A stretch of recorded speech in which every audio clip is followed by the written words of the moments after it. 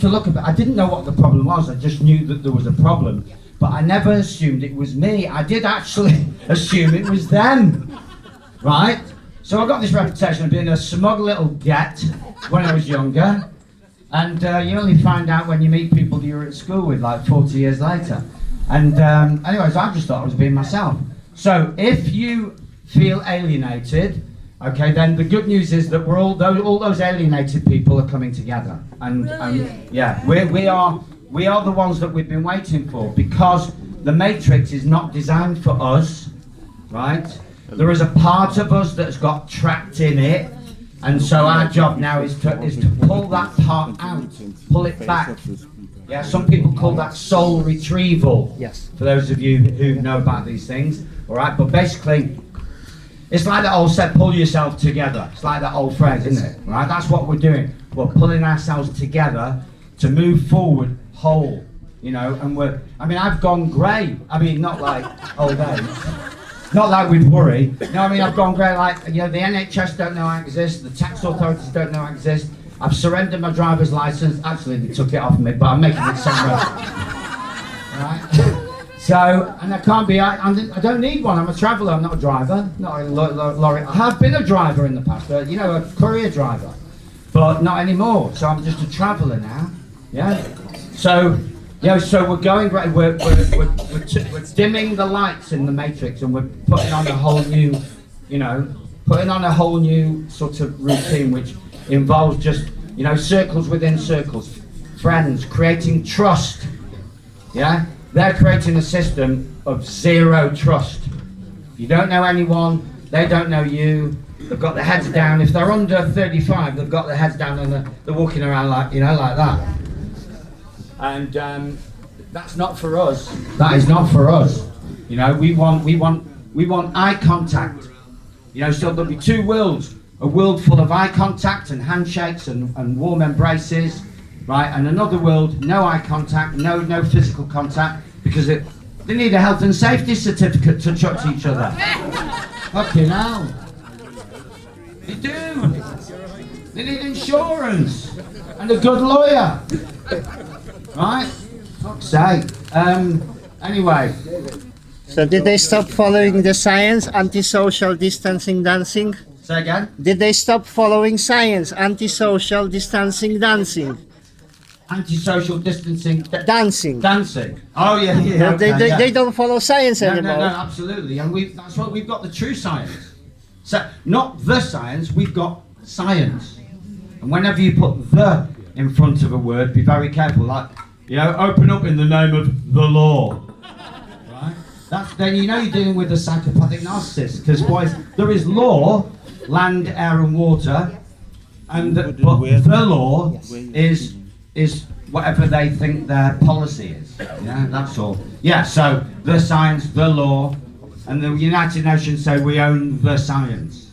You know, in other words, they own the scientists. Yes.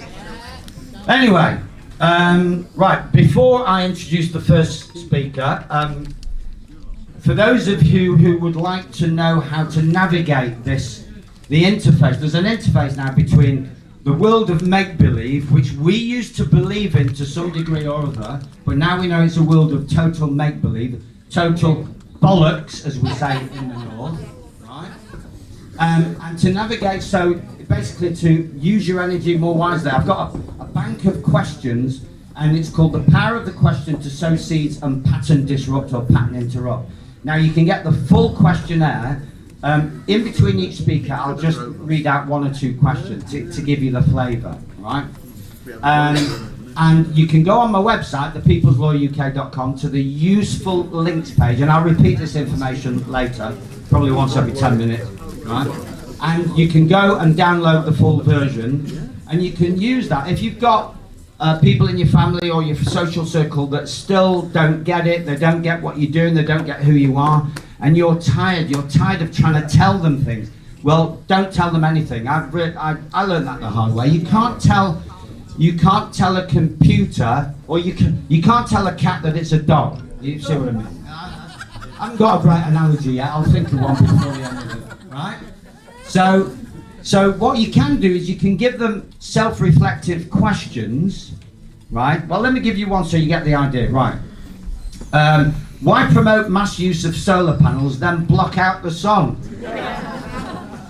And you can add the fucking, so you can put the F in word, right? And it just gets them to think. And I've had people go, oh yeah, that's a bit funny, isn't it? Yeah? And then they go, well, do you take sugar in your tea? Like, it's like you haven't said anything. Right, so I'll be reading out more of those questions as we go along. And on the website, if you go on the peopleslawyeruk.com, go to useful links, tab down to, it'll be globalist narrative. There's a page called globalist narrative. You could, one or two, you could try it now. And on that page, there's a globalese lexicon. So I've translated globalese doublespeak, which keeps people under a spell, because it sounds so wonderful. You know, it's all about promoting convenience and the greater good, and protecting the planet, protecting the kids, you name it. But it's actually really seriously evil language, you know, and it belies a very malevolent truth. So I've broken that down, created a lexicon. It's organic. I've got it on a link, so the link is permanent, but the document keeps on growing, and I've now got this on the same page. So this is the power of the question to sow seeds and pattern interrupt. So the lexicon and the questionnaire, two different documents, but they are on the same page, all right, for the avoidance of doubt. Right, so without further ado, let's welcome Mark. Here there. It was going to be Andrew Bridgen, but he's got held up. Mark? Not ready yet. What? I'm not ready yet. Oh, no, oh, is it? Are you going to do it? I'm going to be doing it here, yeah. Oh, you're going to be doing it there? Oh, right. Oh, fucking hell. Right, question 2. Right. Keep going, all right. Question 2, right. I've got 55, so I think we're all right. Right, now, I revealed this one last time I was here, and people went, ooh. Yeah, even some of these even challenge freedom lovers, because they are, some of them very subtle. Right, I'll do this one slowly, because you have to get past some cognitive dissonance. Right. I'm not being patronising. This take me years to work this one. Right. Palestinians are Arabs, therefore Palestinians are Semites. Yes or no? Is that right? Semites. Yes. Happy with that? Okay. People think, fuck, where's he going with this one? Right. Right. Palestinians are Semites. Right. Zionism is anti-Palestinian. Are we all right so far? I don't think that's rocket science, is it? Right. So Palestinians are Semites. Zionism is anti-Palestinian. So how can anti-Zionism be anti-Semitic? Do you get it? Because Zionism is already anti-Semitic. Yeah? So don't let people call you an anti-Semite just because you think Zionism is a genocidal machine that's rolling over people and giving them no chance to defend themselves. See what I mean? Right? You're in truth, because you've worked out, with a little assistance, that it's Zionism that's anti-Semitic. Okay? Most scientists are Caucasian. Okay? It's the Palestinians that are Arabs, and the Arabs are Semites. So that's a huge question. That's one of the bigger ones. And you can see now the power of the question to uncover these dangerous truths that have people locked up. People get locked up. Well, Andrew, well, he didn't get locked up, but he got deplatformed for being an alleged anti-Semite. Yeah? For publishing a report that was actually from Israel, but there you go. Right. Question 3. Why create a vaccine, call it safe and effective, then admit that it is neither safe nor effective, then continue to promote it after it's shown to kill, maim and injure? Yeah. I mean, you know, that's not rocket science, that's what they've done, we all know that. Number 1, next one. Why promote electric vehicles as an ecological measure that cannot start in the cold, cannot be scrapped without immense cost and environmental harm? And if 2 electrical cars collide, both drivers are dead. And they won't be able to do anything about it. You know? Instant incineration, pretty much. If I'm wriggling about, it's because this radiator's fucking hot. Bloody hell, it was warm. It was warm when I started. They saw me coming. Yeah? Anyway, right. Number 5, why use wind turbines that require diesel engines to power them up, malfunction in heavy winds, kill birds, destroy the environment, blight the landscape, and cannot be recycled? See, we all know this, but no one's taken the trouble until now to put it all in a nice little neat package. As far as I'm aware, they could have done, but they haven't told me. They're probably not alive again.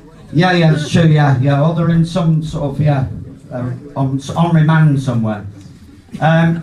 Did you know that EV power points randomly dispersed around the country are charged by diesel generators? I'll repeat that because even I only found this out recently. EV power points to recharge your car are charged by diesel generators. Just put that in your pipe. Yeah, that's it. Yeah. I believe, I can't say whether it's all of them, but it's a lot of them. That's all I know. So anyway, do you know which toxic industrial waste goes into your tap water? Some of us do because we've done the research, but anyway, so next one. Why did the UK government tackle an alleged pandemic respiratory infection by employing a team of psychologists?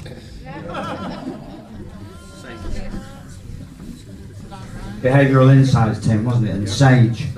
Next one. Why would the same people who check food labels before eating any product not check the contents of a vaccine vial before having it injected into their blood?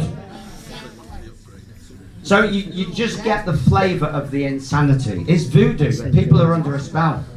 They're doing things that they're out of character, they wouldn't normally do. They're saying things that sometimes out of character. Few destinations. What caused ivermectin to be outlawed during COVID when it had decades-long track record of total success around the world with no side effects and at little cost? Next one. Oh, what's your ETA, Mark? Yeah, just copy. Oh my. Okay, right, one more then. There were 2 to 3 million people at the recent Tommy Robinson rally in London. I should know I was there and I was virtually counting them. I was handing out the live paper. I stopped counting at 75 though, I must admit. Right? So that was guaranteed 2 million minimum, maybe as many as 3 million, right? And brilliant. If you weren't there, it was good-natured, it was absolutely fantastic. But why did the BBC report it as 110,000? So we know the answer to these questions. We're asking questions to which we already know the answer, and that's the secret of sovereignty. You know, you're the one asking the question, you're the one that already knows the answer. You know, it's not a quiz, you're not going to mark them out of 10, right? You're just going to make them think. So more of those later. Meanwhile, we've got some rearranging to do.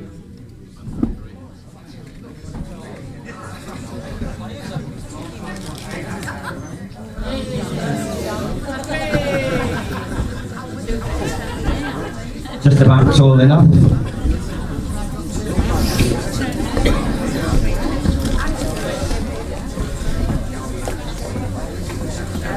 There's some empty chairs here. You can come forward if you want. Yep. Yes. Radek.media. It's Radek.media. Just let me set this up, I will give you a link.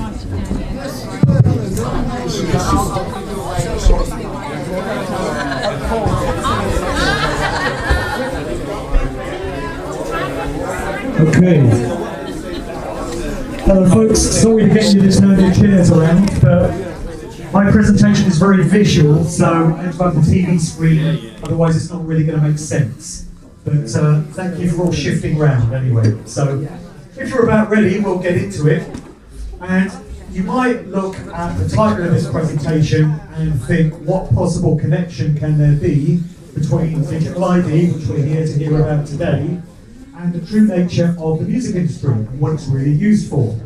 On the surface, there would appear to be no connection between these different institutions at all, but actually there is, because ultimately everything is connected, and what we're talking about is the same control system filtering down through all kinds of different ways of life. It's all about mind control, it's all about social engineering, and it's all about getting into the subliminal mind of the mass general public.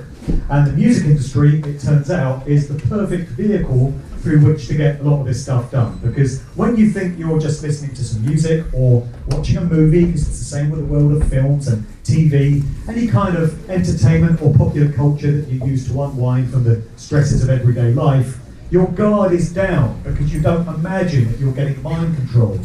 You don't imagine that you're getting your worldview shaped for you subliminally through these vehicles. Your conscious mind is disengaged, and it's in the subconscious mind that all the sorcery and all the magic happens, as we'll see. So my background is as a radio and club DJ turned author and researcher into the true nature of the industry. I've been looking into this stuff now for getting on for 20 years. Feels like about 100, but it is only 20. And my research pretty much takes me back 70 years, just over 70 years, to the mid-50s. 1955, I kind of use that as a starting point for my research, not to say that it doesn't go back any further, but that's as far back as I go.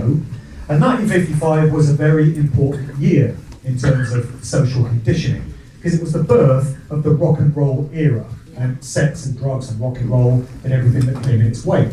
There was a record by Bill Haley in his comics called Rock Around the Clock, which really changed the culture of the time, because music prior to 1955 had been very different. Then along came this record and many others like it. The following year, we had the launch of Elvis Presley, the first rock and roll superstar, and culture had been completely transformed beyond recognition. This was the era where we had the creation of the teenager, because prior to 1955, the word teenager was not in common use. So that year we had the movie version of Rock Around the Clock, also a couple of other very pivotal movies, Rebel Without a Cause with James Dean and Blackboard Jungle, and these all contributed towards the changing of culture. The title of this presentation is Music's Military and Mind Control Connections. And again, on the surface of it, there ought to be no connections whatsoever between these disparate elements. Why would the military be involved in the world of music if it's all about just harmless fun and entertainment? Spoiler alert, it's not. And it turns out that many, if not all, of the major record labels in those early days of the industry had their roots in the military. A good example would be RCA, which stands for the Radio Corporation of America, developed directly out of the US Navy, and this was Elvis Presley's record label. Over in Britain, we had Electrical Mechanical Industries, EMI, which became the record label for the Beatles and so many other prominent bands. And we find the same connections to the military-industrial complex. Sir Joseph Lockwood, an aristocrat and a real part of the establishment furniture, was the name behind EMI. So these labels were used to get through these early artists because they were the ones purveying the changes in culture and doing it very subtly below the radar. Here's Elvis Presley with his manager, Reed Handler, Colonel Tom Parker. Not a real colonel, that was a nickname, but a very suspect individual and ticking all the boxes for being Elvis's handler. Because when you get to those kind of lofty heights and you're influencing large numbers of people through culture like Elvis Presley did, they are never going to let you fly on your own terms. It would only ever be according to agendas which have already been laid out, and that's where a handler steps in to make sure the asset, in this case Elvis, stays on script and does what he's told. And they will have them. How about this one? Somebody you might recognise. It seems that in the early days of the industry, if you wanted to be successful and influential, you had to go through Sir, first of many sirs we're going to meet, Jimmy Savile. So Savile was kind of like a gatekeeper. Yeah. And all those early artists had affiliations with him. In the case of the Beatles, he opened up for them on their 1964 UK tour. So they actually went out on tour together. Can you imagine anything worse than being on tour with Jimmy Savile? And you know, he was a compere for them at their shows. And when the truth about Savile emerged, McCartney, if it's him, we'll get to that. That's coming, hold tight. Couldn't get to a microphone quick enough to denounce Savile and say, oh, well, you know, we never really liked him, we'll just put up with him. But they seem pretty cosy with him here. As to the question of why it is that John Lennon and Paul McCartney became the most prominent and successful singer-songwriter duo of the 20th century and the frontmen of the most influential pop group of all time, I wonder if the answer may lie in this very distinctive handshake. Yeah. Do we have any Freemasons in the house today? No. Always get a no to that question, every gig. There's probably one or two lurking around. I am told that this is a Freemasonic handshake. I'm not a Freemason myself, despite what you're going to hear. But that would explain a thing or two. As would this. This is occult signalling. Signs and symbols and signals which are used by assets, those in the club, to communicate things between each other and to indicate that these are chosen ones' owned assets. This is the hidden hand signal, and it involves the placing of the hand inside the jacket. This is one that's used within Freemasonry, but also other secret society fraternities. And again, it just identifies the hidden hand, the control network that sits in the shadows and is behind everything, including entertainment. Yeah. So yeah, I said we'd come back to this one. So here we have two photographs of Paul McCartney, right? No. Or is it? So if you present either of these photographs to the average person in the street and say, who's this? They would say, oh, it's Paul McCartney. It's not until you put them side by side that you start to see a few anomalies. And this brings in a very durable conspiracy theory within the music industry. The idea that the original Paul McCartney was switched out in 1966. Yeah. So the date that is most often given for this event is 9/11/66. So more occult signalling through numbers. We can't prove that the original Paul McCartney died in 1966 or at any other point. But what we can prove, as far as I'm concerned, through forensic evidence and proofs that are available to anyone, is that we've had at least two individuals playing the public role of Paul McCartney. So here he is, stepping out with his girlfriend in the 1960s, the actress Jane Asher, and straight away we can see a couple of anomalies. So in one picture, Paul is more or less the same height as Jane, and in the other one he's towering above her. That's because she's there with two different guys. They've switched him out.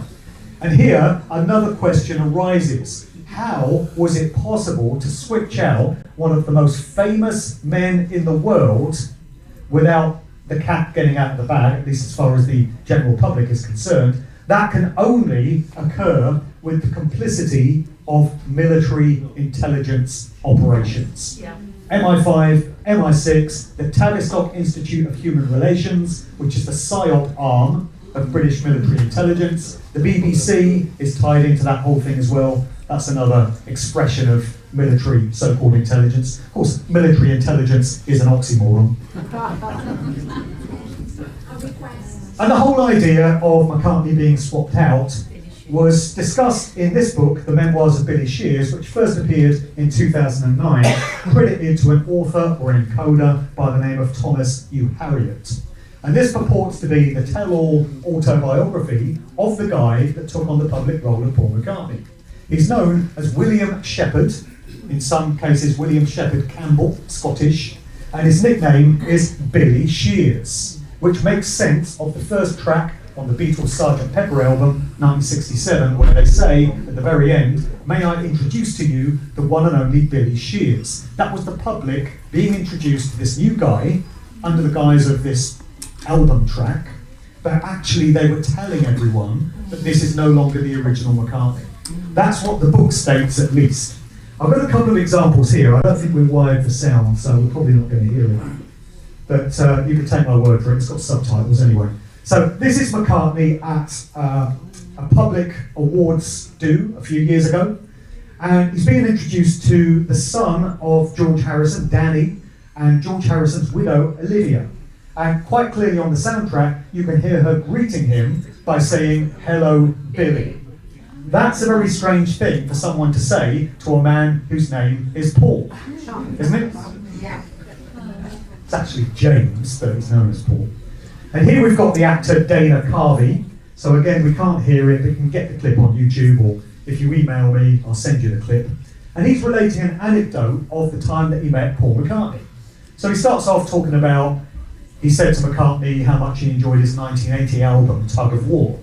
And he says, oh, you know, he said this to me, he said that to me. And then he lets himself slip and he says, I think with Billy. So he's talking about Paul, and then halfway through he starts referencing Billy. That's because he knows it's not the original guy. The public, it seems, were the last to know. Loads of people in entertainment and popular culture knew who this guy really was. Just as a footnote to the whole Beatles story, we've got Yoko Ono and Linda Eastman, real family name Epstein, because her father was named Leopold Vale Epstein. He was Lithuanian Jewish, and he changed his name to Lee Eastman to sound more American and less Lithuanian Jewish. So that's where Linda's family comes from. And Linda grew up in a town called Scarsdale, New York. Yeah. This very same town is where Yoko Ono's father, who headed up a major Japanese banking dynasty, based himself when he came over to America. So we've got this one obscure town in New York State where two women who would go on to marry the most prominent and successful singer-songwriters of the 20th century both happened to grow up. So I would suggest there's something more to know about Scarsdale. This book is a very important one when it comes to this sort of research. How many people here have read Weird Scenes Inside the Canyon by Dave McGowan? A few of you? Yeah, essential reading. I learned so much from this book, and it's definitely coloured the style of research that I now do. Because in this book, Dave McGowan, who was a fan of 60s music, the soundtrack to the counterculture years, mid to late 1960s, did a deep dive into all the groups and all the artists and bands that were congregating around the Laurel Canyon district of Los Angeles, up there in the Hollywood Hills, in the mid to late 1960s. And he decided to look into the family backgrounds of these musicians. And what he found was that without exception, the fathers of these musicians who shaped and moulded the culture of the time through changing music came out of the world of the military or expressions of military intelligence. So the Army, the Navy, the Air Force, the CIA, the Pentagon, Defense Department. Probably the best example we have to illustrate the point is that of Jim Morrison, frontman of The Doors. So he was a poster child for that whole counterculture generation, and he was an icon of the times among the youthful population. Jim Morrison's dad, pictured here on the right, was Admiral George Stephen Morrison, and he was the Navy Admiral in charge of the fleet of ships involved in the Gulf of Tonkin false flag PSYOP, which was used to justify America's involvement in the Vietnam War. So how do we reconcile these two factors? You've got Jim expressing the sex, drugs and rock and roll ethos of the times, and his father effectively started the Vietnam War. And people will make a case for Jim going against his parents' value system. They'll point out that, you know, young people often don't approve of what it is their parents were involved with. Okay, fair enough. If this was an isolated example, we might be able to make a case for that. But it's not. As McGowan revealed in that book, it's every musician, every band. And the other members of The Doors were even more militarily connected than Jim. The connections are just everywhere.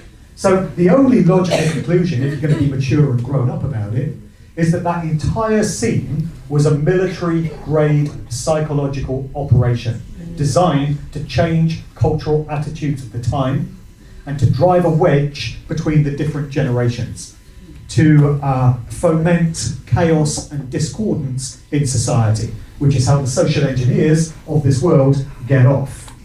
not just through music that they do it. In the 60s, you had characters like Dr. Timothy Leary, who was an academic, he was a Harvard professor, and he started advocating for his students to go on these journeys of consciousness by exploring psychedelics, mainly LSD, laboratory produced, which was coming in unending quantities at the time through CIA supply lines. The CIA are the biggest pushers of drugs on the surface of Earth, whatever shape it is.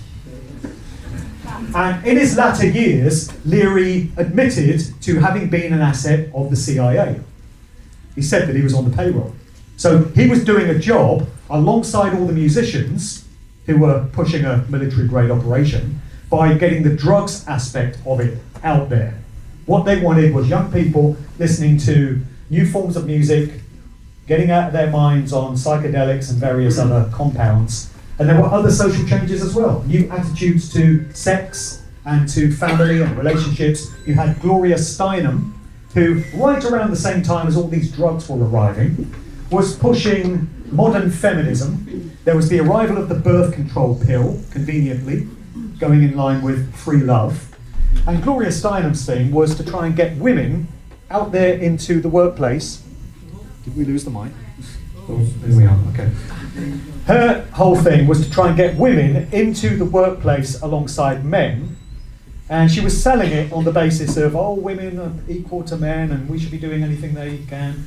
But the real agenda there was to get women out of their traditional nurturing roles in the household, raising the children, putting kids into state-sponsored so-called care at ever earlier ages so the indoctrination can begin, and also helping to contribute more to the taxation system by having more people in the workplace. So it's a win-win if you're a psychopath, not so much for everyone else. Among the various groups that were pushing agendas were the Grateful Dead, more poster children for the whole counterculture generation. Bob Weir, one of the original members of the group, recently passed away. And there's an interview segment that I show in some of my other talks where Bob Weir is on a TV chat show and he's taking questions and somebody asks him to explain his involvement in Bohemian Grove. So some of you might be familiar with Bohemian Grove. It's this area of woodland in Northern California where the great and good so-called of the world, business leaders, politicians, famous people, dress in robes and stand around a 40-foot stone owl performing a ceremony, a ritual known as the cremation of care. I mean, standard weekend really, we've all done it. But what is a stoned out rocker doing attending that sort of event if he's just a stoned out rocker? Truth is, he was a bit more than that, as is anyone who attends Bohemian Grove. Not that you'd want to, mind. Plenty of examples. I mean, here's Dave Grohl, formerly of Nirvana, and then he started his own group, the Foo Fighters. His father, James Harper Grohl, worked in politics as an assistant to Robert A. Taft Jr. Robert's father was William Howard Taft, the 27th President of the United States. Yeah, rock and roll. And his father was Alfonso Taft, a founder of the Skull and Bones, a cult secret society operating out of Yale University. That's who these people are. This family never disappoint when it comes to a great anecdote. Meet the Copelands. So there was a legendary CIA career spy by the name of Miles Axe Copeland. And he had 3 sons, all of whom were born in Beirut, which is a major CIA stronghold, when Copeland was based out there on CIA business. And they were all put to use in the music industry. So we've got Ian Copeland, Stuart Copeland in the middle, who you might recognise as the drummer with the group The Police. And then we've got Miles Copeland Jr. on the right. So between them, they had a real stranglehold on the punk and new wave scene in both Britain and America from the late 1970s. So if you wanted to be successful in those genres, you had to go through the Copelands. They used to like to give the odd clue as to their true nature in the naming of their companies. So they had a sort of umbrella holding operation, which they called Copeland International Artists, or CIA. Then they had another one called Frontier Booking International. and a record label called International Records Syndicate. Talk about taking the piss.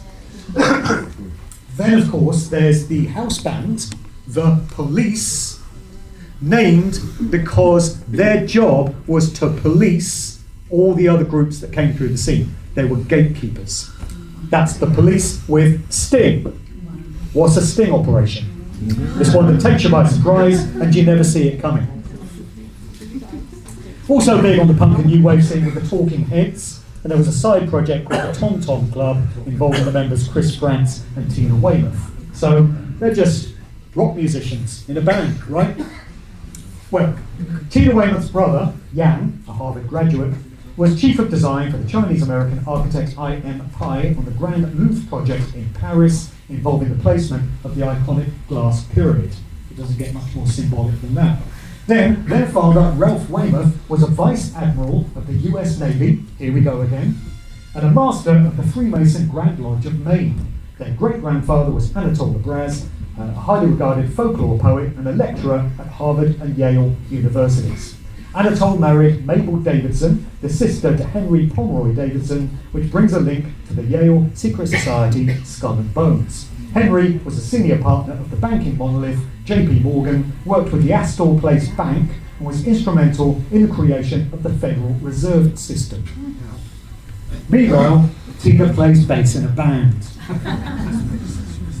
The key to so much of this and comprehending where these people come from, who they really are, comes down to family bloodlines. If you're unfortunate enough to be born into the right quote-unquote family, you might find yourself with one of these facilitated careers handed to you. So you're ushered into one of these roles.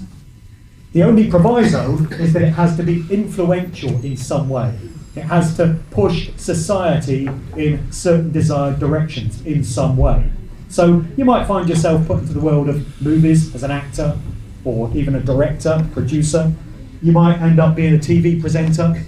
You might end up being a celebrity chef even, or you might end up being a musician. It's any role that affects large numbers of people and sweeps them along, so that if you're required to push some agenda or other, such as, oh, I don't know, a pandemic, a virus that means everyone's got to stay indoors and shut down their business and put on a mask or something. How many famous people can you remember who had anything to say about that whole scenario that went against the official narrative?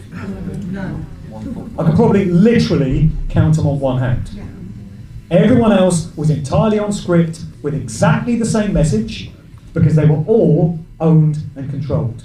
And in so many cases, it will be down to the families that they come out of. So this is Village Idiot Bush Jr.'s family tree, and this has been drawn up by professional genealogists, so it's been checked and it's real. And it turns out that one way or another, he's connected to all these other famous people. So Madonna's in there, Tom Hanks, Brad Pitt, Vlad the Impaler, if you go back far enough, and all kinds of other famous people, Marilyn Monroe.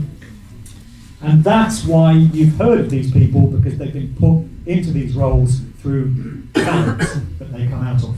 This is Jinx Dawson, real name Esther Dawson. She was the front woman of the group Coven, which was big in the psychedelic era, late 60s. And Coven's thing was they were very open about being practicing Satanists. So they had an album called Witchcraft Destroys Minds and Reaps Souls. And on the sleeve, you've got an actual satanic black mass being depicted. So who's she then? Where does she come from? Well, this is in her own words from an interview.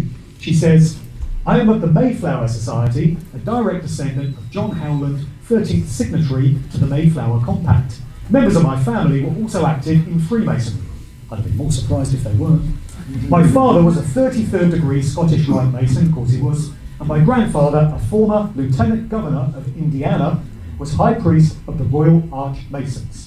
My great-grandfather was in the private circle of US President Teddy Roosevelt, and we listed in the book the first families of America. So I'm steeped in American Illuminati, her words. So you can see it's all connected: Freemasonry, secret societies, occult belief systems, mystery schools, expressions of the military intelligence.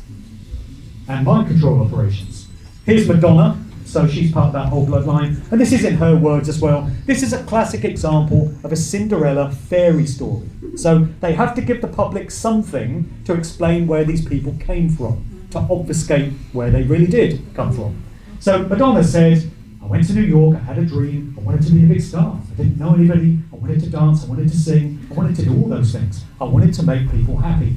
I wanted to be famous. I wanted everybody to love me. I wanted to be a star. I worked really hard and my dream came true. Because that's all you got to do, folks. Just keep working and never take your eye off the goal, and you too could get to Madonna's position. You couldn't, and it turns out you wouldn't want to.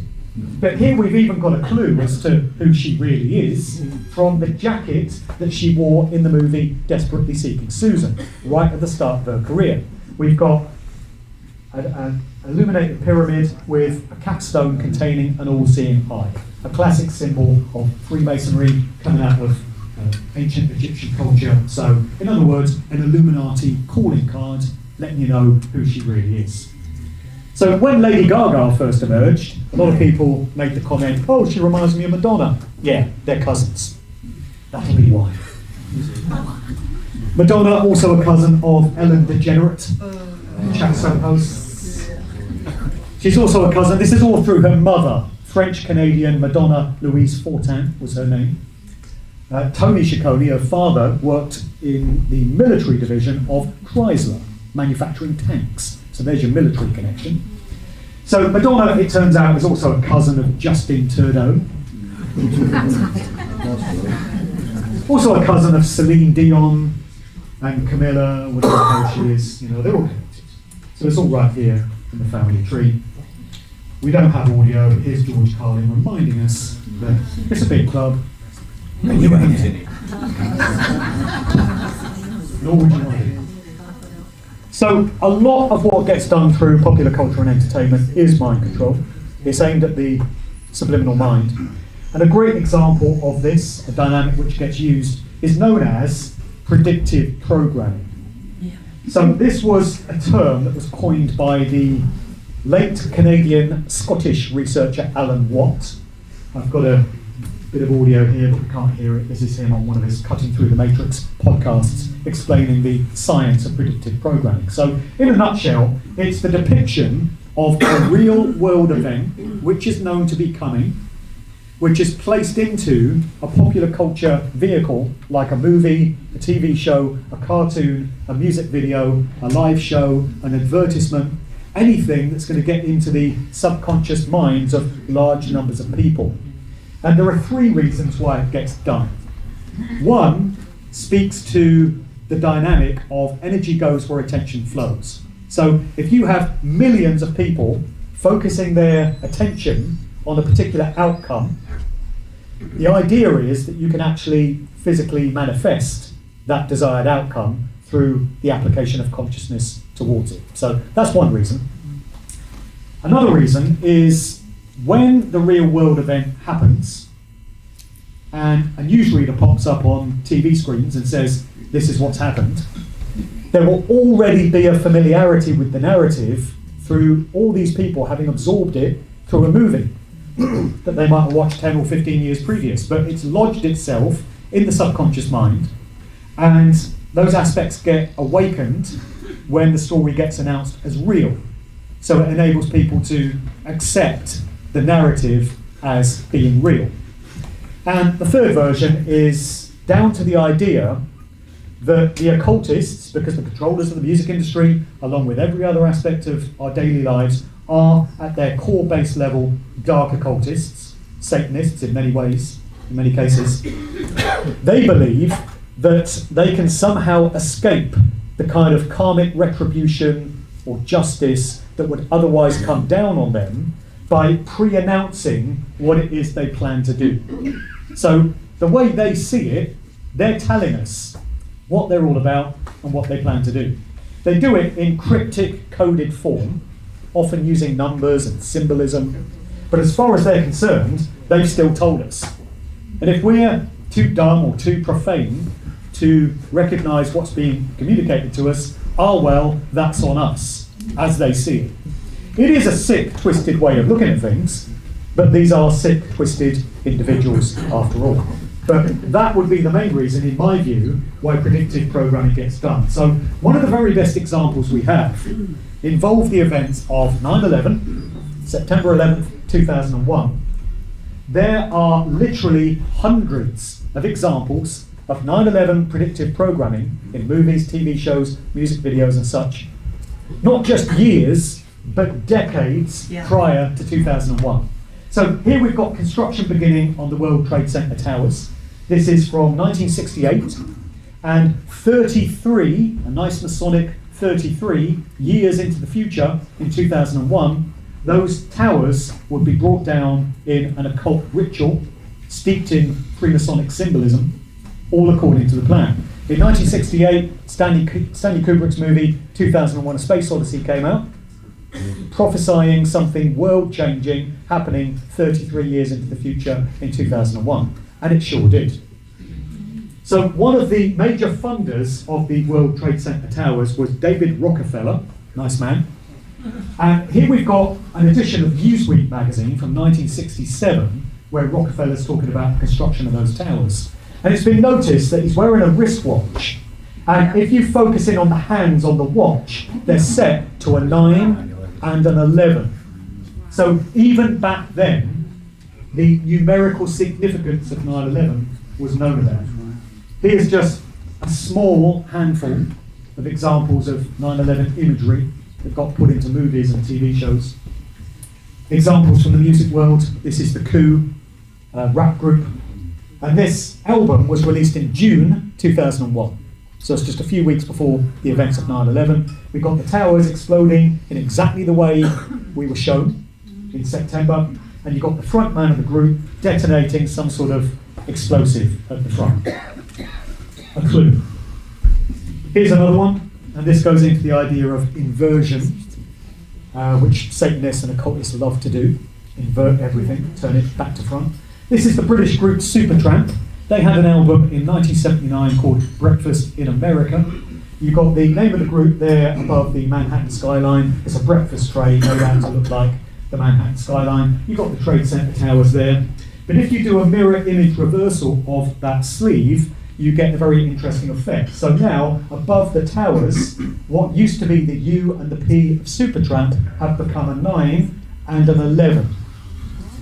Bearing in mind, this image is from an aeroplane window coming in over New York at breakfast time. So, some lucky guesses there.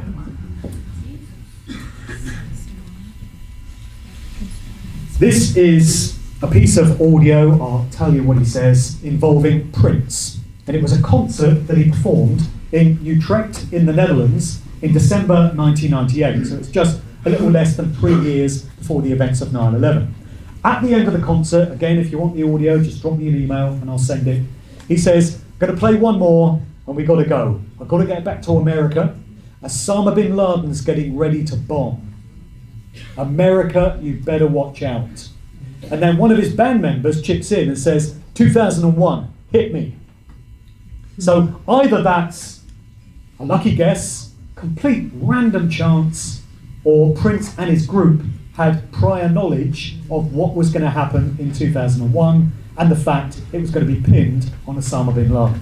I mean, he didn't do it, but he was the scapegoat for it. That's the important thing. This guy had a few things to say about the true nature of the industry. His name was John Todd, although his real name appears to have been Lance Collins. And he comes out of one of these important so-called Illuminati bloodline families. And he was put to use in the American music industry. He was given the job, basically forced into it. And he was supposed to direct and control the way that industry went. For whatever reason, in the 1970s, he became a whistleblower. And he started doing a series of testimonials. He became a born-again Christian. I mean, born-again Christians make great whistleblowers, I'll tell you. And he started talking about some of the stuff that he'd been involved with in the industry. And he related this anecdote of a conversation he had with David Crosby of the Byrds, Crosby, Stills, Nash and Young. And he was talking about how it was common practice in the 1970s for all the major record labels to have what they called an altar room. And this is where they would take the master tape recording of a new album that they wanted to put out in the marketplace, and they would bring in a coven of witches who would perform a ritual and cast a hex on that master tape. And the idea is that every copy that would then get produced, and in those days it was in the form of vinyl albums, which would then get taken into people's houses, would carry some of that signature dark energy with it. And he says this, all the major record labels did this in the 1970s. I've spoken to people from within the music industry who have backed this up. They've said that they've seen this sort of thing taking place. And if that's what they were doing with analog recordings and vinyl records back in the 70s, we can only imagine how the game may have been stepped up in the digital electronic era, where music is delivered in those formats and all kinds of stuff could be happening on an unseen level without anybody's conscious knowledge. This was another whistleblower, this guy William Schnerbelen. He was a witch in various satanic and dark occult groups, and he became a born-again Christian as well. And he spoke about some of the techniques they used to use in music production, like sawtooth waves and tritones. These are all production methods which have a very harmful, discordant effect on the listener without them being consciously aware of it. So it's putting them into a state of unease and discomfort, and they're on edge, but they don't quite know why. It's because of the way the music has been produced, the rhythm, the timing. There's a science to it. And these sick psychos running the industry know exactly what they're doing. Another thing is mind control of the MK Ultra variety. We find that many famous people, not least these pop princesses like Britney Spears, have been subject to trauma-based mind control and satanic ritual abuse. These things go hand in hand. Again, often down to the families that these people are born into. And we get given clues here as well. Symbolism, the Mickey Mouse ears, they mean something. I haven't really got time to go into it right now, but in other talks I've broken down the significance of the Mickey Mouse ears. Here's Madonna wearing them as well. Whenever you see artists depicted as dolls, this is indicating that they've had their minds tampered with, and they're no more than performing puppets effectively for the industry. This is Nicki Minaj. Her nickname when she first came out was Barbie doll, so they're telling you right there. And whenever you see butterflies, and particularly this very distinctive form of butterfly known as a monarch, monarch programming is a subdivision of MK Ultra, a very far-reaching mind control program coming through those nice folks at the CIA. And monarch is the division that is used for the programming of primarily female, but some males, celebrities and pop stars. Here's Mariah Carey, for no apparent reason, on her greatest hits album, clutching a monarch butterfly. For those who can interpret the symbolism, this is telling you that she's been subject to monarch program. She's a monarch slave, mind control slave. And we often get stories of artists suffering breakdowns, going a bit crazy. Mariah suffered a nervous breakdown in 2001, and she was led off stage by a handler, disappeared from public view for a few months, and then she came back, and new album, new tour, new look, new hairstyle, because she's been reprogrammed. Back to the lab, getting all topped up, ready to go again. Classic example of mind control programming breaking down was Britney Spears' interview with Diane Sawyer on Access Hollywood. This was probably about 20 years ago now, where right in the middle of the interview, she goes somewhere. She dissociates from reality because she's slipping into one of these other mind control altars. You used to be able to get this video everywhere on the internet. It's very rare now. It's very difficult to track down. It's been largely scrubbed. But I have a copy, so if anyone wants to see it, again, drop me an email. So, in conclusion, and then I'll take a few questions if anyone hasn't. They lie to our faces, but tell the truth cryptically for those who are able to decipher the obfuscation. So the nightly news and the proclamations of politicians will be pure deception, and usually a 180-degree inversion of the truth. Whereas it's in what we're trained to think of as fiction or entertainment that the truth so often lies, albeit concealed with layers of symbolism and allegory. When you learn about how lifetime actors and culture creation work, the question becomes, are you happy you were duped and taken into confidence by these people? And would you like more of it? Or are you rather hacked off that you were treated as such easy fodder, rife for manipulation? And now that you understand how the game is played, do you resolve to never be fooled in the same way again? There's no shame in admitting that you were bamboozled.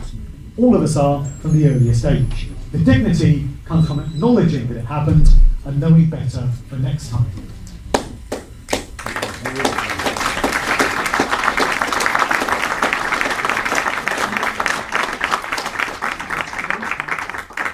Thank you.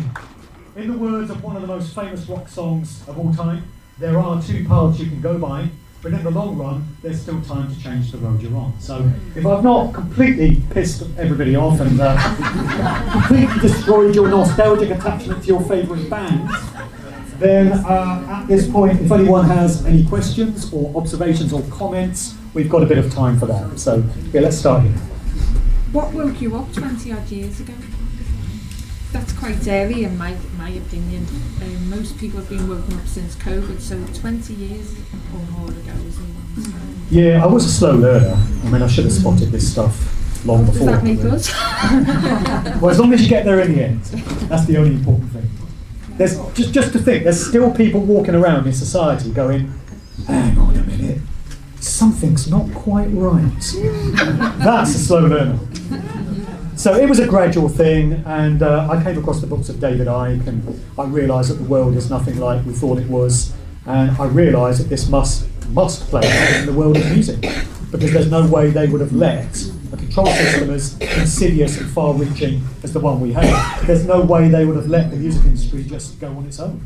So I decided to look into it and got pissed off, got depressed, and then pulled myself together and started writing books on it. Can I ask a question? In most recent times, mainly like it last month or two, my grandson has been saying 6, 7, 6, 7. And he says it's no other grandson, he says it's crazy grandson. He says all of the internet, they're all doing this 6, 7. And then I have to pick up on this guy, an Asian guy talking about it. He says, you've not caught on. He says, what they're saying is, the message is they're going to kill 6 out of 7. But why they would encourage these kids to keep chanting this word, 6, 7, I don't know. But it comes into what you're saying. Yeah, I've not come across that particular one. But apparently the kids all over the world chanting this thing, 6, 7. Yeah, well that'll be social engineering. You have to do this. You have to go 6, 7. Yeah. It's got to 8 and 9. Whenever you have a major trend like that, fad, and all the kids are getting into it, that doesn't happen by accident. It's not a random thing. Social engineers have put that out there for some kind of occult reason, as you say. Question here. What you say is pretty deep, and it's going back a long way to some very influential families. Has that affected how people treat you, or have you been threatened, or because you're saying a lot? I've not been overtly threatened, but there's stuff that's been going on that I suspect is as a result of me doing this. Mark, can you repeat the questions, because we can't hear them? I will do, yeah. Somebody just asked if I've been threatened for doing all this stuff. Yeah, over here. You talk about mind control. With regard to mind control, you've got to understand brain architecture. You talk about masonry.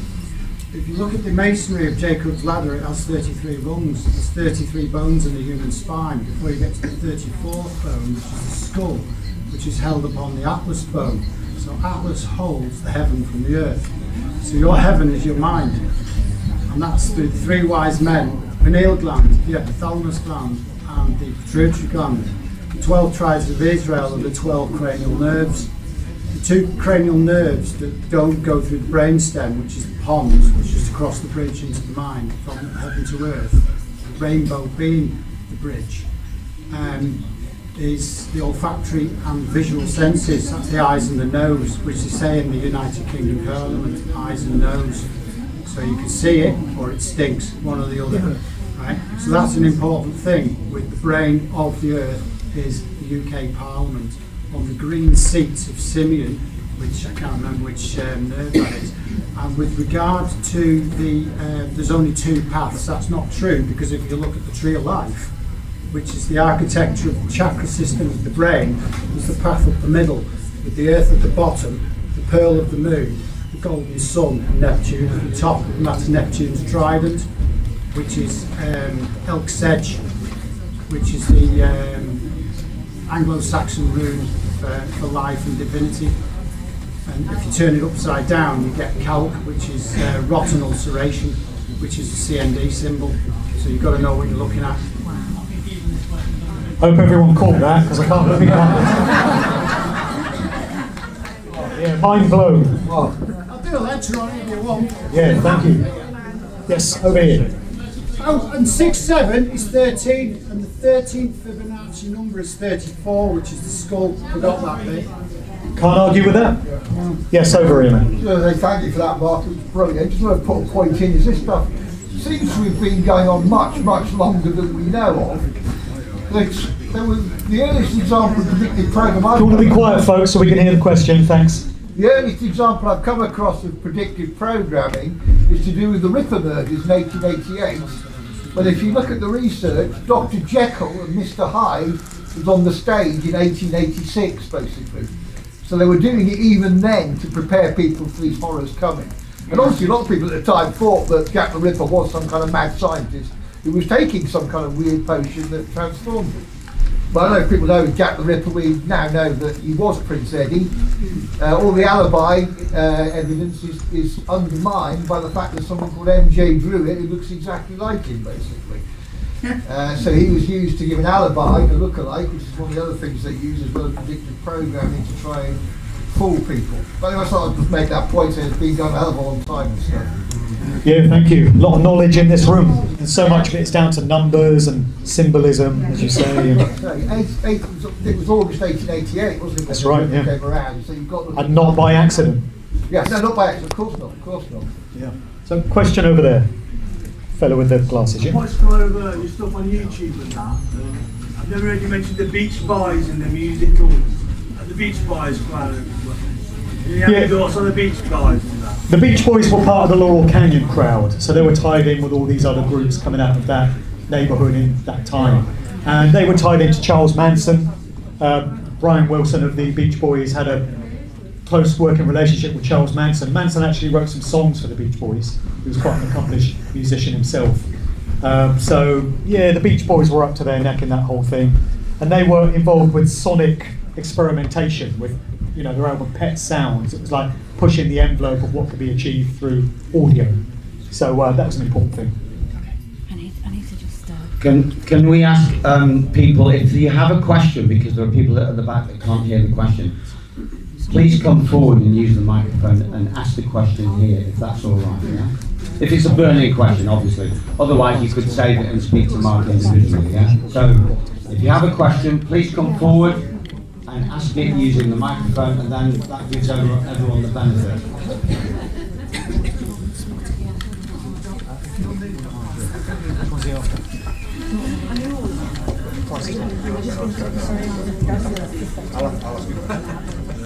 Someone go, yeah, he's coming forward, so yeah, okay, someone's going forward.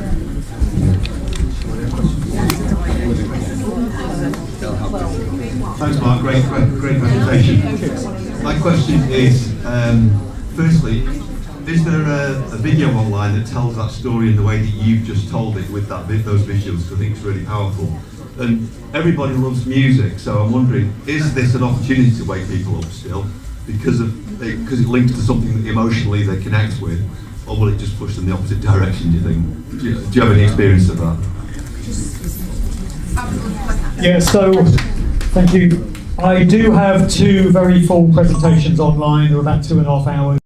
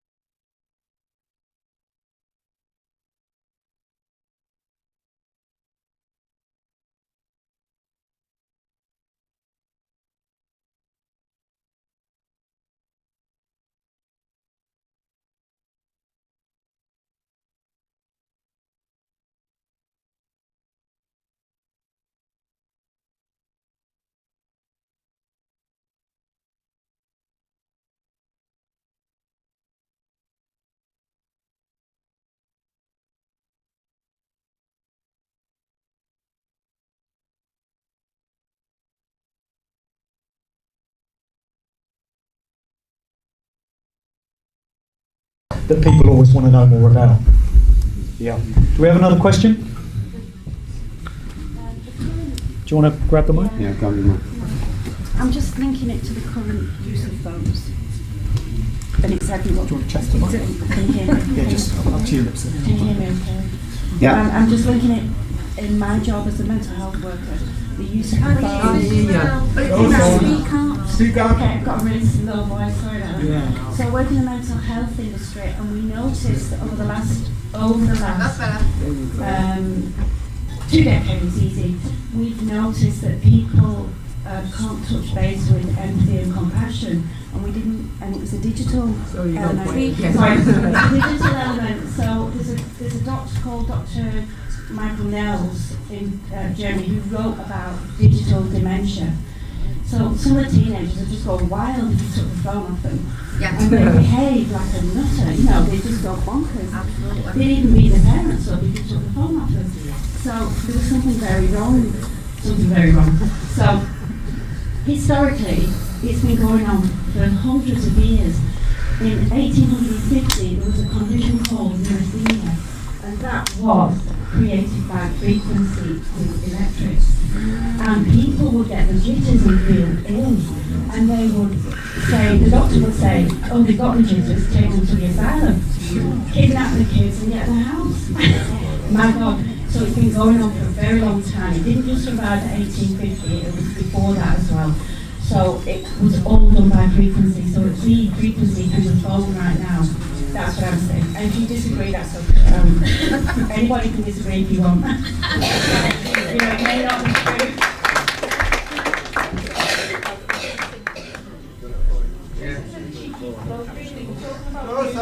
Oh, sorry, can you hear me now?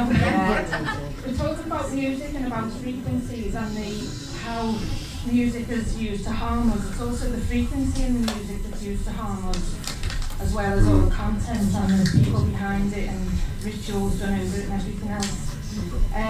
But I've got a friend called Alex Michael who actually creates music at a good frequency of 432 hertz. Conspiracy music guru, you'll find him. He does solfeggio music, it's really good to listen to. And he's got some really good truther songs in there. So you look him up. What is it?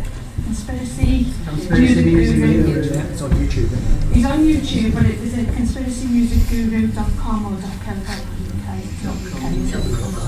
Yeah, so if you look up Conspiracy Music Guru, he's on YouTube and he's got his own site as well, and you can buy the music there. I highly recommend it, and I'm not on commission.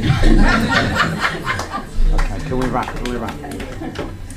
Yeah, thanks. I certainly don't disagree with what the lady was saying about frequencies, because that's how so much of the mind control gets done. That's what that wizard guy was talking about there, you know, the reformed occultist. And I've also got an anecdote from an MK Ultra survivor coming out of the Allen Memorial at McGill University in Montreal, who was saying in the 60s they were purveying methods of inducing psychosis through rock music, through sound frequencies and production methods and such. So it is a very real thing. Also, I've got 2 teenage daughters, and I know what it's like when you try and take the phone off them. World Wars 3, 4, 5, 6, 7, 8. Yeah. So it's all very real.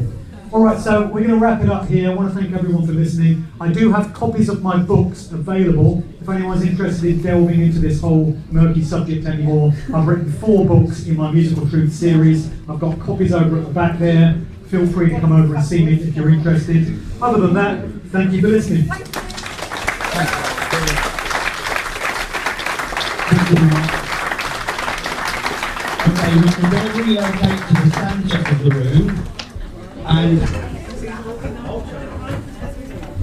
Mark, can I pitch your laptop for 1 minute and 26 and play a clip? Sure. What have you got on the stick? No, we just go and get on YouTube, don't we? Oh, yes, Wi-Fi. if people want to sit down, Is there no Wi-Fi here? the seats around here. Let's go. You've got Wi-Fi? Okay, if you could get on, you just get which one's one little clip on. start off Okay, with. before I bring on the next guest, our special guest, we know that AI and tech, there's a lot of negatives, a lot of us know that, that's why we're here. But I've discovered one positive. It's making me a more polite person. Because when I'm at home, I always assume that someone or something is listening in. So if I burp or fart, I go, "Oop, excuse me." And the other thing I would add, as well as the conspiracy music, has anyone heard of Clear Air FM? Clear Air FM have got some really good, they've got Richard Fogues on there, they've got Bella Hat Farmer, they've got all kinds of, they've got some really good music, conscious music, conscious lyrics, conscious frequencies, and they're just getting going. So Clear Air FM. 943. Right. So when we got our next speaker, Andrew, you know, where are you?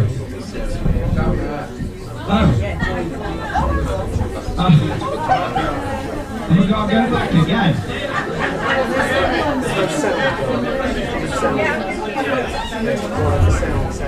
Oh right, so we need the microphone, isn't it? Unfortunately, I wanted to show. Sorry. Bear with me, folks. HDMI is requiring the sound for visuals. That's fine.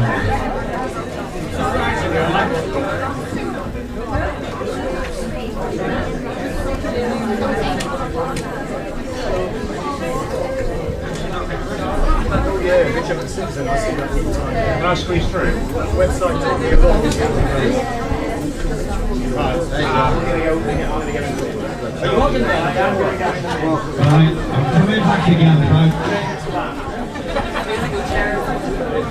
Andrew's taking pity on me.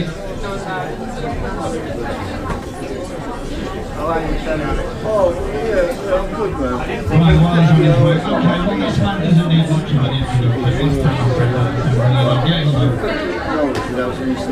Right, so ladies and gentlemen, you know this man, world famous for his authenticity.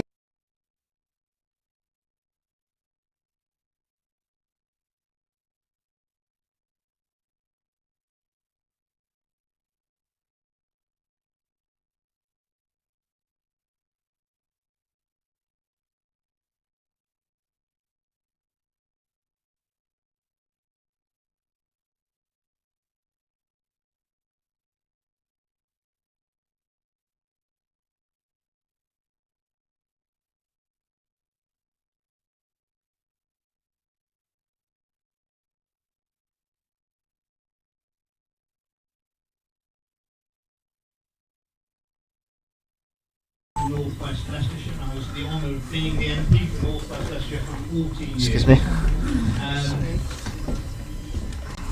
I was outside of politics. Excuse me, can I squeeze past? I was standing in a no-hope seat. The Conservative Party never gave me any money, but it didn't matter because I was a very successful local businessman, and I aligned myself with members of the community who were also small and medium-sized business people, and they were equally annoyed with the state of North West Leicestershire, which was the poorest constituency in the county of Leicestershire. And Colville, my major conurbation, was the most deprived town in Leicestershire. Very much the poor relation. The sort of place in the county where the county council used to stick all the things that they didn't want anywhere else, like incinerators and things like that. We stood and took over the council in 2007, the district council, which was coterminous with the seat. And it had been held by the Labour Party since 1983, apart from 6 months in that period when it had been no overall control. And some good local people interested in the area and not lining their own pockets. And it was that bad, the corruption beforehand, and one of the Labour councillors was known as Mr. 2%, because he wanted 2% of every build in the constituency on the planning committee. And you can imagine that, you know, architects, builders, developers, they weren't that keen on playing that game. So North West Leicestershire had no economic development for a very long time. And once we cleared all that rubbish out, all the corruption out locally, it actually took us 12 years from 2007, and believe it or not, we'd made North West Leicestershire by 2019 the wealthiest part of Leicestershire. Highest economic growth in the country, 1.2 jobs we'd brought in for every person of working age, which kept the wages going up. So we had to bring in a lot of people to work in our industries. North West Leicestershire was the centre of is the centre of population of the UK. So if we were all to meet up, walk on average the shortest distance, you will be in North West Leicestershire. It's the sea, furthest from the sea in any direction. It's right in the middle of the country. We've got the M1, the M42, we've got East Midlands Airport. A third of all the jobs now are distribution and logistics. If you want one big shed, you build it in North West Leicestershire, you can hit, in a day on a lorry, going out and coming back, you can hit 84% of all the chimney pots in the UK. Best place to be. And that's, interestingly, I was also the only qualified transport manager, logistics manager in Parliament when I was serving there. So I was completely aligned with my constituency. And unsurprisingly, you know, when I was trying to get elected before 2010, I spoke to people and I said, what do you want to make you happy? And all they said was they wanted to be able to have a job locally that paid decent wages. They wanted to be able to afford to buy a house, probably with their partner who'd also have to have a job. And they wanted enough money to pay the bills, go out on a Saturday night to the pub and probably have 2 weeks in Torremolinos from East Midlands Airport in the summer. Now, I didn't think people were asking for too much. You know, those aren't huge aspirations, are they? And by 2019, we delivered it because North West Leicestershire, from the poorest constituency in Leicestershire, 2007, by 2019, we were the only constituency in Leicestershire with above average UK household incomes.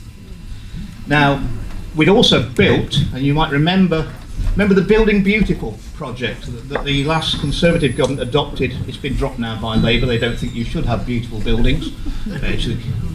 Well, we brought something in because we needed to lift the morale of the area, because it was not only the poorest constituency in Leicestershire, it knew it was.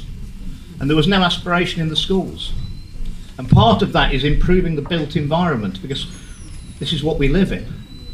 And so we brought in something when we took control of the council we called it Building for Life, on the basis that housing and infrastructure, it's not a short-term thing. It's not for, you know, the people who first move into a new house or the people who commission a new building to be built. It's multi-generational and it's a long-term investment in the area.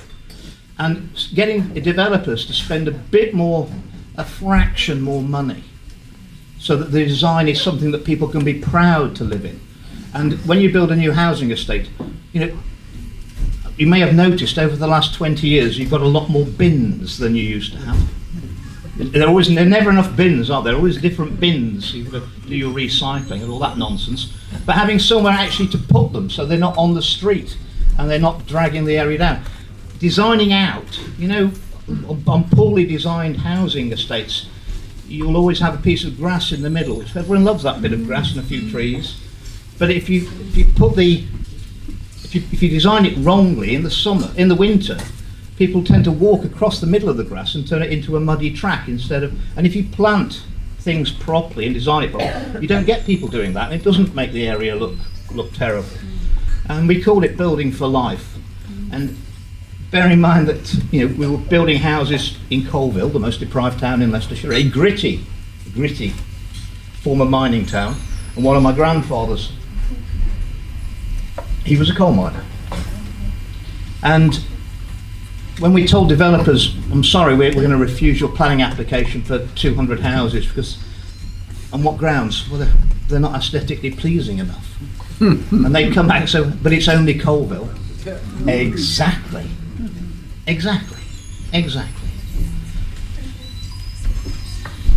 It took me 10 years to get the government to adopt that, and that became Building for Life, which was rolled out nationally. We've been doing it for 10 years, and we've built 800 new houses, good quality new houses, a year in North West Leicestershire. and we'd got the jobs for everybody. We still got 1.2 jobs for everyone of working age. So people wanted to live there because there was good quality work. And that meant that despite having the highest economic growth in the country for more than 6 years, our house prices were 30% less than the UK average. So you couple highest economic growth in the country from a low base, I'd admit you, from a low base, but we were now the only part of Leicestershire with above average UK household incomes and house prices that are still 30% lower than the UK average. That, ladies and gentlemen, was the sweet spot. And it's not surprising that in the government survey before the 2019 election in North West Leicestershire, we came out as the happiest place to live in the Midlands. So it's hardly surprising that in that election, which was the 2019 election in the December, which seems a lifetime ago now, and I'd led Leave for the East Midlands. I was up against the Bilderberger, Ken Clark, and I'm pleased to say that on those arguments, on the television, on the radio, on the hustings, the only part of the East Midlands that voted to remain in the European Union was Ken Clark's own constituency of Rushcliffe.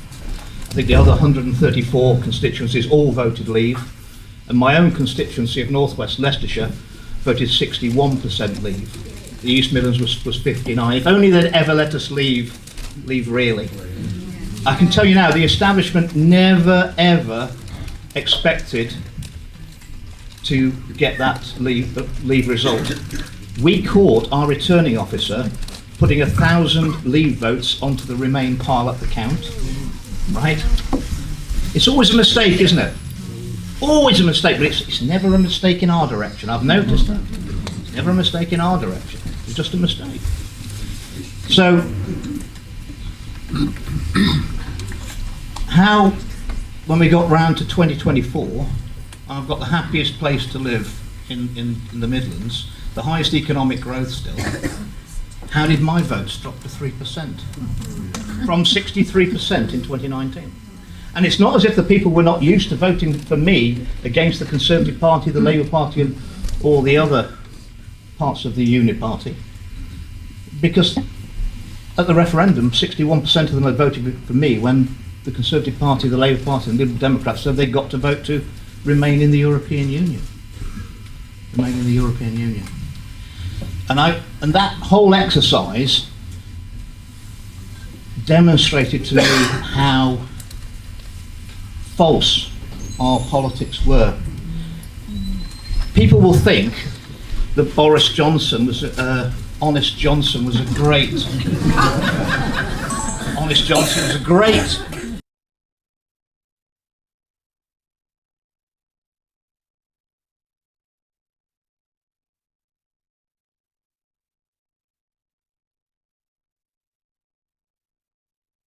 a referendum, which we've been fighting for 5 years in Parliament. He never thought he was going to have to give it, because he thought he was going to be back in a coalition government with the Lib Dems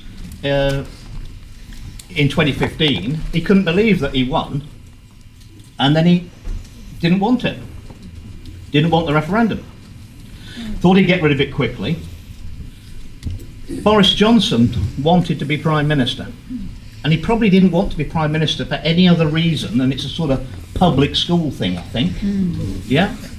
He thought that he was better than David Cameron. He'd done better at Eton than David Cameron. He was regarded as brighter at Oxford than David Cameron, and he wanted to be Prime Minister because David Cameron had been Prime Minister. That was the only reason. It was, and Johnson's whole family are Remainers. Stanley, his father, was an MEP. His sister Rachel's a raving Liberal, and even his brother, who was in the cabinet as well, he was a Remainer. And I spoke to Boris and said, look, which way are you going to go? Which way are you going to campaign on? And he said, well, what do you do? And I said, well, I'm going to vote to Leave. I'm going to campaign for Leave. In fact, the duplicity of it is, the only time I was ever offered a ministerial role was just before the referendum, when Gavin Williamson the chief whip, and well, actually, at the time he was David Cameron's PPS, snotty-nosed PPS. He came to me and said, "Do you want to be a minister?" I said, "Well, of course I'd like to be a minister." He said, "Well, we can make you a minister if you promise that you'll campaign to remain in the European Union." And I thought, well, this will be interesting. So I said, "Well, what are you offering?" He said, "You can be immigration minister." I said, "He really hates me, doesn't he? You want me to campaign to remain in the European Union so I can be immigration minister with no control over immigration? Just go out there every 6 weeks and get battered for something I don't have any control over." I said, "You must be joking." So I spoke to Johnson a few times, and you've got to look at the psychology. Johnson wanted to be Prime Minister. Cameron and Osborne knew that Johnson wanted to be Prime Minister. They weren't going to let him have a place on the stage on the Remain side, and he's a Remainer. But he's not, he's ambitious. There was no room on the stage for Remain, it was packed out. And certainly Osborne and Cameron weren't going to let Boris take a lead role in the Remain campaign. Boris knew that the referendum was going to be the biggest political issue for 10 years, and he'd got to be somewhere, and the only vacancies, where there was any room on the stage, was on Leave. So Boris campaigned and said, "I'm going to go backing Leave." Remember, historically, he wrote 2 articles, didn't he? One for Leave and one for Remain. He was ambivalent. It was where the balance of advantage lay for Boris Johnson, not for you and not for anybody else. And you know, and let's face it, I mean, Boris Johnson, he's good fun to be with. You know, I've been round Chequers. I've been taken round by 3 prime ministers. Well, all 3 of them I actually got rid of in the end. But I mean, David Cameron took me round. Theresa May took me round. And Boris took me around. So I was going around for the 3rd time with Boris, and even though I'd been around twice before, his was by far the most entertaining tour, you know? He's good fun. But I mean, in what way does that ever qualify anyone for a position in responsibility in public life? And quite honestly, from my experience of Boris Johnson, he should never be allowed anywhere near a public office. So I was quite shocked when the day before the referendum, and I've been running the campaign in the East Midlands and sussed out it was going to be good. I'd sussed out that we got to get people who never normally voted, who've given up on politics, to come out and vote, and they were not going to vote for the status quo. They were going to vote for a change. Because if you were, and I also knew every time I looked at the polls that we had a hidden vote for Leave. So I used to watch the television. So I threw all my televisions away 4 years ago. I haven't got any televisions now. But in those when I used to watch television, I used to get really depressed because obviously the Remain side had got all the media sewn up, all the political parties, most of the political heavyweights. But every time I went on the doorstep, I was really encouraged, and I knew that Leave would win, certainly in the East Midlands. And if you look at how the polling works, you know, you've got the YouGov poll. Well, yeah, but to be involved in the YouGov poll, you've got to be engaged in politics, haven't you? You know, signed up to the YouGov panel. Well, these people who probably never voted in their life, they're not. So they're never going to be in that poll. And you know, an Ipsos Mori or somebody ringing you up, they're going to say, "Oh, how are you going to vote, Mr. Smith, at the referendum?" "Oh, I'm definitely voting to Leave." "Did you vote at the last general election?" "No." "Did you vote at the one before?" "No." "Did you vote at the one before that?" "No." And even though he's assured them he's going to vote to Leave, they're going to put him down to 0 chance of voting. That's the way the polling works. And I knew as long as we got those people who said they wanted to vote to Leave, as long as we got them to the polling station. So I spent all the last 2 months of the referendum campaign not in the leafy villages in northwest Leicestershire where we get an 85% turnout at the general election, and I went to all the lowest turnout council estates across the East Midlands, where some of them you don't even get half the people to turn out. That was the real low-hanging fruit. And also I knew that they were invisible voters for the polling, and if it shocked them, they would come out a surprise.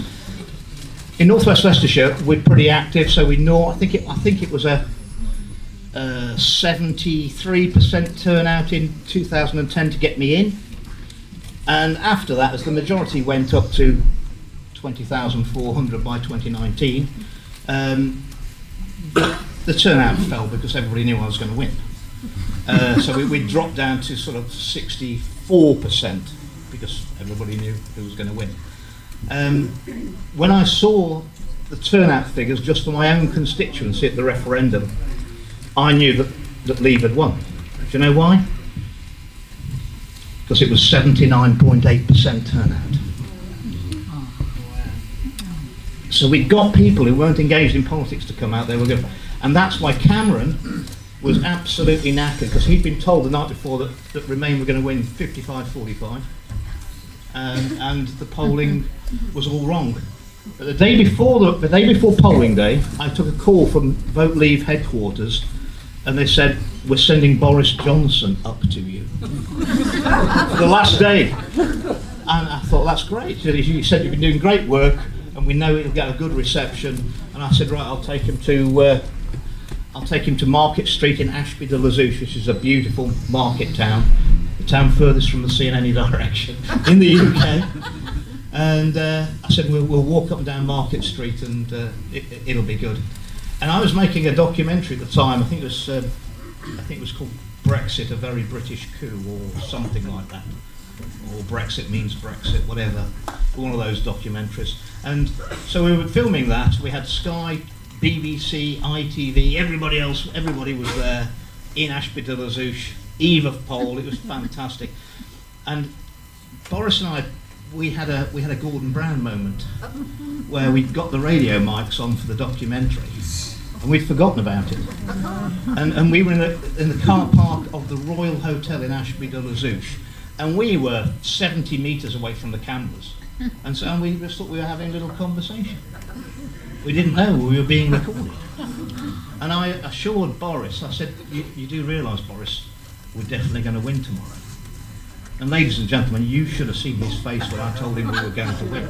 Because that wasn't the plan. The plan was that we were going to be glorious defeated, narrowly defeated, and he'd fought a good fight. He probably thought quite rightly that most Conservative-minded voters probably voted to leave, but the Labour voters were going to vote to remain, and we'd end up remaining, but he'd be seen as a bit of a hero, and that would position him well to take over from David Cameron in due course. And of course, that wasn't what happened. There was no plan. There was no plan for us to vote to leave and to be successful. And that was demonstrated after the referendum, when obviously Theresa May became the Prime Minister. I didn't vote for her. I didn't vote for David Cameron. In fact, I must admit, the only person I did vote for was Boris Johnson. And how did that go? So we spent basically 3 years in Parliament where hardly any legislation got through, which demonstrates to me something I always believed, that legislation is seldom the best answer to anything. So you had from basically from 2016 to 2019, we didn't really pass any laws. We were arguing over who was going to decide how we left the European Union for 3 years, which was completely unplanned. You may have noticed, ladies and gentlemen, the country didn't cease to exist or function just because we weren't passing a lot of laws in Parliament. Did you notice that? It was a far better time than it is now. So legislation is not always the best, or certainly not the best solution. It's full of unintended consequences. Well, as I thought they were, unintended consequences. What I now think is that they are intended consequences.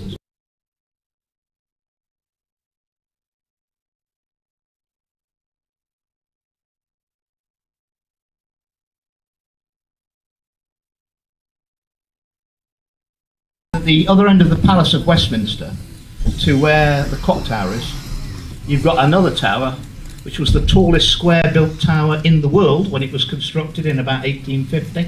It's called the Victoria Tower, the Queen Victoria. It's got a crown on top and a big... There's 4 miles of shelving in that tower, and that's got all the laws that have ever been passed in this country. 4 miles. I've been inspected them. They're on vellum, so calf skin. A lot of them are rolled up like carpets in the early days, and the other ones are now in books, but it's still on vellum. And there's 4 miles of shelving. And there would have been 6 miles of shelving, but all in the Great Fire of 1834, when Parliament burnt down, all the laws before 1485 were destroyed. Otherwise, we'd had 6 miles. So we're not short of laws, but what we're short of is policies. And I can remember being an outsider in a private meeting with Cameron and Osborne in 2011. I said, quite naively probably, that I said, you're supposed to be these great politicians, you two, and they weren't great politicians. I said, but I've worked it out, so we don't need politics. Politics is when you're selling people snake oil. I'm going to sell you something that is not going to be good for you, and you've got to like it until I get out of town. And that's what politics is. I said what we need is policies that make life better for the people we're supposed to be serving. I said, and then those policies will come through, and life will get better. They'll, more job opportunities, better prospects for the next generation. I said that's always going to be good, and people are going to like the idea of their children having a better life than they've had. And Cameron and Osborne looked at me and they said, this is 2011, they said, Andrew, you don't understand, it's all a game. And I didn't understand in 2011 what they meant. But looking back now, I absolutely understand what they mean. And it's not that you may have noticed, we seem to have quite a lot of, Prime Ministers don't have a long shelf life anymore, do they? Well, I put it to you, it doesn't matter what party you come from, what party you feign to represent. If you're going to do things that are going to make life much harder for the people, it doesn't matter whether you're wearing a blue rosette, a yellow rosette, a light blue rosette, or a green rosette, you're not going to be popular for very long. Yeah? And I get getting rid of prime ministers, campaigning to remove them and sending letters of no confidence in. And to be honest, they always dreaded it. They knew that when Andrew Bridgen went in the paper saying you've got to go, they got about 6 months left, haven't they? That was how it was. And we never got offered. I kept thinking, we might get offered if we get rid of another corrupt prime minister. We might get one that's actually going to serve the people. But you never ever get the chance, because they're basically put into Parliament knowing where they're going to end up. And I remember in 2015, I've been an MP for 5 years. We had that general election. I got back in with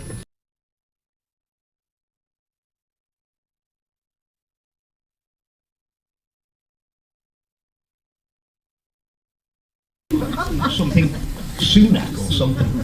Didn't even know where to hang his coat. And it's going around the tea room. He's going to be a future Prime Minister. The day he arrived. And who else got in 2015? Keir Starmer. Keir Starmer. And it was going around the tea room. And he's going to be a future Prime Minister in due course. And I even remember in 2017 when some Nigerian lady called Badenoch, I think her name was, Kemi Badenoch. And they said she's going to be a future leader of the Conservative Party. Well, not only do they know whether they're going to be leaders of parties, they know whether they're going to be Prime Ministers, they know whether they're not going to be Prime Minister. Or they don't want to be Prime Minister in time of war. Rishi Sunak, indeed. So, your politics currently, and for a very long time, it's a pantomime. It's a pantomime, and woe betide anybody who goes off the script. How do we get rid of it? Yeah, we can talk about. You can talk any lies you want to in that chamber, and a partisan crowd will cheer you. But I can know from personal experience, if you start telling unpalatable truths, you end up eating your dinners on your own for the next 20 months. Yeah. You know, that's how it is, because you've just broken the rules, because the rules are you stick to the scripts. And you've got Dominic Cummings, he's explained now to us that cabinet meetings were also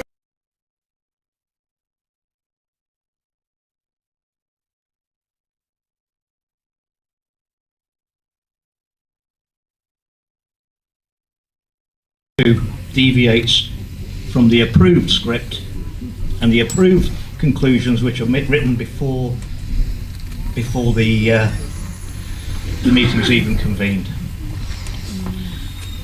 One thing you'll never, there's lots of things you won't hear talked about in Parliament, and one of them is, I was going to play that little clip from GB News where they titled it "Uproar in the House of Commons," where I finished my speech on excess deaths and the pandemic response to another empty house. But the public gallery was rammed, and for the first time ever, you heard through the bulletproof glass. The roar was unbelievable. And the Rosie Winterton, the then Deputy Speaker, threatened to clear the public gallery if clapping continued. And then she said, "I will order it." Oh, yeah. I mean, it's your Parliament. It's not MP's Parliament. It's supposed to be your house. And all I've noticed over my time in Parliament and since is that the number of armed guards has gone up 400%. And the fences around your house, where your Parliament is, get ever higher to keep you out. You know, what are these people up to? Well, that speech, the last speech on that I gave was in April 2024.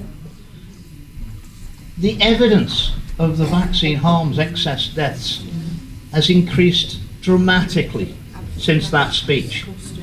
But what you'll notice is that nobody talks about vaccine harms and excess deaths in the House of Commons now. That's because half of what they did to me, financially, reputationally, cancelling me, taking my businesses off me and my houses off me and everything, that was to punish me for having the temerity to stand up in your Parliament and tell the truth as I saw it. But half of it was to warn the other MPs what would happen if they did. And to a man and a woman, I mean, MPs mostly are not very brave people. They're fairly risk averse, and they got the message. So the system we've got is not working, and I can see what's going on. And it won't be Nigel Farage is not the answer. I've known Nigel for 12 years. When I've run out of people in the House of Commons in 2023, early 2023, I've been around all the MPs and be under no illusions. Lots of them had got vaccine harms themselves. Lots of them had got relatives who were vaccine harmed, and they wouldn't speak out. That's what I don't know what the compromat they got on them. I don't know what they were scared of. I don't know how they've been threatened. I don't know what they've been promised. And bear in mind, in January 2022, that was when Boris was in there. After Partygate came out, and I first wrote that page in the Telegraph saying he's got to go because seeing the lies that had happened. I was offered anything. They came to my office in Parliament and offered me anything I wanted to sell you out. Anything I wanted. I said, well, I'm shocked. I mean, what do you mean? They said, well, and they were so sure that I was going to accept it. They even put it in a bloody text to me, right? Which I've still got. The screenshots. You can have anything you want, right? And I said, well, anything I want. He says, yeah, you just tell us what you want and we get it for you and you shut up. I said, is that the game we're playing then? They said, that's always the game we're playing. I said, okay. I know what I want. If that's the game we're playing, I know what I want. I want the Prime Minister's resignation letter, don't I? And apparently that was the only thing I couldn't have. So I said, well, that's a shame, because that was the only thing I wanted. If that's the game we're playing. And they said, I don't know what my colleagues were thinking, but all I knew was that when it came to protecting very young children from the COVID vaccines, which the government wanted to approve, recommended by the Medicines and Healthcare Product Regulation Agency, there was only one MP willing to stand up, and there were 649 that ran away. And that is not a democracy or a system that's going. The system we've currently got has got us into this mess. The system, you probably realise by now that your parliament's a pantomime and the system is set up to look after the elite's interests, not yours.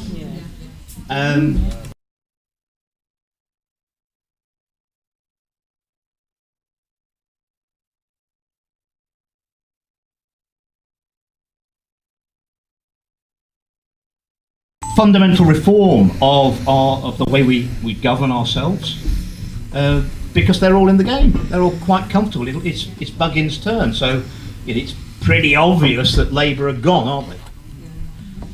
And I don't know if I've told you this story before, but I have to make another confession. I'm trying to be honest with you. I have a friend who's a Labour MP. Obviously not a political friend, but on a personal basis, he wants to be a good man. And I want to help him be a good man. And he'll say he's a socialist, whatever that means. And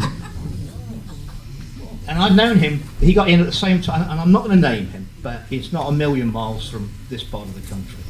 And he, I've known him since 2010. I don't think his seats in living, in hundreds of years, it never have had anything but a Labour MP. You could put a grapefruit up with a red rosette on, you will get the votes.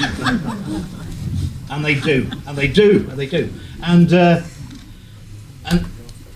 he rang me last July, and they've been in government for a year, and I've been out of Parliament. And he rang me, and after we'd done the pleasantries of reconnecting, having not spoken for a year, I said to him, well, what's... He said, I've known you for 15 years now, and for 14 of those years, you always wanted to be sitting on the side of the House of Commons that I was sitting on, which was the government benches. I said, old friend, I said, how's it going? And he said, it's terrible, Andrew. He said, I have definitely lost my seat at the next election after 12 months on the government bench. He said, I'm out. He said, there are a few of the new elected Labour MPs think we can turn it round. He said, but they are deluded. They're deluded. And I said, I think you're right. I said, look at what you promised before the election. You promised you were going to cut everyone's energy bills by an average of £300 per household. I said, look at what you did. I said, the first thing you did was you took the winter fuel allowance off the majority of the pensioners.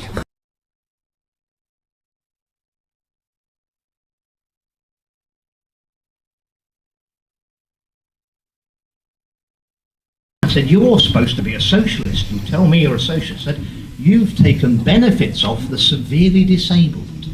I said, did you think it was going to encourage them to be able to work if they haven't got any legs? And he's not saying anything, he's just listening. I said, but never mind. I said, you're bringing in something called the assisted dying bill. So when they can't afford to live, you're going to offer them, the state will kill you. And he's not saying anything now. And I said, and for goodness sake, I says, do not tell me that you voted for the appalling decriminalisation of abortion up to birth, which is murder. I said, because if you explain that to the general public, I said, you wouldn't get 3% of the public would support that. On point of birth, you could kill a baby in the womb. And he said, I don't know, Andrew. I said, what do you mean you don't know? I said, you've been elected to Parliament 5 terms. You're heading towards 20 years in Parliament, and you don't know whether you voted for all these things. And he said, to be honest, Andrew, he said, it's that bad now.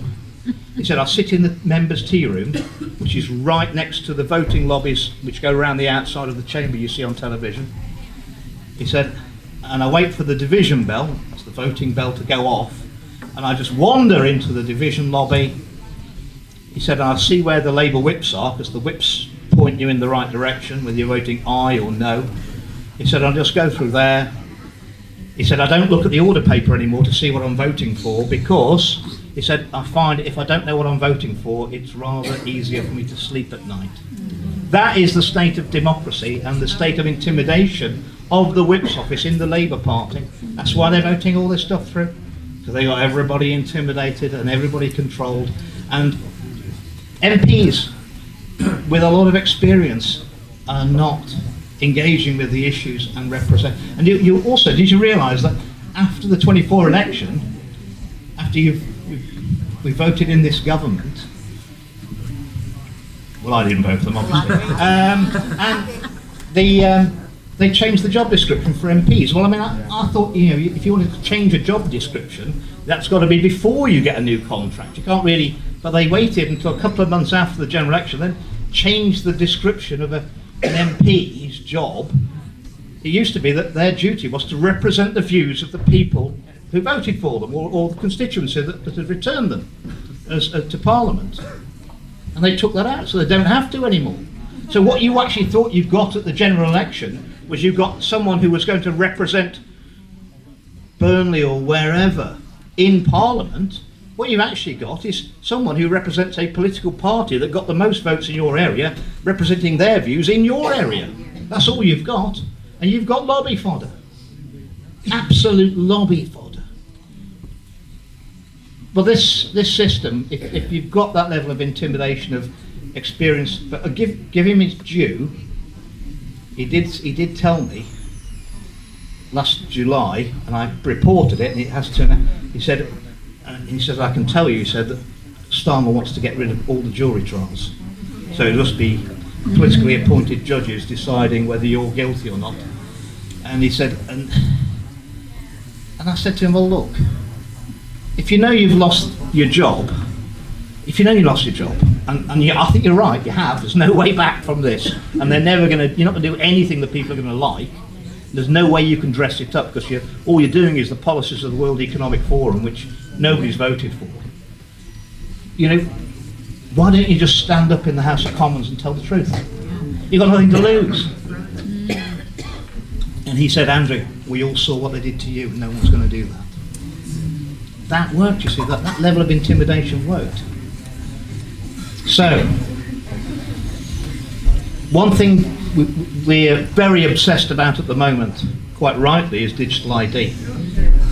That wasn't in Labour's manifesto. That wasn't in the Conservative manifesto. It didn't need to be, because it's not a bone of contention, because it's in all the parties' manifestos. That's why nobody talks about it, because it's going to be perpetrated against you, whether you like it or not. All the consultation on digital ID was carried out under the last Conservative government. They just didn't tell you about it. I spoke to Nigel Farage about that 2.5 years ago, and said this is going to be a big problem, and he didn't want to know about it then, because he's in the Uni Party as well. And obviously I've said many times that when I've run out of people in the House of Commons to talk about the vaccine harms, I went to see Nigel, and Aaron Banks was there as well. I've known both of them for more than a decade, and I explained everything to them, and about NG163 and the midazolam and morphine, the involuntary euthanasia carried out on our vulnerable elderly who happened to be in hospital when the COVID pandemic was announced, the ones that were moved into care homes and nursing homes to make way for the first wave of COVID patients who never appeared. Yeah, and they were euthanized with midazolam and morphine. I explained all that to Nigel 3 years ago, and at the end of it I said, come on. He said, Banks said that he didn't think that, Aaron Banks said he didn't think that vaccine harms and excess deaths were ever going to be a political issue. So the government deliberately giving you and recommending a medication which goes potentially going to kill you and your family, that's just not an issue for anybody. And at the end I pushed Nigel, and he said, Andrew, I'm not going to speak about the vaccines, and if you know what's good for you, you won't either. He knew. I also told him about the plans of the Conservative and the Labour group, the Uni Party, to sign us into the European Defence and Securities Union. Even though we've left the European Union, to do a close security pact with the EU, and the only deal is that securities union, which will eventually, will give the EU full control of all the supply chains to our military, one procurement for weaponry, ammunition and everything, which is a massive procurement. And I guess that once Ursula von der Leyen's got control of that, how much of that work do you think will be coming to the UK? I don't think very, very much. And it will give her, the EU, control of our Army, Navy, Air Force, MI6, MI5, GCHQ, our nuclear deterrent, and our local police force. Right? And that's what Starmer signed us up into in August 2024, as soon as he got in. Didn't tell you about it, then I'm going to tell you about it. And I told Nigel about it 3 years ago, and Nigel said, Andrew, Brexit's done, mate. We don't talk about Brexit anymore. Well, that tells you all you need to know. So they're in the Uni Party as well, and nobody wants to talk about the big issues, which is Agenda 2030. Now, you can go back in the Wayback Machine, and Agenda 2030, no one talks about it in Parliament, nobody ever mentions it. It's on all the government websites from when the Conservative government were in, and it's still on the websites now, the government website we support. Agenda 2030, it's a policy. Now, digital ID is absolutely essential for all the policies of the globalists they're pushing through digital ID. They need it. So when Starmer says that, oh, we're not going to make it mandatory anymore, I mean, in my experience, governments normally ask for forgiveness, not permission. So they normally ask for things they've already done. A bit like the government last year saying, oh, we're going to start investing £50 million on doing some cloud seeding. You know? That's because too many people knew that they had been doing it for years, were talking about it, and let's face it, you know, if you caught somebody, if someone's giving injections that are killing people, they can perhaps say, I thought we were in a pandemic, I thought they were safe and effective. You kept somebody spraying chemicals on you from 20,000 feet in the sky. I mean, there isn't a lot of defence, really, is there? You know, what do you think you were doing? What did you think you were doing? So they needed that cover, and the same, I'm afraid, with digital ID. The digital ID, the Conservative government brought in something called the One Login system, and anything you want to have an interaction with the government, you basically need to go in there, and you've got to hand over your digital ID. And I had to move house again in April last year, and of course you've got to then start changing things like, you know, the address on your driver's license, on your driving license, and things like that. And normally you just send the new address and 35 quid, and the card comes back, you've got a new driving license. And not now. Now you have to do digital ID, and I could see it was digital ID before anyone had spoken about it. I didn't want to do it, and I had to go in person to a post office, and it was a specified post office, and it was a 20-mile round trip. If you want to avoid digital ID, you've got to be willing to have that discomfort in your life, because they're going to make it very, very difficult for you. They're going to make it uncomfortable for you. A bit like, you know, they'll tell you that the vaccines weren't mandatory, but life was very difficult if you didn't take them. Yeah, you couldn't travel, you couldn't do this, you couldn't do that. I'm afraid that's the game they're on. They've got at least 11 million people's digital ID already. They've already got that through the One Login, and that's how they're going to try and collate it. But I mean, they can't do the carbon footprint, they can't do the Chinese social credit scoring system unless they've got a full digital ID. I mean, currently, they've got lots of information about us. I think they've got a lot of information about me anyway, I can assure you. But it's in silos, so you've got your health records with the health department, you've got your police records, if you've been arrested as many times as I have, with the police, you know, you've got your tax records with the tax man. But I mean, when you push all that together, I mean, it's a massive amount of information. And we've been hearing about these, you've got to build these data centres. Data centres. That's going to take about 25% of all the electricity in the UK. They're going to have a priority. So we're going to have blackouts at home so we can keep the lights moving on these data centres, these computers. And actually what they're doing is they're analysing you. They're analysing your data. You are the data that's going to be analysed at all these data centres, so they can predict what you're going to be doing. And no one's being honest with you of where this is ending. There was an announcement today, the Labour government, they're pressing on with the 15-minute cities. Well, we could call them what they are, 15-minute concentration camps. I mean, who voted for that? Is anyone going to vote for that? They know that Agenda 2030 No political party can get it through by talking about it. So no one talks about it. It just sits in the background, and everyone's going to deliver it because that is the con that they're putting over on you. So the digital ID, you'll always be told that you've got to give up some of your freedom for convenience and security. That is the old lie, because history will show you that anyone who's willing to give up their freedom for security, you will end up with neither freedom nor security. And the only convenience is that the government are going to be very convenient for managing every aspect of your life. And to give any government that sort of power, where they've got this information, they can and by the way, do you know what the Brit card stands for? They've changed the name, but the Brit card, he thought it was always patriotic, isn't it? Have a Brit card. I've got a Brit card now. It's biometric registration, identification and tracking. That's what it is. So they're about to monitor you wherever you go. It's nice to call it the Brit card. That's a bit of marketing, isn't it? Yeah, they voted for it, A bit like the smart motorway, S&M is surveillance and monitoring. Yeah.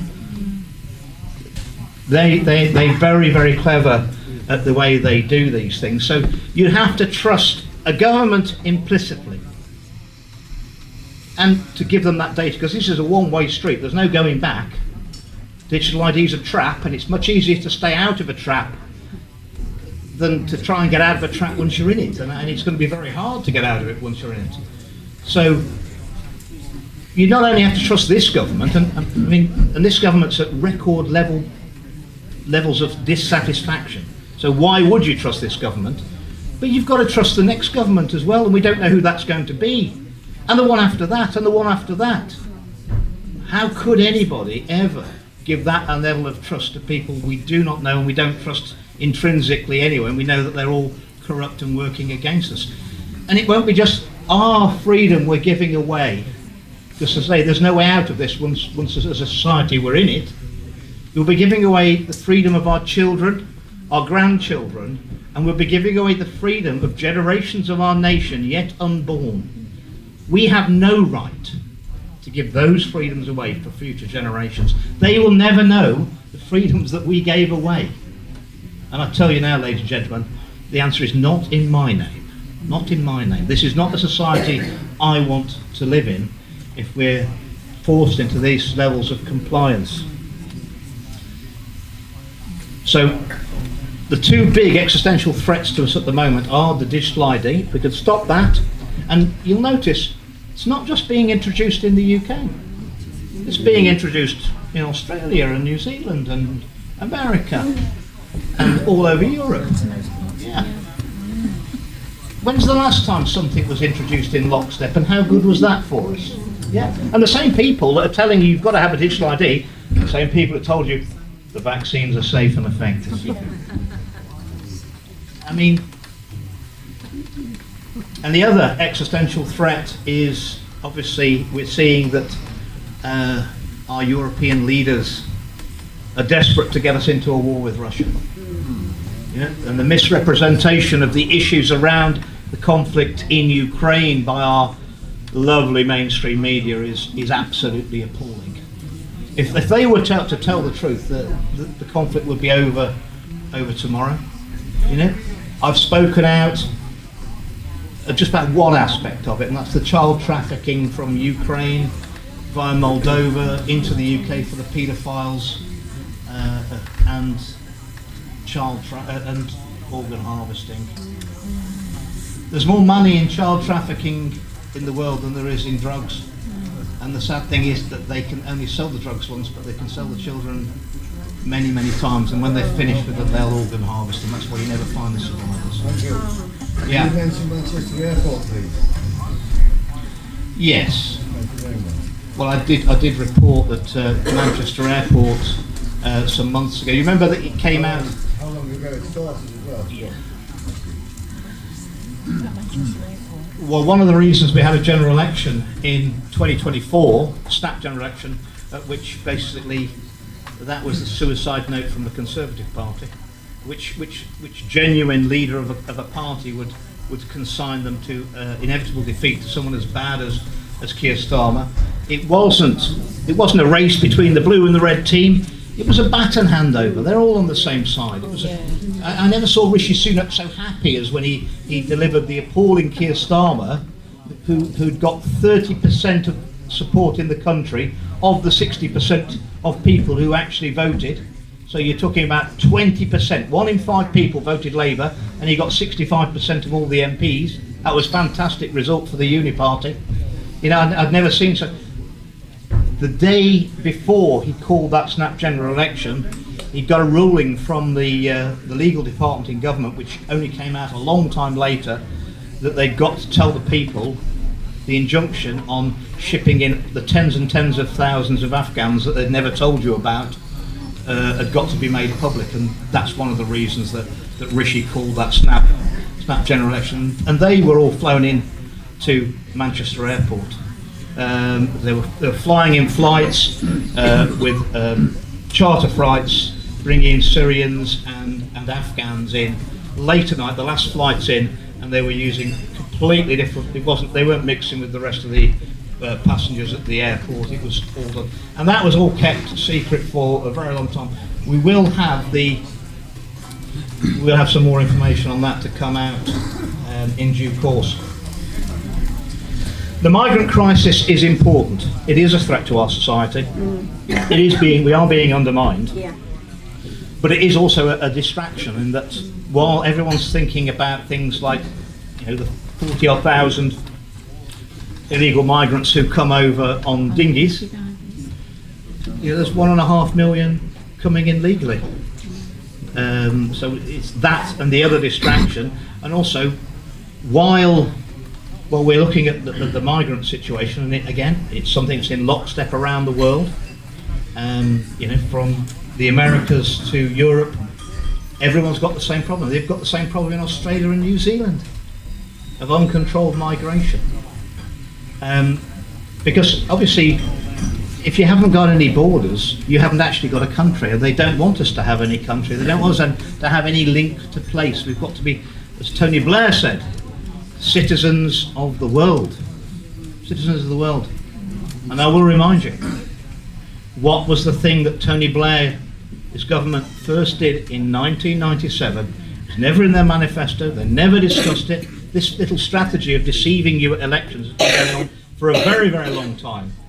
First thing that Tony Blair's government did, after 17 years in opposition, the most important thing they got to do, the first thing they did of legislation when they got it back into government in 1997 was to take the death penalty out of the Treason Act. Because they knew that they were going to be committing treason, and they paved the way that every government of this country, at least since 97, has committed treason against you. And it's not even treason, because they're paid from the public purse. It's high treason. It's high treason. What about hang 'em high? Yes.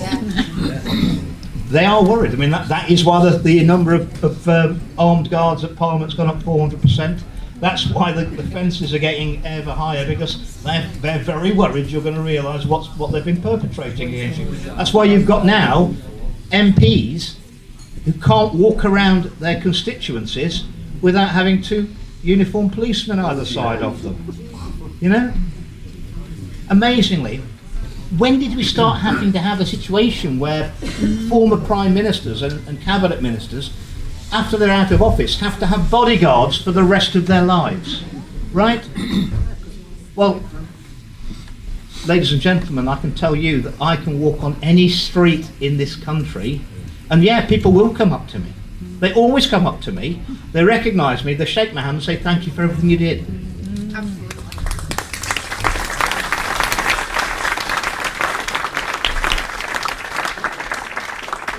So if we can stop, delay digital ID, and 63% of the public have got grave concerns over digital ID, and I think it's one of those issues where the more people find out about it, the less they're going to like it.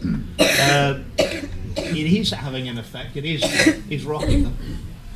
And I had a brilliant meeting with a former special branch officer in London who wants to help. He I don't know. Are there any policemen in the room? There aren't any policemen in the country. Well, I mean, he's a lovely guy. I mean, I don't want to be derogatory, but I mean, do you remember where the people who wanted to be policemen were in the class? They weren't at the top, were they?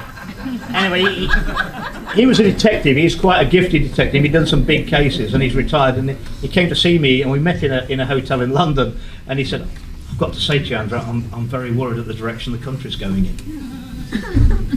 No shit, Sherlock. Anyway, he wants to. He said, "Have you realised?" He said that this Chagos Island thing, it's all a fraud, you know. It had crossed my mind, yes. Yes, that is every government. The plan is now, see, they know whoever becomes Prime Minister, you're going to be out pretty quick, because you're going to be doing things that make you very unpopular very quickly. So obviously, in the game of politics, you've got to fill your boots and get as much money as quick as possible, haven't you? I mean, it stands to reason, doesn't it? Yeah. And you know, there's various little schemes that governments have had, which I've uncovered, like HS2. That's quite a scheme, and foreign aid, or as we used to call it in the good old days, money laundering. Yeah. So is that? Well, see, this little job in Chagos Island, so the plan is to give Diego Garcia Camp a base, which is a very strategic military base out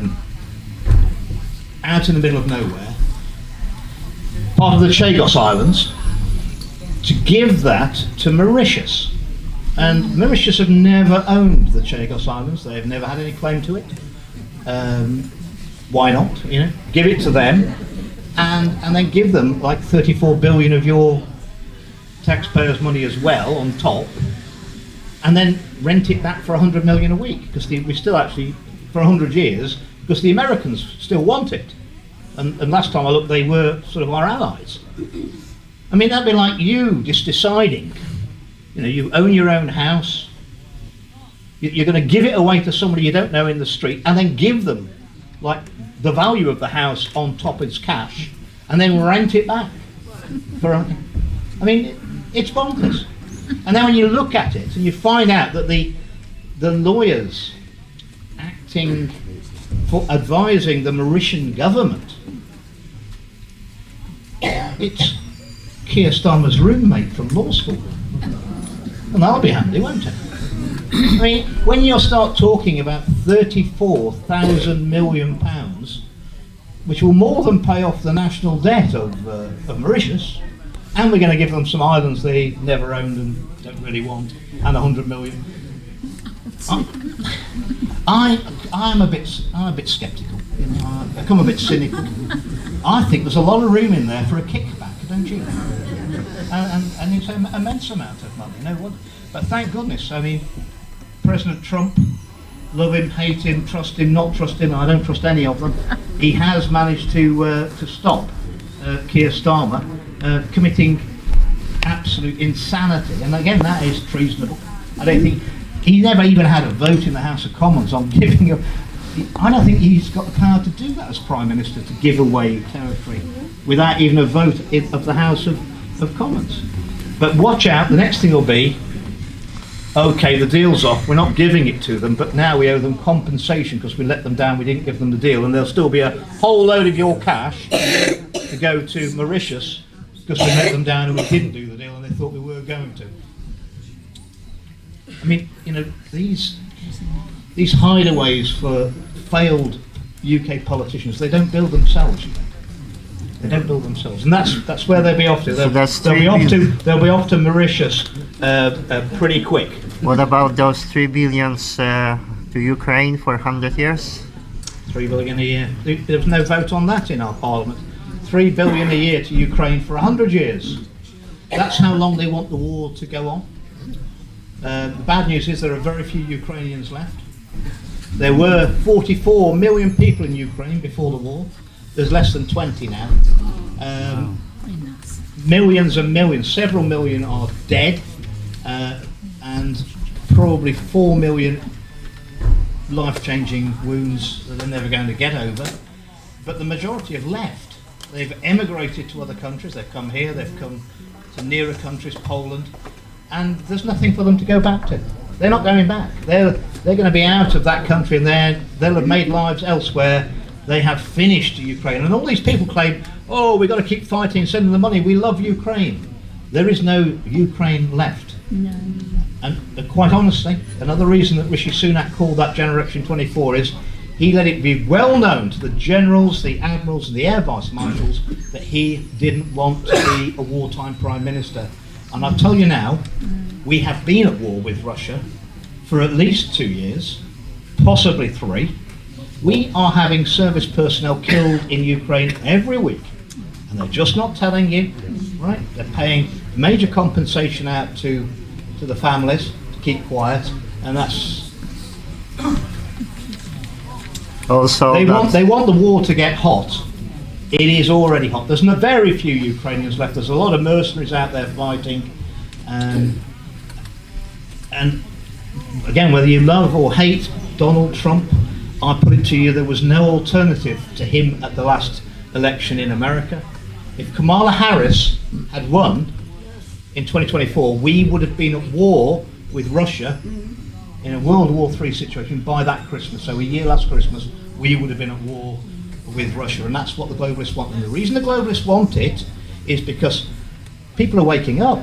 People are realising what the scams that are being done against us, and they needed something massive to distract you. They need it to cover up the lies they've told to you, the money they're stealing from you and have stolen from you, and also the crimes they've committed against you. And of course, if they can get us into a big war, lots of things are possible. Effectively, they'll instigate Tony Blair's Civil Contingencies Act. It was about 2003, which has never been enacted, but never been used, and that was basically will put us into martial law. And let's face it, when we have a big war, we have to have ID cards, don't we? Makes that easier to bring all of that in. They'll have the ability to seize anybody's property. Well, most of them are doing that now anyway. They'll have the ability to lock up people who are issuing propaganda against the war. So goodbye. And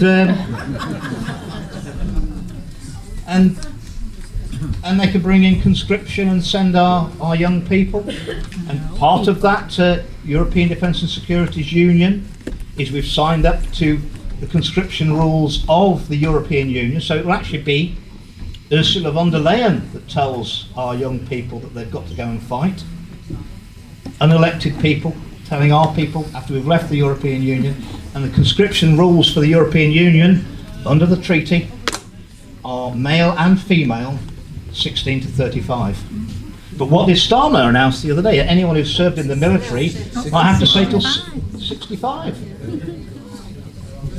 Well, I've served, and can you tell me what would we be fighting for? Freedom of speech? Democracy? Equality under the law? What's the banks? The banks. Well, every war's a banker's war. So That's it. we are living in interesting times. And the reason they're pushing on with all these projects, and it's never a day now where, 15-minute cities, digital ID, everything is piling on. Because they're worried about how fast people are waking up. And they know things aren't right. And then, so what they want to do is, people are waking up, so let's go faster. And then they go faster, and then more people wake up. And it's your duty to gently wake up those who are still asleep. They'd have to be like Cinderella, wouldn't it? 100 years of sleep. Rumpelstiltskin. But there are. Most people realise there's something seriously wrong, and they're basically in a doom loop of we got to go faster with the process because more people are waking up, and then it wakes up more people, and that's where I think we are. It is an amazing time to be alive because the things we're finding getting disclosed are never ever in my lifetime did I think we'd find out these truths. And the tip is, you'll know when Starmer's going to go, and he will go. Because when the elites who are protecting him start releasing the stuff about the Ukrainian rent boys and the rest of his private life, that is a signal. Because that's only them that's protecting him. This man wants you to have, tells you you've got to have digital ID to control you. He can't even control his Ukrainian rent boys. Unbelievable. Ladies and gentlemen, we are going to win. Don't tell me.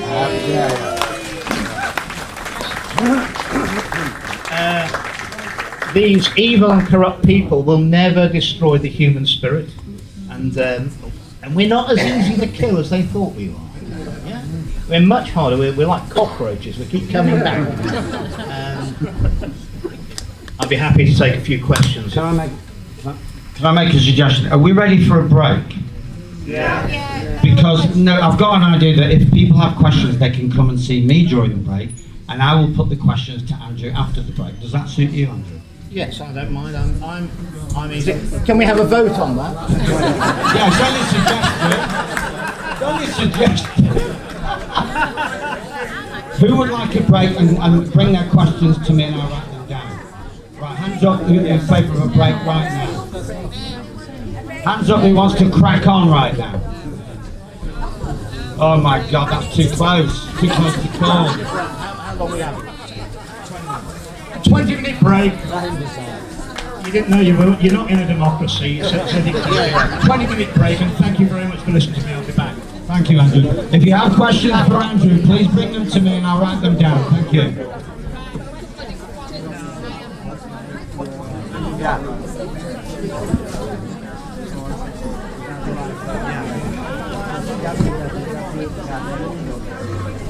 Alright, more about another cover. Yeah, alright. Brilliant. Really great. Thanks for sending it to people. Well, there's questionnaires, there's the light paper. Yeah. No, but that's where I'm going to come in.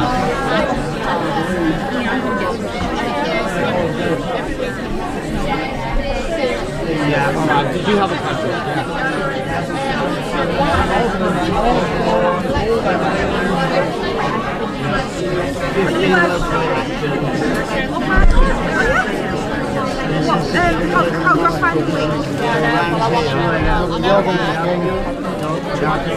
Have been cancelled. All links will be there because I'm seeing.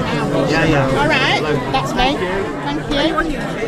Yes, just go to the website and all links will be there. So just go to www.radek.media. Can I ask how many hits you had? Sorry? Can I ask how many hits you had? How many what? Viewing? I don't know at this stage. Right, okay. Okay, well, good luck. Digitalisation of police.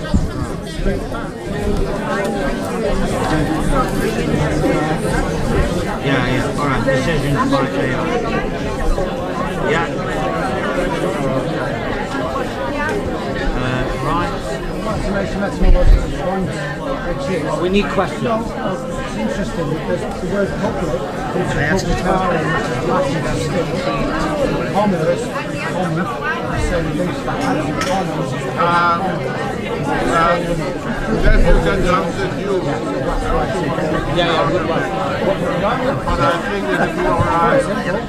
Okay, what part of it is a question? None of it's a point. It's a point to make to it. Okay, so make that point to it. Well, whatever. Right, after the last question, why do you come up and take the man? Yeah.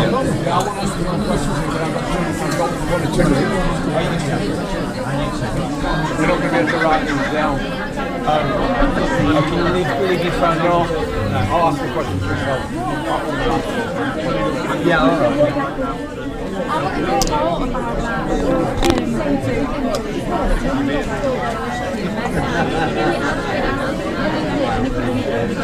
Okay, so how do you get out of one.gov?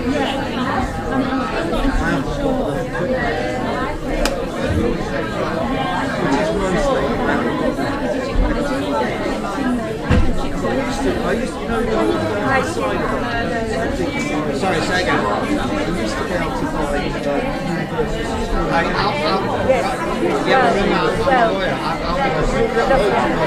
yeah, you just don't consent to it. They have to offer you alternatives.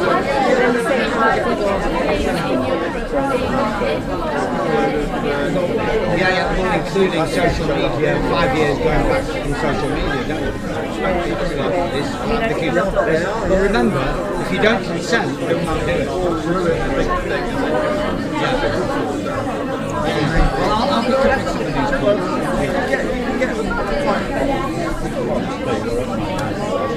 Right, thank you, yeah. Yeah. Right. Okay.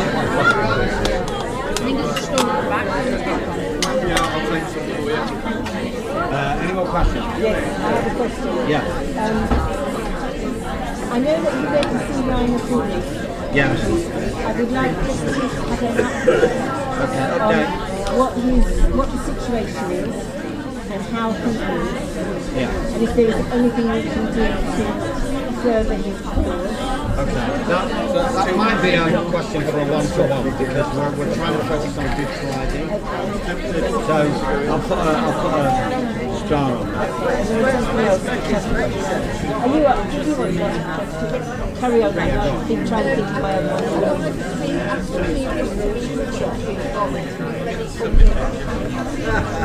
Alright, okay. Again, these sound like, these may be, if we have time we'll do them, because we've got so many other speakers we want to get cracking. So that may not get asked. And you can always ask him individually. I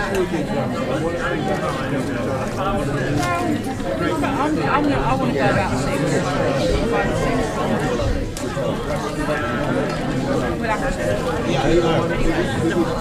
Yeah, I mean, why? Yeah. Alright, donation me. Right. Just say, can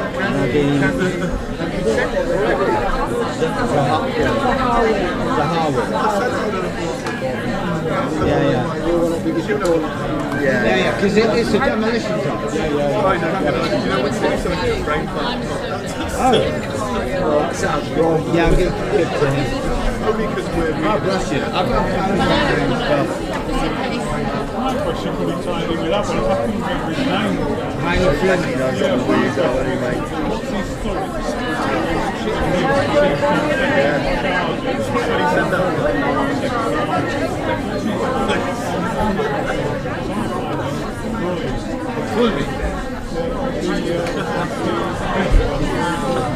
Oh, Zahawi. He was anti-human. He wanted us to be jabbed with unknown files of crime. I know, but the thing is... Yeah, but there's no perfect and there's no laughable.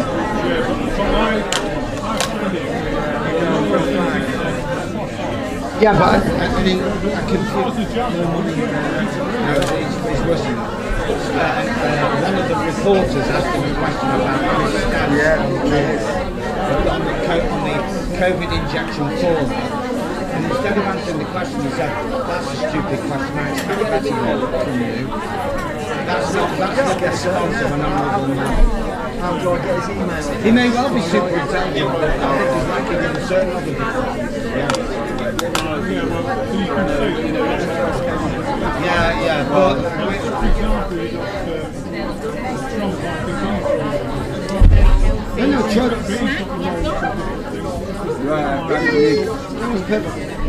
I just finished my last bit of Christmas stolen. Yeah. He's doing a hatchet job on the Lego. Let me just... You can only go on what they do. If what they do is harmful, then they have to discard them. I've already discarded them all because I'm just running with them. I don't surrender any power to any of them. Neighbour country. Somebody already has. Oh, they've already said. But you'll cover them. Yeah. Is it true? Yeah. It can't be too detailed because Excuse me, pal, what time's it on till tonight? Then? About between 6 and 6. Guessing. Yeah. Right.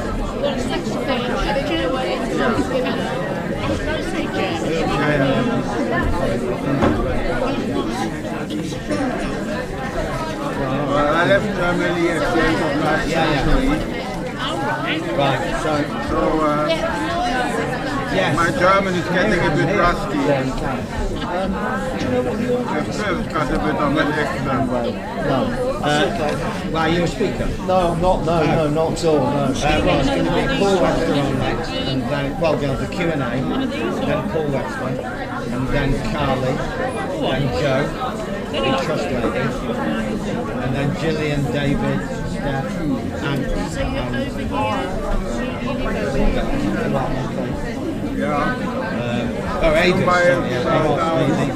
Over the border in West Yorkshire. Oh, it's on, right. Yeah, I'll go and get my card. Yeah, hang on, let me go and get my card, my calling card. You know, that's not the info. Yeah. Okay.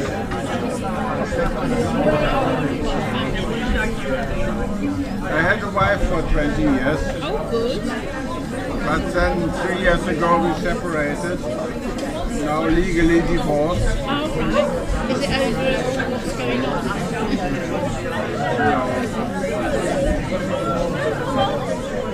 It's complicated, it's a long story. But she is also living not far away from me, and she's happy. And she's sorted, so I'm very happy that she's happy.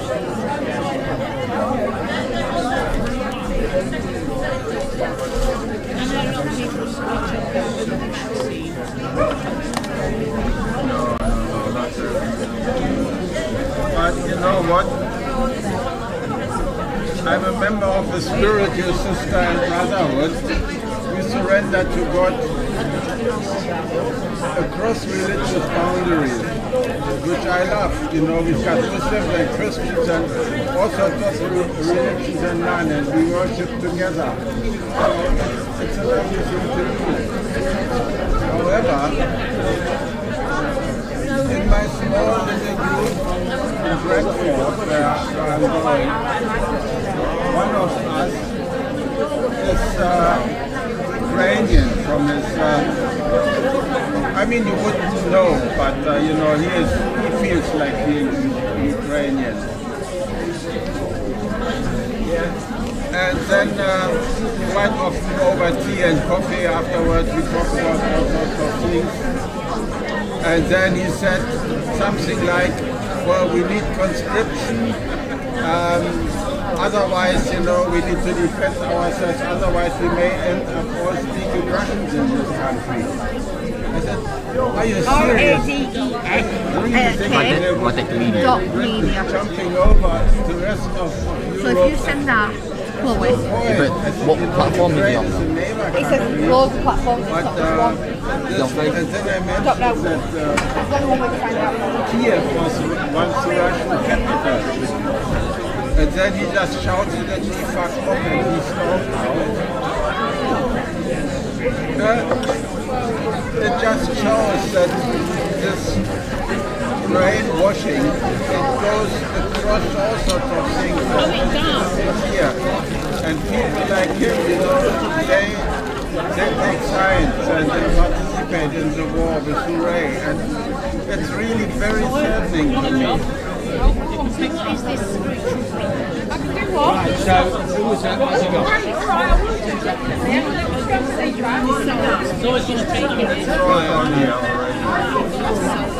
There's basically got 4 crowds.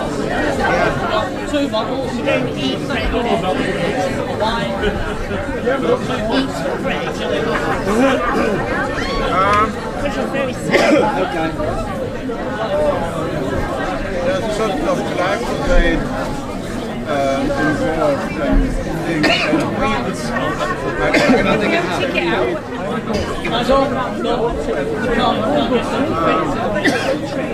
How Yeah. I do think that everything, there's no one doing anything. You need a Yes. Tell you if you want a little back to take it back. This sucks that I've had, you know. Here, water, but also the poor people, also energetic fires. People, energetic. Some people can take the energy. So what is this?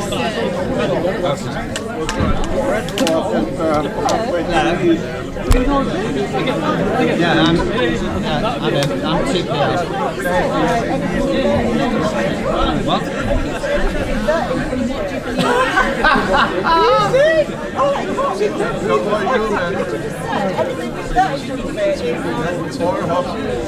Except in my defence, right, so it will be science is an abstract noun. Law is an abstract noun. People's lawyer is a noun.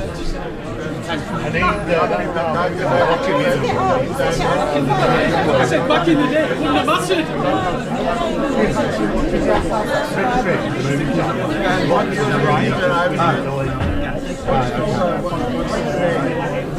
Yeah, community announcement post. Could somebody with the reg car reg ST06VTV, you're blocking someone that would like to leave. Thank you. I'll repeat that. S Sugar Tango Sierra Tango 06. I'm doing. Oh, shit. VTV. It's a BMW. So, right, so. They can't say it in tongues. I got the public to write all their MPs saying, yes, that's speech. They all had, I know they all had loads and loads of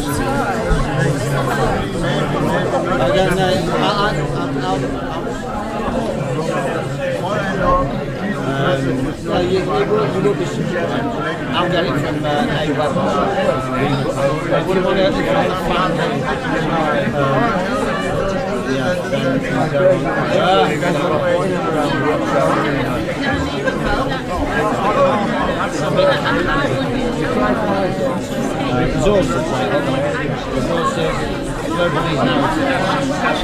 if you can get 5 minutes at the end.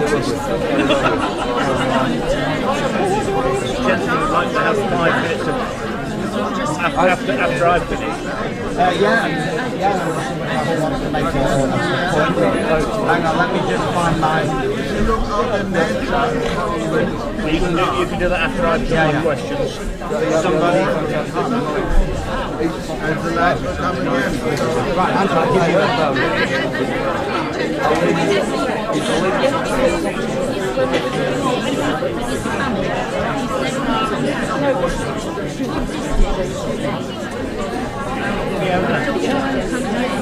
Which one? There's a lot of those. Oh yeah, it was very. Is that mine? Yeah. It was one of Hiya. Good. I'm using a live energizer app.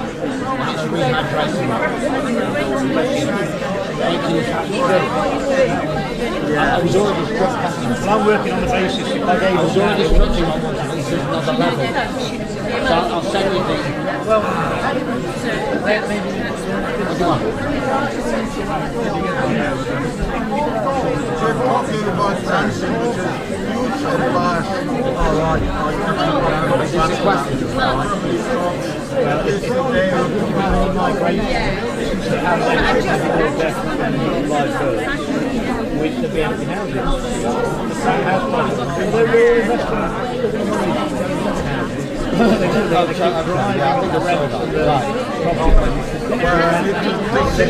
No one will ever be able to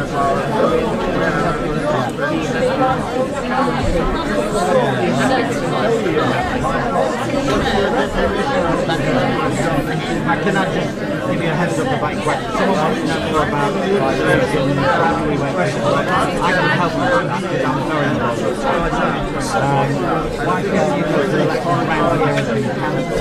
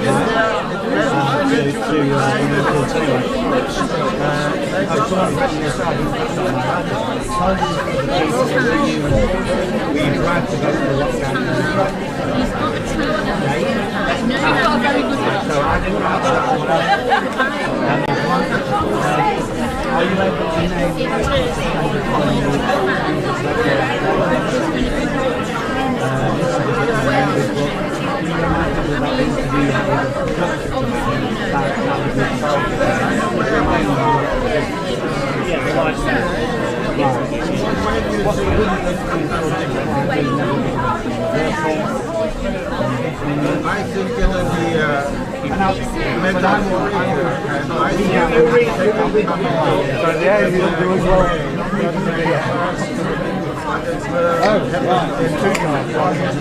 Another community announcement, there's another car blocking someone. It's an Audi DG22 CCO, Audi DG22 CCO, it's a Q3, and it's blocking someone in, so your cooperation is muchly appreciated. Right, we're about to start the raffle, so I shall hand over to I'll hand over to Zoe, who's going to run you through the raffle and announce the prizes.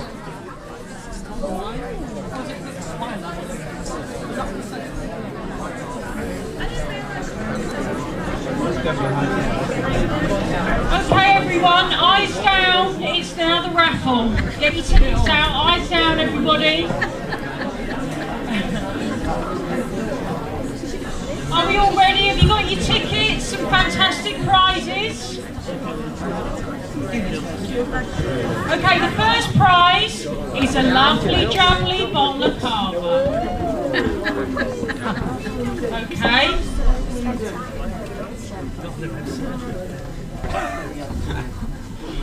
One and 6, 16. 1 and 6, 16. Anybody? Going once, going twice? Oh, go on, have a check. Oh, that's it. Turn it the other way up. Too late, snooze you lose. On its own, number 3.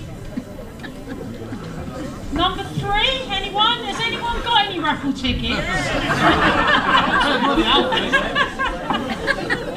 No, number 3. It's the same party that bought number 16 ticket, they've left.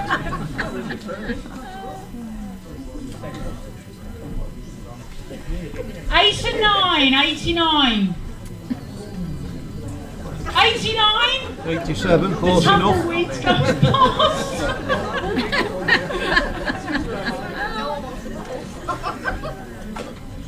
5 and 8, 58. Oh, come on. Come on. Oh. Yay! Woo, woo, woo, woo. Come and get your prize. I think Gary's the talking one. Oh, is it now? Well done. Well done. Oh, it's got full up back in there. Right, now what we got? Should we do this one next? Oh, okay, next one. Gillian England. Oh, Gillian England's book, Enchanted Earth. This is the next prize.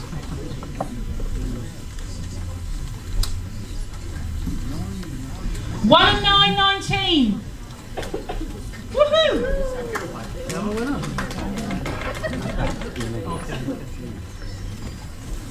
Well done. We have a late edition. A late edition prize. School is no place for children, definitely. A wake up call. David. By David. If you don't win the raffle, you can buy it off me. Twice as much. Yeah. 9 and 4, 94. 94? Oh, that sounded like you was close there. 94, anyone? Lady over here. Thank you very much. Well done. Sorry. Okay, should we go for this one? A nice bottle of Prosecco. Next.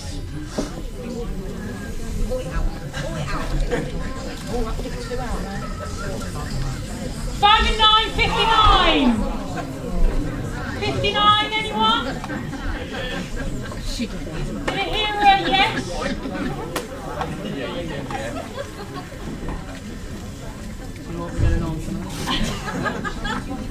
Well done. And is this the final one? Oh, another Gillian England book. Spiritual development. On its own, number 1. Number 1? Anyone? Oh! Well done. Early bird. I told you that'd be a lucky number. Right. Yeah. Thank you, Zoe. Well done, sir. Could you give Zoe a little round? No, a big round of applause. Not a little. Okay, as promised, well, I've got a whole load of questions for Andrew, in no particular order, starting with number 1. That was that one. Right. Also, please, if you're not directly involved listening to us or participating and you're at the back socialising, could you please just... How much is the book? Which book? My book? 20 quid. Right, oh, that's all right. Yeah, please, if you're socialising, could you please do it respectfully and quietly? Thank you. Right, Andrew, someone wants to know more about solutions. How would you recommend we wake people up? I think we've got to try and do it gently. I think you've got to establish at what level of awareness people are at, because you know, if they're at 2 out of 10, you can't take them to 10. I mean, they're going to run up the street waving their hands, screaming. So we've got to do it gently, and you can't force people to wake up. I mean, you can drag someone to church and make them listen to a sermon, but you can't force them to believe in God, can you? But most people, I think, know there's something intrinsically wrong with the way things are going in our country and the world at the moment, and there's nothing's going to come out in the media that's going to dissuade them of that over the next few months. In fact, as I've said earlier, the pace of trauma is going to increase, and we're going to be into a bumpy ride. But please remember that the darker life appears, the nearer we are to a solution, because that's the way it's going to have to go. Can I just say that was my question and that wasn't the question? It was actually, that was a good answer. The question was, what's our solution to digital ID? What do we do? Well, you've got to take the effort to use as much cash as possible and stay out of the grid. Yeah. You've got to. Silver. It's just untraceable, and we've got to demand that there's going to be more calls for getting rid of cash and all this business, and we've got to resist that. So use cash. And walk the extra mile. Yes, walk the extra mile, and all those businesses that are pushing that we don't take cash.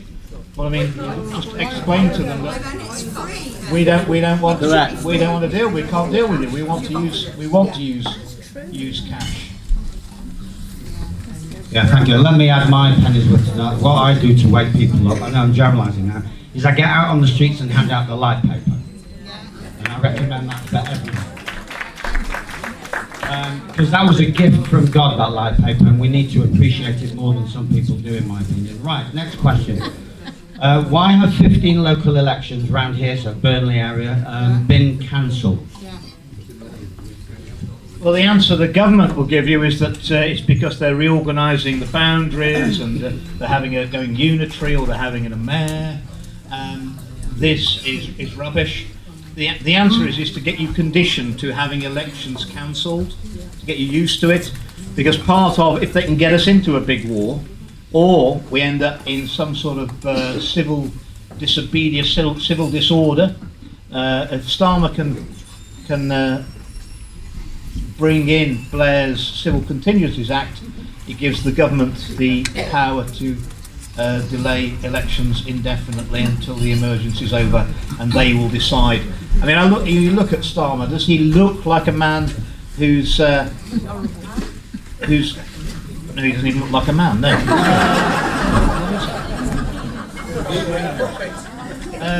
He doesn't look like a man that's relishing the thought of facing the nation at the ballot box, and the reason is he's not planning on doing it, and neither does his chum Macron. He doesn't want to face the French people, and even Merz, who's only been elected Chancellor in Germany for a year or so. I mean, the AfD vote increased 300%. You'll notice that 11 of their candidates in Northern Rhineland mysteriously died before the election. I mean, the odds of that are like billions, very unhealthy, being an AfD candidate. Their vote went up 300%, and Merz's so-called Christian Democrats, conservatives apparently, their vote collapsed. So it suits all of those leaders not to have elections, and again, bring in digital ID.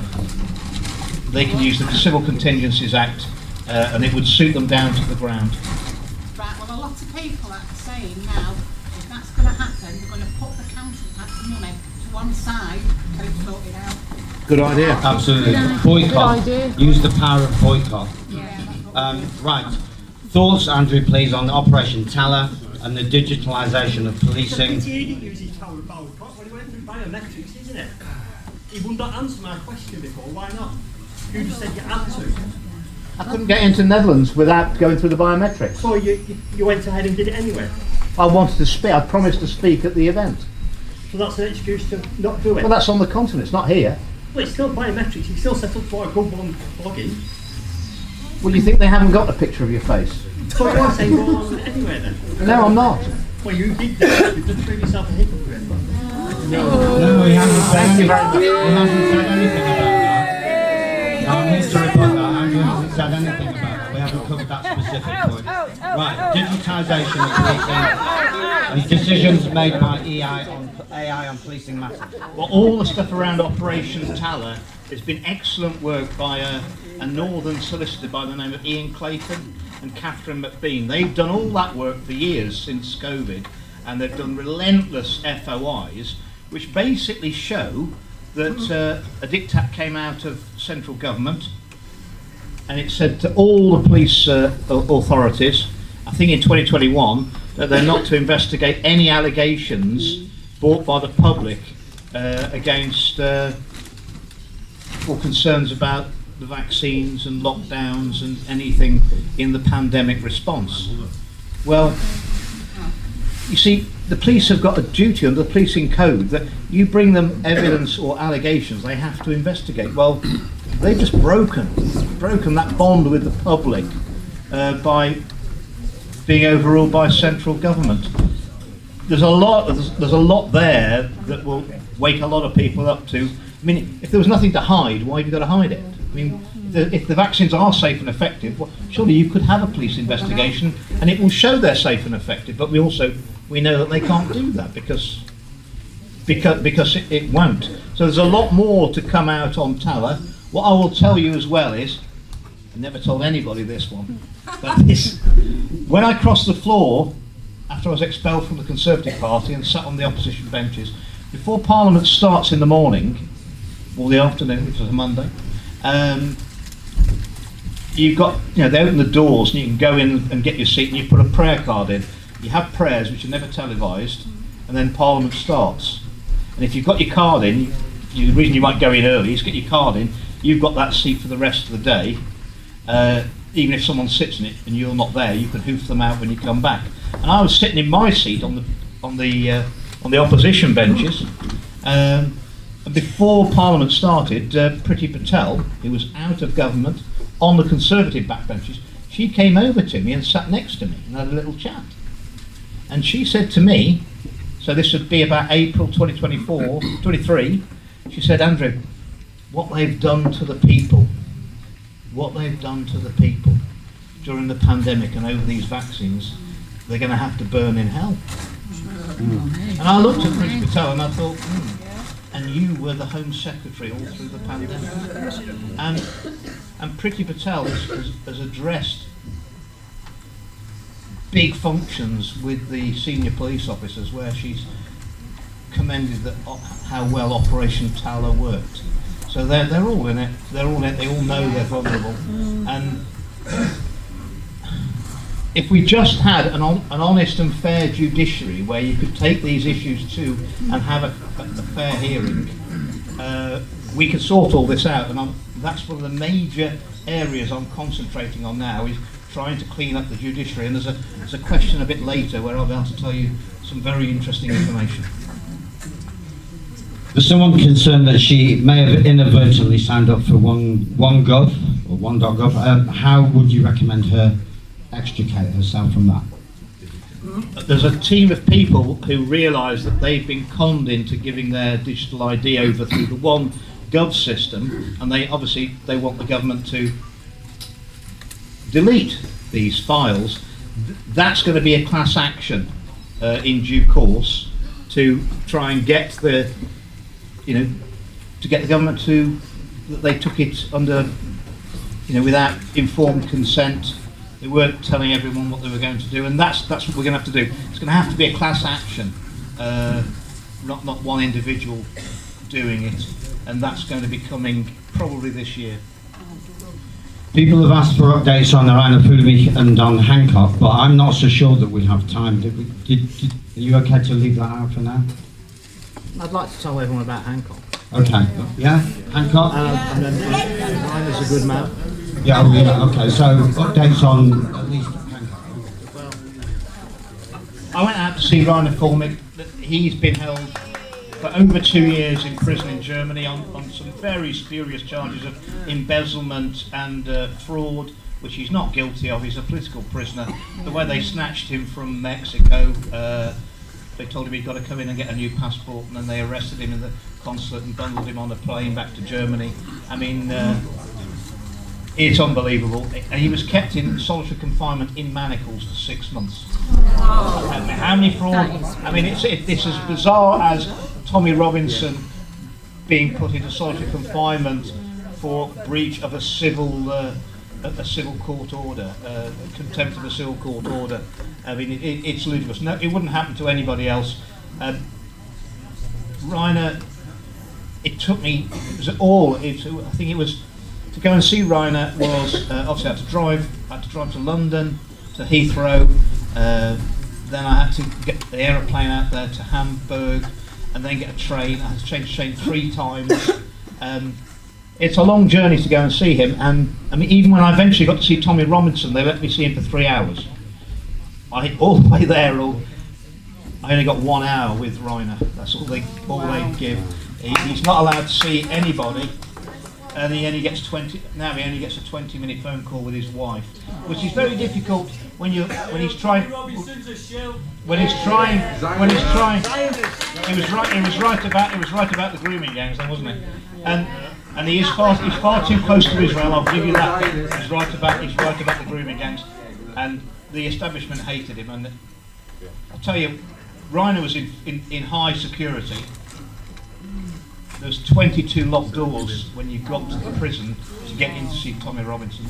I counted every door that they locked. He was in a prison inside a prison. Hancock, this is going on 3 years now. That court case has been going on. It's cost a fortune. Hancock does not want to be in the witness box answering questions under oath. He hasn't put a defence in. After 3 years, he's no credible defence, and he hasn't even signed a witness statement because he doesn't want to be cross-examined. He always gets his lawyers to sign the witness statements on his behalf, on the basis that if it's your witness statement that you're cross-examined on in the witness box, and he doesn't want to do any of this. He's got very powerful friends. They've pulled every favour for him. He's failed twice to get the case struck out. The last time we were in court was last May. He's now gone to the Court of Appeal. he knows that they are more corrupt than any of the other, because they're a higher court. I'm afraid they're more corrupt. Did anybody see that the most powerful judge in the country had to resign last week? No. Sir Geoffrey Voss, the Master of the Rolls. And that's because he got a letter the day before saying you either resign or we expose the corruption you're involved in, and he resigned the day after. Now, the corruption in the judiciary starts at the very top. When you've got more corrupt judges below, you've got to start at the top. Yeah? And all I'm saying is it was quite a coincidence that I know he got a letter the day after he announced his retirement. And have a look at Geoffrey Voss. Get a picture of him up on the internet. Tell me what you think of that sort of one. Now, Hancock's appeal was approved by Lord Justice Warby of the Appeal Court. That's a mistake. He should never have approved that. And because he'd done that and set a precedent, a whole load of other cases, then they tried to use the precedent of the Bridgen v Hancock case to appeal them, and they had to be approved as well because he'd set precedent. But what they've done, and then the rules of the appeal court are that you're supposed to, where there's a whole load of cases on the same point of law, which in my view is completely spurious, they've got to be heard together. So we've had delay, while all these other cases were going to be put in, and we'd have a mass hearing where there might be 3 cases being heard at the same time over a number of days, and then they'd come to a collective decision. So we've done all that, arranged all that, and then they forced all the other cases to drop out. So we've wasted all that time, and now it's going to be just me versus Hancock in front of 3 appeal court judges. Well, I'm probably going to have to put a formal objection into Warby, and the reason is because coming back to the situation with Mr. Voss, where he was involved in something he shouldn't have been, we'd uncovered about 3 years ago that a High Court judge had her case appealed, and we got absolute evidence that the appeal court judge, Sir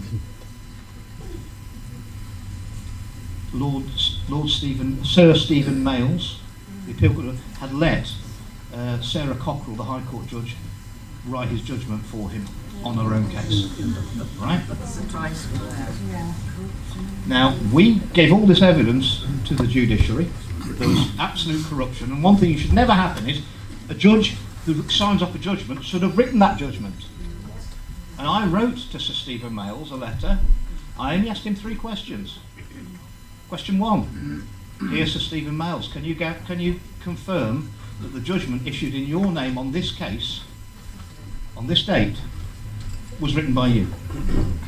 Got his name at the bottom. Question 2, if you didn't write the judgment issued on that date in your name, can you tell me who did? And 3,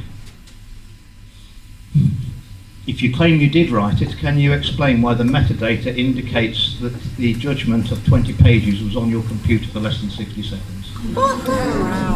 And the answer we got back was from his solicitors that Sir Stephen Mayles will not be answering any of your questions. And unfortunately, that's damning, right? And that went to the judiciary, and the High Court judge implicated was a lady called Sarah Cockerell. Not only did they not take action against Sarah Cockerell or Sir Stephen Mayles, Justice Warby sat on a promotions committee and promoted her to the appeal court. Well, I mean, she'd obviously been writing appeal court judgments for quite a while, so why shouldn't she be here? And it was the same Justice Warby that authorised Hancock's appeal. And he will be on the panel of 3. There may have to be an objection. There might be a big fight over who's allowed to be on the committee. It's got all the signs of an absolute stitch-up. Maybe that's what we need to demonstrate how corrupt our judicial system. And if we could just clean up the appeal court so it was fair, that would trickle down and sort out all the rest of the judiciary. I don't think they're going to. And of course, what they'll do is they'll bankrupt me over the over the costs, which, you know, and how unfair it's been. I don't know if you know that Hancock's barrister is a man called Aidan Eardley, about 5'2" of vileness. These hearings have been in front of the King's Bench in the Royal Courts of Justice. They thought it was all right to promote Aidan Eardley to be a part-time judge on the same bench as the judges who are sitting in judgment of this case while the case is going on. So he's having dinner with the other judges all the time. And also, you remember the barrister who the Attorney General has used to put Tommy Robinson into prison twice just happens to be Aidan Eardley. Same one. Okay, we're being time constrained. I've got time for one more question on here, and then Greg wants to come and talk. Did you have two questions? I've got a couple of questions. Could you just ask one of them? Is that all right? All right. Okay, this one's a dangerous one. Policies for the people. Were you bribed to vote for lockdown, or was it a mistake? Well, they gave the public an awful lot of a psyop, and I can assure you they gave the MPs worse. We were locked down I was locked down on my own, all through lockdown in Leicestershire, on my own in that house, and I fell for it.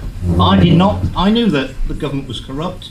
I knew a bit about, there were things going on with children I didn't like, and I tried to expose that. I knew about the post office scandal and the cover-up, but even I didn't think they'd try and kill us for these vaccines. I didn't think they'd ever dare do that. And yeah, I voted for the first lockdown, but I voted after that. They shoved North West Leicestershire in with Leicester, and that was the most locked down city in the country, was Leicester.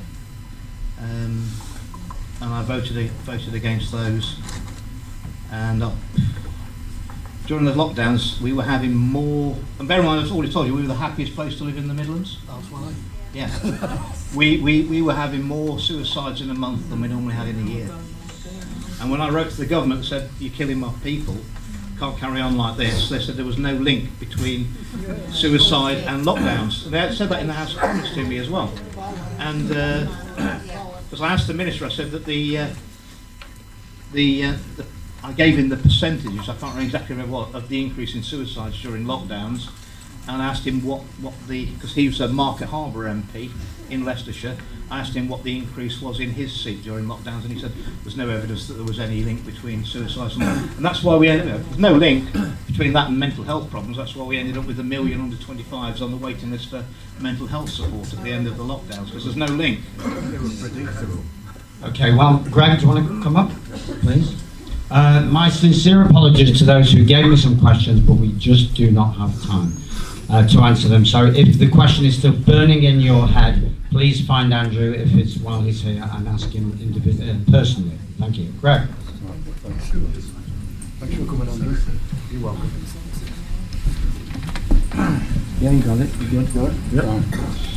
As everybody here knows that all presidents and prime ministers are selected, they're not elected. And it's my belief that even goes down to the lower levels of MPs. So I've got a couple of questions, they're all linked. I'm going to ask them all so you've got time to think about your answers. I'm not trying to ambush you here, but these are questions that's been asked by a number of people that want answers to these questions from yourself in particular. All right, so please bear with me. During the height of the false flag COVID outbreak and restrictions, a small number of members of Parliament, notably Sir Desmond Swain, stood in the House and spoke against the measures being imposed upon the men and women of this nation. You were not among them. Given that you now present yourself as a voice of the people for those harmed by these policies, why did you not speak up at the time when it mattered most? That's the first question. Let's do that one first. Can we just these are all tied together, please, and then you'll be able to give you a bit more time to think about your answers. You hold a science degree, you possess the educational foundation to critically examine the claims made by the government and its advisors. Why did you not apply that knowledge and training to challenge the narrative when the policies were being enacted rather than after the fact? The evidence demonstrating ineffectiveness and potential harms of face coverings was available then. It has not changed under the doctrine of nunc pro tunc. What was known then is known now. Yet while serving as a Member of Parliament, you wore face coverings and by your conduct promoted their use. So why then, in a position of influence and public trust, did you comply with and thereby endorse measures you now acknowledge to have been harmful? And the last question. True leaders emerge in times of conflict because their cause is just and true, not because it has become safe and permitted to speak. How do you reconcile your current position with your conduct during that period? And I thank you for your patience. During the pandemic, Parliament was effectively shut. We were, with very few exceptions, and Desmond Smain was one MP who demanded that he was going to go to Parliament, right? And he stood in the chamber. And you look in that chamber, there's nobody else in there. Like the old minister. But when it came to stopping them jabbing the babies, I went to see Desmond Smain, because you're right, he is an early mover and he spoke about it. But they got him. They had a word with him and they intimidated him. And I said, Desi, the vaccines are killing people, they're going to murder the kids, we've got to stop it. And he looked over his shoulder at me and he said, Andrew, we can't, they're unstoppable, give up. That's what he said, right? That's so, and the same with Christopher Chope. Christopher Chope is an interesting guy. Christ, I got on pretty well. He's a lawyer, and he often had done things I quite supported, gone against the grain of the Parliament. But if you want to stop something, Chris is your man, right? You want to slow any campaign down, because Chris doesn't do social media, and when you text him on your mobile, it takes about 7 days before he comes back to your text, right? He's not really an MP of this century. And I knew they'd got Chris, because in that last debate in the main House of Commons, when we had all the cheering, he gave a speech. Yeah, and he turned up to all my debates. In that last debate in April 2024, Chris, I knew they'd got him when Chris said, and you can look at in Hansard and it's there, it says, he said, my heart dropped when he said it, he said, well, yes, the vaccines have hurt people, but everybody knows that they did more good than harm. And that was a lie, and he knew it was. He knew when he said it, but he had to say that, because otherwise he'd have been deselected in Christchurch, just like I was deselected in northwest Leicestershire. I can't remember what the first. Oh, one was Desmond Smain. What was the next one? Oh, the science degree. Yes. We weren't in Parliament, and the psyop that was done on the public. Can you imagine what was done to MPs? There's a lot more. A lot more. We got the full Monty. And yes, I did not believe they would set out to harm the public. It doesn't enter into my head that the government, and that was, takes a bit to sink in, because I don't want to believe it. I've been part of that system for 14 years. I've done 10 years, and honestly, I kept thinking at times, I got in, I didn't come in through the party system. I was trying to represent North West Leicestershire. We were doing great work. We built that area up unrecognisable in 12 years, made a big difference. And on the main stuff, I came into Parliament to do good things for my people and for the rest of the country. And I ended up spending most of my time trying to stop bad things being inflicted by my own government. And people will say, well, doing good or stopping bad, it amounts to much the same. But it's not as satisfying, is it? Because all you're doing is trying to stop bad stuff happening, not doing good stuff. And the number of times I said to my staff, it's like a bloody conspiracy, because all the good stuff, you can't get it through Parliament, stuff that would obviously make your lives better. And all the bad stuff, I can't stop it, and it's obvious it's going to be bad. But I always looked, is it cock-up or conspiracy? In all those years, and the thing is, I looked at the characters. I knew Osborne and Cameron, and they're a bunch of snobs, and I knew Theresa May, and I knew Boris Johnson, and if you were in a conspiracy, you've got to be clever, haven't you? You're telling lies, you've got to be really clever. And I knew they weren't clever enough. So I thought, it's got to be cock-up, it can't be conspiracy, because the people, they couldn't really run a band. Right? It was only when I realised, when it dawned on me, that it wasn't their conspiracy and they're only puppets anyway. Yeah, And then, exactly. then I had that eureka moment. I thought, oh my God, that now explains everything, doesn't it? Because they're not in control. They're not nowhere near in control. I think for 1 minute that Keir Starmer's running this country. He can't even run his rent boys, can he? All right, thank you very much for all the questions. Thank you, Andrew, for some amazing replies. And all I will say on that theme is, when we don't know what we don't know, there's no blame or fault attached. That's called nescience. That's not knowing. And we're all entitled not to know. And then when we do know and we still do nothing, that's ignorance, and it's willful participation in malevolent agendas. And that's a huge difference. Right. Thank you, Andrew. Thank you very much for listening to me. Big round of applause. Okay, next up we have Paul Webster, who will engage with you for 10 or 15 minutes. And Paul, the floor is yours.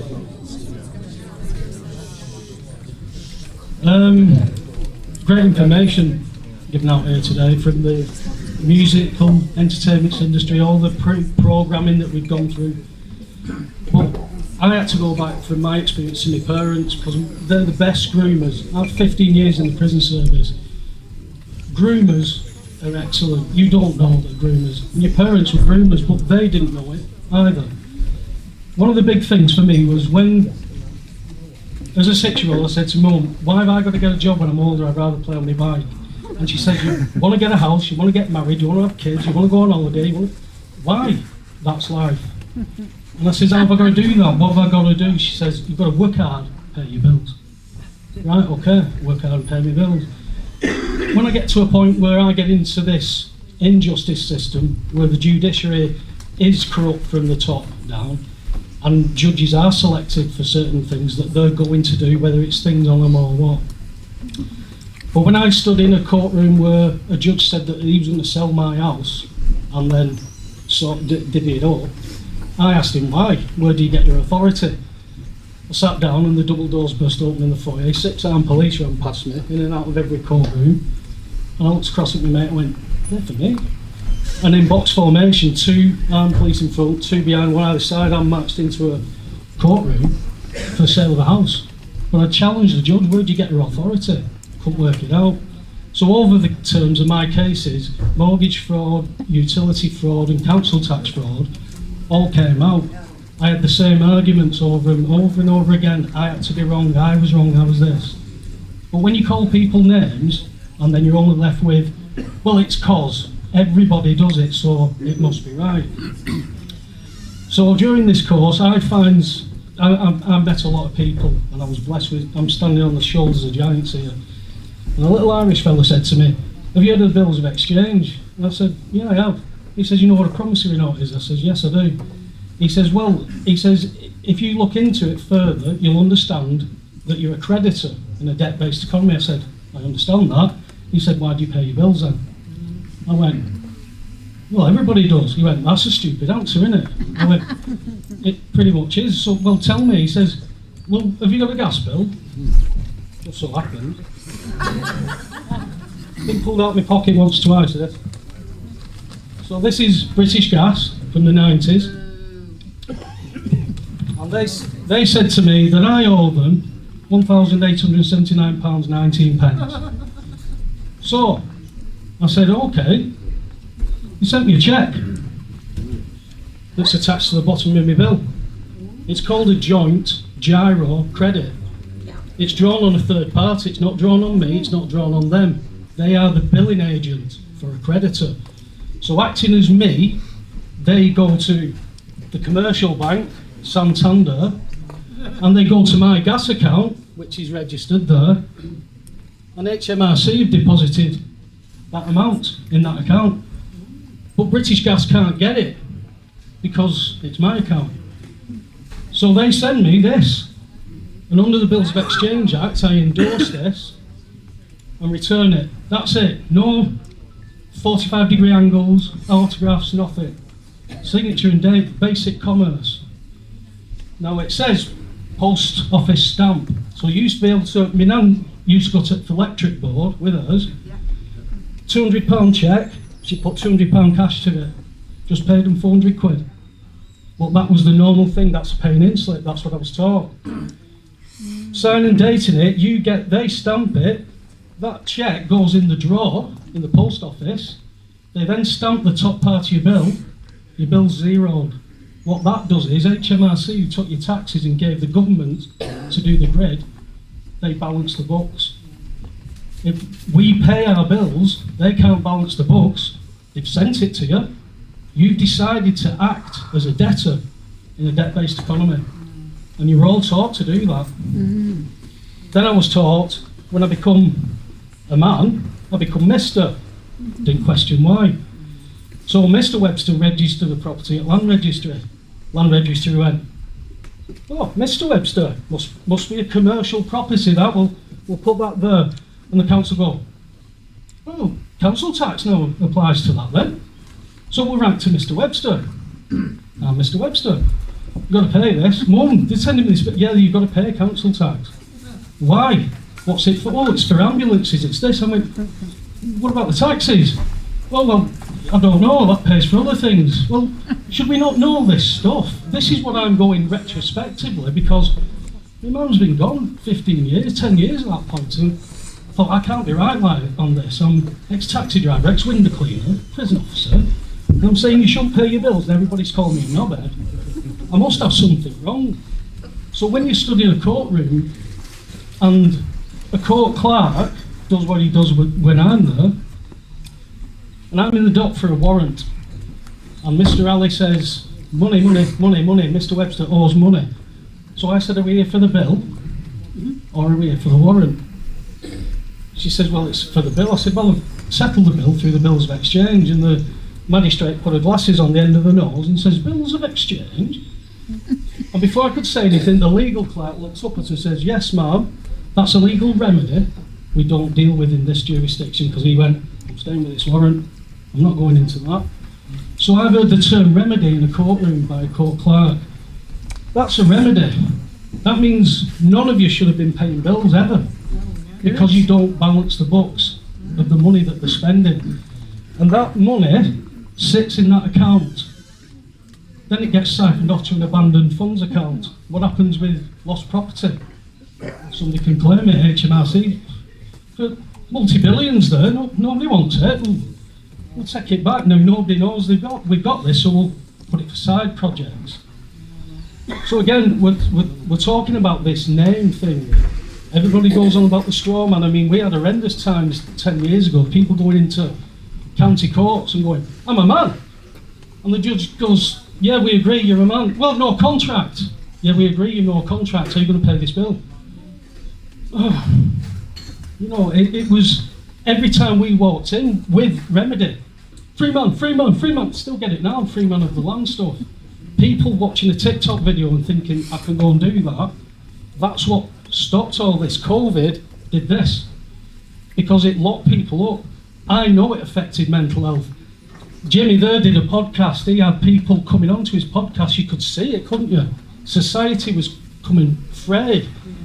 All the routines had gone. You take routine out of people, you don't know what to do to replace it. That's where mental health comes in. I'm sick of people falling off these bridges. Is there nothing we can do? Raise the walls higher or something? Because they're not jumping, they're falling. And we're funding our own prison, because digital ID is going to get rid of cash. That's the lifeline. If digital ID comes in, they collapse the economy. You've got no options then. You don't want your digital ID, that's fine. No, you can't go shopping. Then toilet rolls, you better make sure they last. See if you can wash them. So that'll go. Bills of exchange will go. All the debt's still there. And it's all our fault, because that's how we've acted. They've done nothing wrong because of our actions. They just said, do you want to do that? And we've gone, yeah, everybody does it. That's what we're taught. Where's the critical thinking? COVID showed me that people I knew for 35 years have just got lost of common sense. People diving into bushes because somebody walked too close to them. I couldn't get it. And then I'm in a prison environment, I'm detailed, sat in healthcare. You know, you sat there all day and all you're doing is making sure you deal with any kick-offs or you're shuttling prisoners backwards and forwards. Officer manager comes out, Webby, would you mind not being here? I said, I'm detailed here. She said, well, my auditor's coming round and he'll mark us down because you can't wear a mask. Well, she said, won't. I said, no, I can't. She said, well, whatever. Well, I'll get marked down.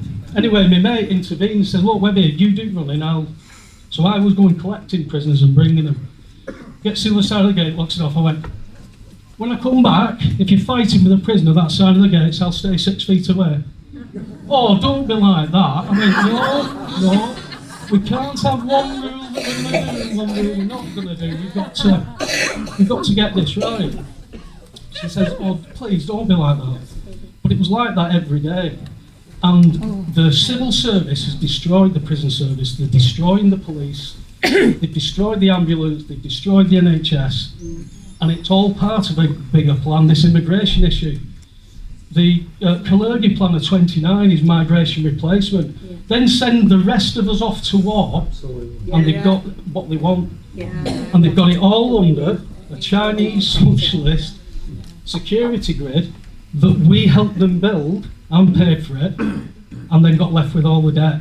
Oh, it's not my debt. I didn't know you meant do that. Ignorance of the law's no excuse. But what's even more shocking is I couldn't speak with MPs.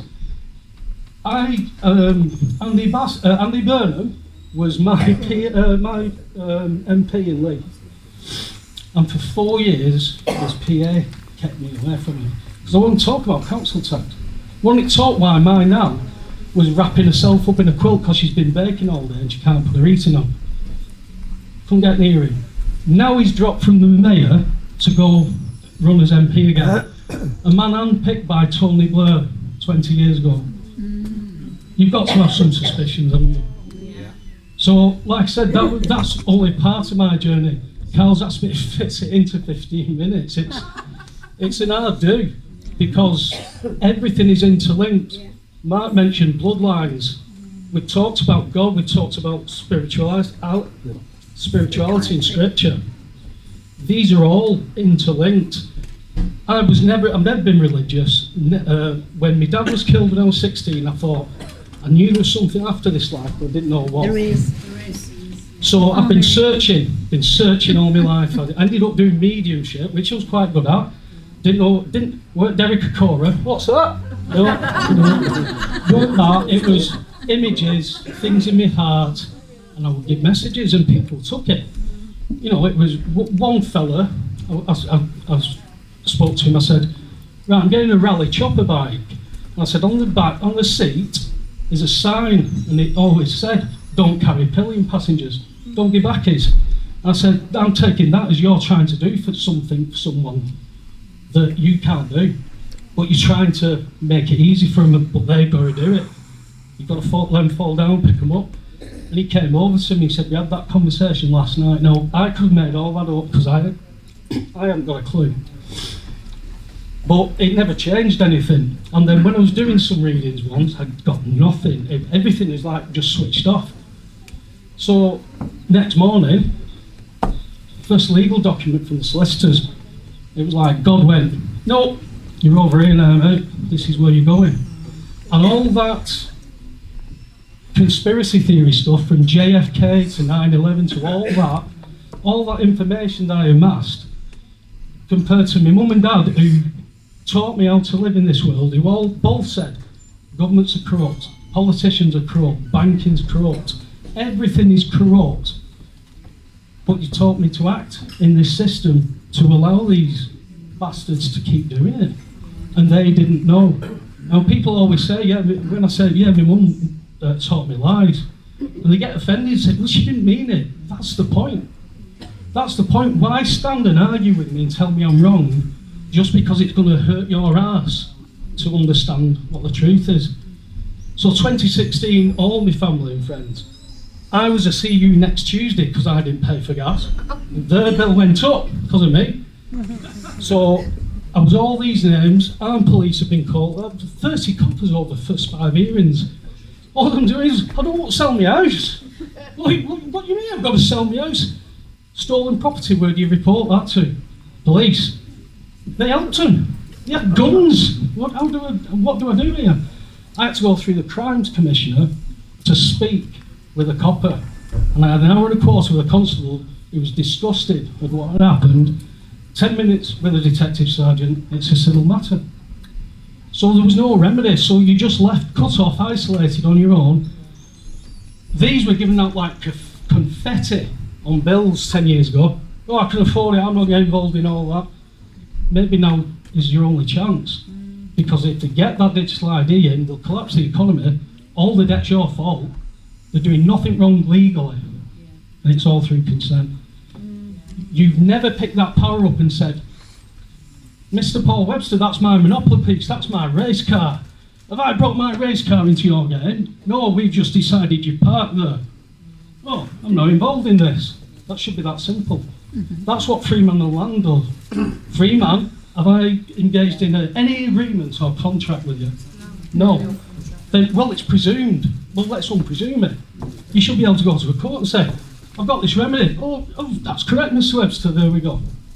But when you see them do what they do, and they're running around like chickens with their heads cut off, you realise your TV licence is the least of your worries.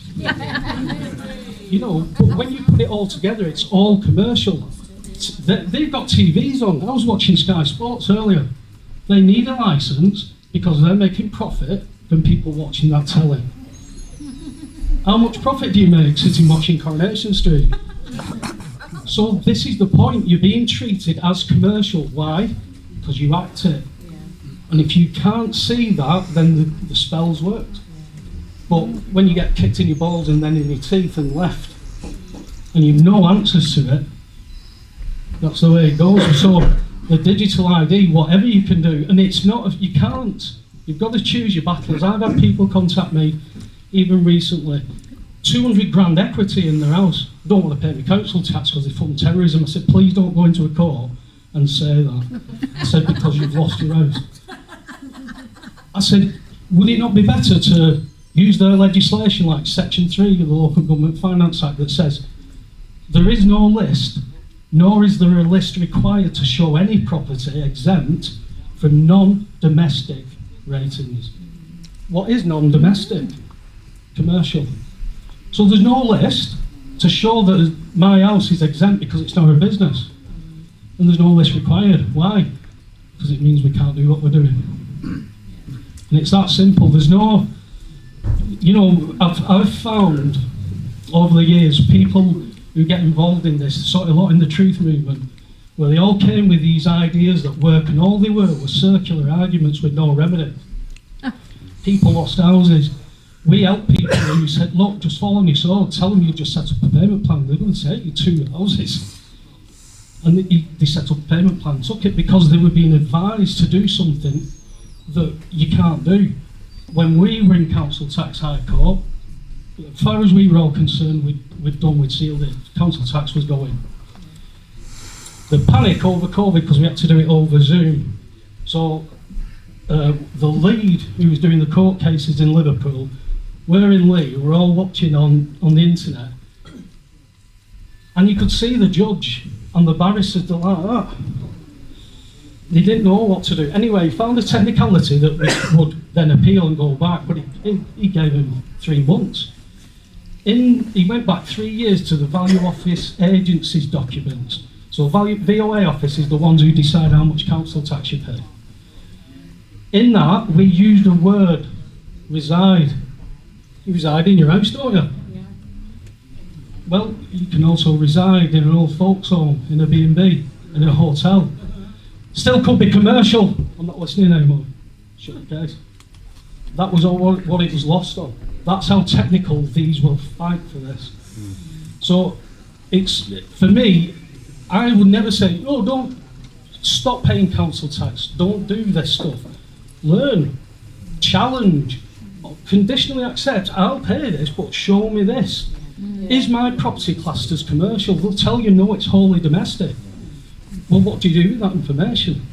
You go into a corrupt justice system who's going to select a judge who will do his best to find a hole in your argument and to take it all away. And then you'll get the paid trolls and everything who will then attack those people to say, see, it doesn't work, everybody's got to do it. That's why if you've got a house and property and you do it off a whim of a principle, nobody will help you, they'll watch you, but once you collapse, they'll just cut you loose because they'll say it didn't work. The truth is there. I can't tell you any simpler than they've sent me a cheque but they can't get access to it. So if you've done a job for me and I pay you by a cheque, I've not signed it, you're going to come back to me, aren't you? Well, that's what they're doing. You just said, you've not signed your cheque, we can't get access to it. There you go, thanks. Zero bill. Gas, water, electric. The only success I can guarantee to point to was one of the last meetings we held in Ashton, near Wigan. A woman had come with a Marks and Spencer's credit card bill. And again, they always attach joint gyros to most credit cards unless it's an invoice, which again, it's been dragged into commercial. And this woman had spent 269 quid on a credit card, did the gyro, got a bill back saying 269 quid debit, 269 quid credit, temp. Another letter comes through the next day. Can you contact your bank because there's been a mistake with your gyro? And I said, don't contact your bank. It's nothing to do with your bank, that gyro. It's the commercial bank. So contact the commercial bank and say, are they issuing fraudulent instruments? Because you've sent me this instrument, I'm a creditor. Is this correct? They have to, by law, tell you yes, because they commit fraud. So, it's as I know, but as Andrew and Mark was saying, things have moved quick. COVID, they put the infrastructure in while everybody was locked up. The digital ID is now up for debate. Protest. Okay, we'll go and protest. A protest, you apply for a licence. You apply for organisation of that protest. Rob Menard described a legal protest was the same as acceptance. You know, when you tell your kid, come on kids, bedtime, where do they end up? Bed. So let them go and pad it. Yeah, put them in that pen there, we'll film them, rough a few up, cause a bit of unrest and point to them again, look at all these nutters, photograph a lad with no shirt on waving an England flag. And then it goes into the masses through BBC and all that, and you can just see how the narrative has been there all the time. It's brilliant to see these things picked apart, because you can't look at the two pictures of Paul McCartney and go, that's the same bloke. I knew that, I know that's not the same. There's a question there. But when you can't ask that question through ridicule, that's suspicious. Yeah. But when it's legally prevented from asking those questions, when it's illegal, we're in trouble. There's something not right. Yeah, definitely. So with that, I'll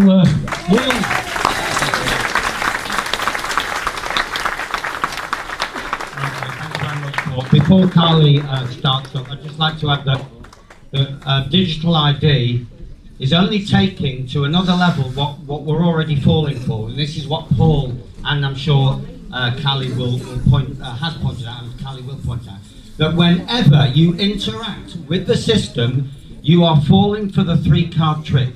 You are no longer a man or a woman, you are state-owned property. You are cargo when you travel, and you are property when you're residing. These are commercial concepts. You're not real. And you've adopted the name of your presumed deceased twin, right? I don't know, if Carly doesn't cover this particular point, I'll say something else about it later. But anyway, give our Carly a nice round of applause, please.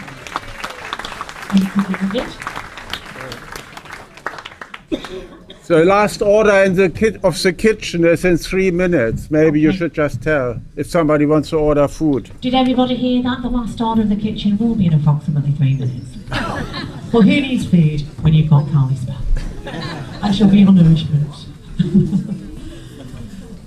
Hi everybody, so my name is Carly Spell, not my real name obviously, but it's a bit of a long story and we haven't got time, so let's just trust me, stay with me. So I run a site called Dark Matters, because the dark does matter. And I'll get into a little bit about that, but I'm not going to go too woo-woo or too occult here, because obviously the main theme was about digital ID. Listen to Mark, listen to Andrew, obviously listen to David, comparing, and the legend that is Paul Webster. So yeah, big up for big Paul Webster. What a guy. Awesome stuff. So yeah, I actually work with what is called the Realm of England. I don't know if any of you have heard of the Realm of England. I'm about to kind of talk about what it is that we do there. But first I'd just like to kind of start from the beginning. Because if we don't go to the beginning, we are a species with amnesia currently, and that we will not know where we are. And is the present not a gift? So, to know where we are, we have to remember where we have been. So to understand where we are now is to understand that we are suffering from this amnesia. We are in the middle of a great reset, are we not? And it is not just a financial reset, this, I'm afraid, and I don't have too much time to kind of talk about the detail of it, but they do reset time. This may sound a little strange, but if we look at the Saturnian robes of the judge, it's all about Kronos, it's all about Saturn, it's all about time. And each of us are Frodo having to destroy the ring, in effect. So this amnesia that we have is not accidental, it's not a natural forgetting. Can we keep it quiet over there? As I come and slap you with a pie. Because the people who remember who they are and where they come from and how reality actually works are very difficult to govern. So our ancestors understood something that we have been trained to forget, that life is cyclical, not linear, that time is not a straight line, that memory actually lives in spirals. And that what happens above is always reflected below. So our ancestors read the heavens, they lived by the moon, they marked cycles not by numbers, they understood eternity, not deadlines. And when we talk about the way that this system, or the true natural way of things, has been hijacked, this is the system, this is the matrix, call it what you will. So the calendars were changed, as we know. We have a lunar calendar, which is the 13th. The 13 represents, as I say, spiral time. Spiral time can defeat the matrix. Now, you are starting to think I've gone a bit mad, but this will all tie in. So this is why we have Times Square, Time Magazine. Everything in this system is about time. That's what they worship, and they reset it. So there is no time. There is no spoon. So the Gregorian calendar that we now labour under didn't just reorganise time, it colonised our perception. Because once you control time, you control behaviour. And once you trap people in the past and the future, which the English language doth do, it's a dead language which will keep you in the past or the future, but never in the present moment, because they're always stealing that moment from you. This is why Saturn, Kronos, the robes of the judge, deadlines, this is why a judge will pass a sentence, because it is a spell that's being cast upon you. That is literally it, and we're going to break that down lawfully, how that spell works. Like I say, I might sound a little bit woo-woo at the moment, but bear with me. So the language becomes the delivery system of this fake, fictional jurisdiction, this overlay, yeah? Patriarchal time is linear. What condenses energy to a lived experience? What condenses energy to a slow vibration so we can experience matter? Answers on a postcard? Time. Time condenses it so that we can experience it. And our overlords, or these parasitical elites, they know that. And they know that language is the delivery system of it. In the beginning was the Word. And in is within, for the answers are within. This is why the Catholic Church, which is Lucifer, will it will sell you salvation, because it's salvage, it's a shipping term. The power is within you, the power is with the people, it's with us collectively, if we remember who the fuck we are, quite frankly. So, as we said, English language that we speak today, it's not a living language, it's a dead language. And the whole system hinges on this point, which is why I'm labouring it, quite frankly. So, it's built on Latin, it's actually base Latin, hieroglyphic symbols, it's based on abstraction. It's a trick on your mind. It uses symbols to control your subconscious, which controls your conscious mind. In computing terms, they call daemons, D-A-E-M-O-N-S, because it works for the subconscious. It's a program in your mind. You have been programmed, you have been brainwashed to accept the terms of the conditions of the contract. Light is Lucifer, the dark matters is my sight, because the dark matters, because the primordial dark is where all creation stems from. You are born out of a vagina of a woman. Did you know that? Adam wasn't created, Eve, wasn't created from Adam's rib. That's a bit of a lie. Yes, Adam came out of a vagina and the primordial waters that break and birth, yeah? So the only way out of the matrix, let me tell you, is the way in it, yeah? The only way out is the way in. And how did we all get here? Through our mother's wombs. This is what they're trying to hide. The removal of the feminine from the Trinity. Father, Son, Holy Ghost. So it is the return of the sovereign kings, and this is what we're going to talk about, constitutional law. Everyone seen Lord of the Rings? Back to it. To destroy the ring of power. And that's what we've all got to do. We're all on our Heros Gamos. We're all on the hero's journey to destroy that ring of power. And that is about understanding who we are. And that actually, the return of the feminine is the destruction of the matrix. Hence why we've been hijacked. So we learn the language of legalese, we learn the serpent tongue and use it against them. So what we're doing here tonight, I don't think is rebellion. You know, this is about remedy and it's about remembrance. So our ancestors fought and died to secure our unalienable rights. They do not come from government, they cannot be granted by Parliament, and they cannot be removed by statute. Parliament is not sovereign, even though it likes to declare itself. Something's gone terribly wrong, hasn't it? We the people have the power, these are our public servants. So why are our public servants telling us, the sovereign people, the inhabitants of the land, what to do? And this is where things have gone wrong, and we're going to look at the history of why. So the answers already exist. So we're going to get to digital ID, because the case law is in. The case law was won in the High Court, they can't take your biometrics. So what are we all jumping up and down for? It's already been won, and we're going to explain why. So the real question is, how did we forget to this extent? We know that the reset time, so that's how we forget. The machinations of it after that, I'm sure you've all got your individual ideas, but it's already been settled. Digital ID's already been settled, your unalienable rights are already there. So it's only if you think that you're a fiction, or a person, or a corporation. Is anyone a person of significant control of their corporation? Is anyone aware? No, exactly. So it's fraud, isn't it, from the outset? And it's your mother with power of attorney over you as the living baby who gets conned. And it's a fraud because she signs her power of attorney over into the registration or the registration of that born baby. King for a day, fool for a lifetime, because you are registered Regis beings of the king. So we've got to get back to knowing that we are living, that's it, living men and women on the soil. We have standing, yeah? We have sui juris. We have higher standing than these administrative fictions and courts. Just as Paul said, how corrupt it is in these courts now. Does everybody know that we have no public courts left in this country now? All gone. So all we've got are private bar courts that are run by the banks. See judge, see postmaster, see banker. So that's what we're in. We're in banking. So you are the ledger. And that's what the birth certificate is with the live birth notification form. There's lots of different sections to it. But at the realm of England, and I mentioned the removal of the feminine because A, I'm correct, and that's what I've got it down to. I can 100% tell you that all the troubles that we are facing now is the eradication of the feminine from the Trinity. Because a man, or masculine energy, which is patriarchal, which is empire, domination, ego, control, death, the eradication of the feminine.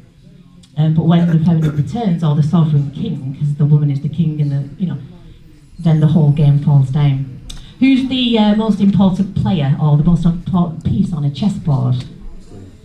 Thank you, David. The Queen. Now that doesn't mean that our men aren't as equal to us. Of course they are. What was the theory there? We were talking about this in the toilets, as women do. What's the theory why the men stopped protecting us historically thousands of years ago? Now this is a little bit woo, but it's in our myth, and I mean talking like before the flood, the Younger Dryas, of which Larry would tell you a lot more about than me, but anybody got a clue? It's quite funny actually. Anyway, allegedly the men stopped protecting the women because we had sex with the fallen angels, and they're a bit pissed off about it. Now, you might think this is just myth, or you may think this is just like Carly talking a load of shit, which it could be. Like, I'm not going to say that it's not. But these myths, these ancestral woundings, we carry them within our code, within our DNA, and particularly the women are starting to remember who they are, I think. But like I said, we need our men back. When the men return to protect the women are the gatekeepers and the portals. Anyway, I set with that because it will come full circle. So let's have a look at the history, let's get to the law. So how did we get here?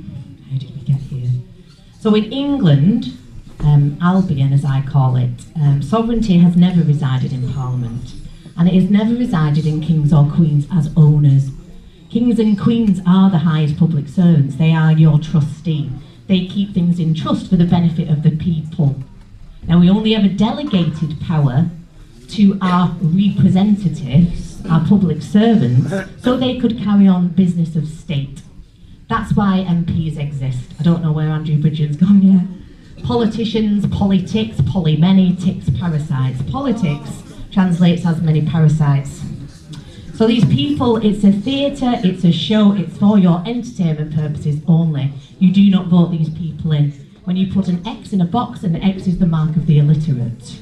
They class you as illiterate, they class you as a pleb, they class you as a slave on a ship. You are a purser in their system, or a person. A purser meant slave on a ship. The crown, what is the crown to us? What do we think that it is? Something we wear on our heads? The temple, yeah, in our father's temple. Yeah, the chakras, the monarchy. Well, we don't have a king currently. We don't have a king. What we have is called a liege lord. Charles is just a liege lord. When his mother, Elizabeth, passed over, the trust term was up. That's why we have a head of state now. You don't have a king or queen because you don't have a public servant. Because I think, as we've all noticed, nobody's serving our interests at the moment, are they? And this is what's important. It actually was put out in the London Gazette, which is where these people make their announcements, where you make lawful announcements. We don't have a king. So it's absolutely lawless out there at the moment. So these policy officers, the police, that aren't police constables anymore, are in magic uniforms, waving magic pieces of paper with no lawful authority whatsoever, because it's actually the councils now that are licensing the police to come and beat your door down. So even under the PACE Act, which is an act, what is an act? Great piece of theatre, looks real, but it's not real. They haven't even got the powers under the PACE Act at the moment. And we have the Deputy Police Crime Commissioner on record stating that. So that will be released soon. So the crown is us. We are the imperial crown. This is what's been hidden from us. The crown holds authority. We hold the authority. And the monarch should have been the trustee for the benefit of the people. Now that trust relationship is not symbolic. It is legal. It's just legislation. Statute comes from the Greek, a dead, lifeless thing. An act is a great piece of theatre. As we have said, a judge in his Saturnian robes will pass a sentence on you because it's all a trick of the mind. It's how words work on your conscience to think that that's real, that these people have the authority over you. But when you know who you are, when you remember who you are, when you are a living man or a sovereign king of the land, when you come sui juris, which means you have standing over them, your standing is higher, your authority is higher, even than the Lord Chancellor. They're all corporate entities. Who the fuck are you, motherfucker? Sit the fuck back down. That's what we say to the judge whilst we're indicting them for treason.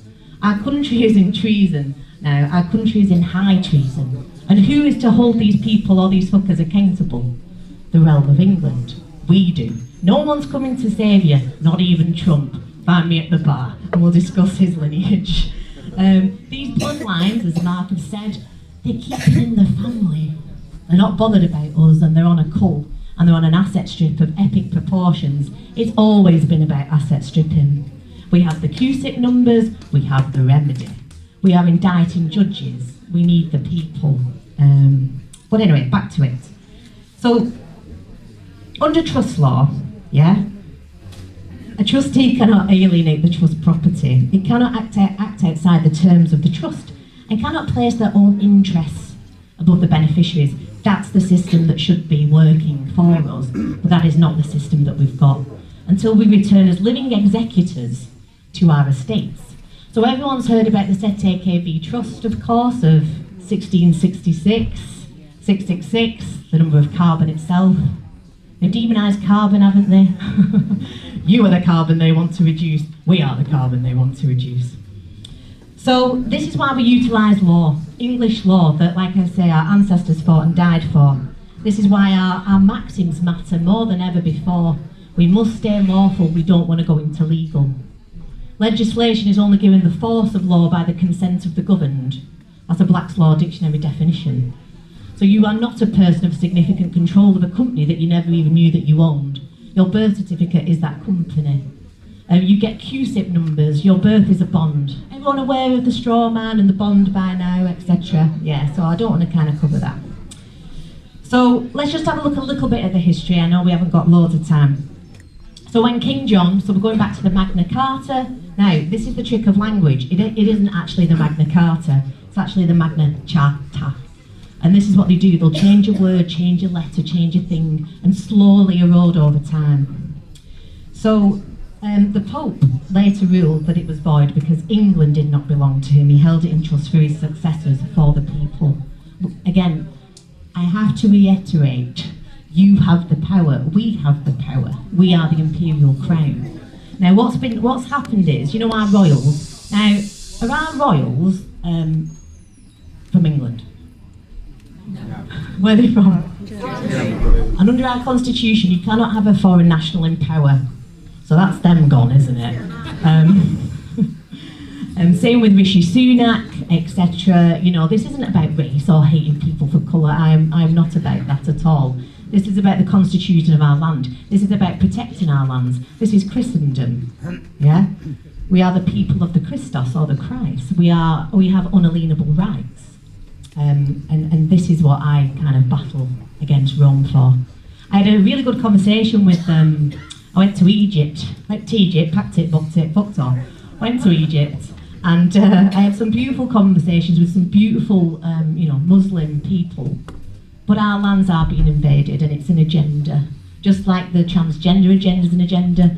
I don't mind talking out about this kind of stuff because it's not about hate. It's about love. It's about unity, ultimately. Anyway, I was talking to Mustafa, really cool guy, and we had a really good conversation about scripture and the Bible and Quran, and everything's a construct in religion, really. You know, religion comes from the Latin, to hold back, to thwart, to bind, from the word religiare. So, to me, Islam is a construct. I like to offend people, sorry about that. But all religions are constructs. In duality reality, you've only got two things, the Christ and the Antichrist. Life, basically, the anti-life. But we did agree, me and Mustafa, that the real demon or the real evil was the Catholic Church. It's Luciferic, it's Luciferian. I think all religions know that, probably even the Catholic religion. And these are the Tower of Babel restrictions that we need to break down. Now back to the law of the land. The Magna Carta, or Charter, let's say it properly, it's not an ordinary statute. So as much as people are online, like with the trolls, like Paul said, it doesn't apply anymore, can it? It's old. Yes, it's old, but it's a superior statute. It can't be repealed, altered, as Tosh would say, hacked, changed, cracked or deleted.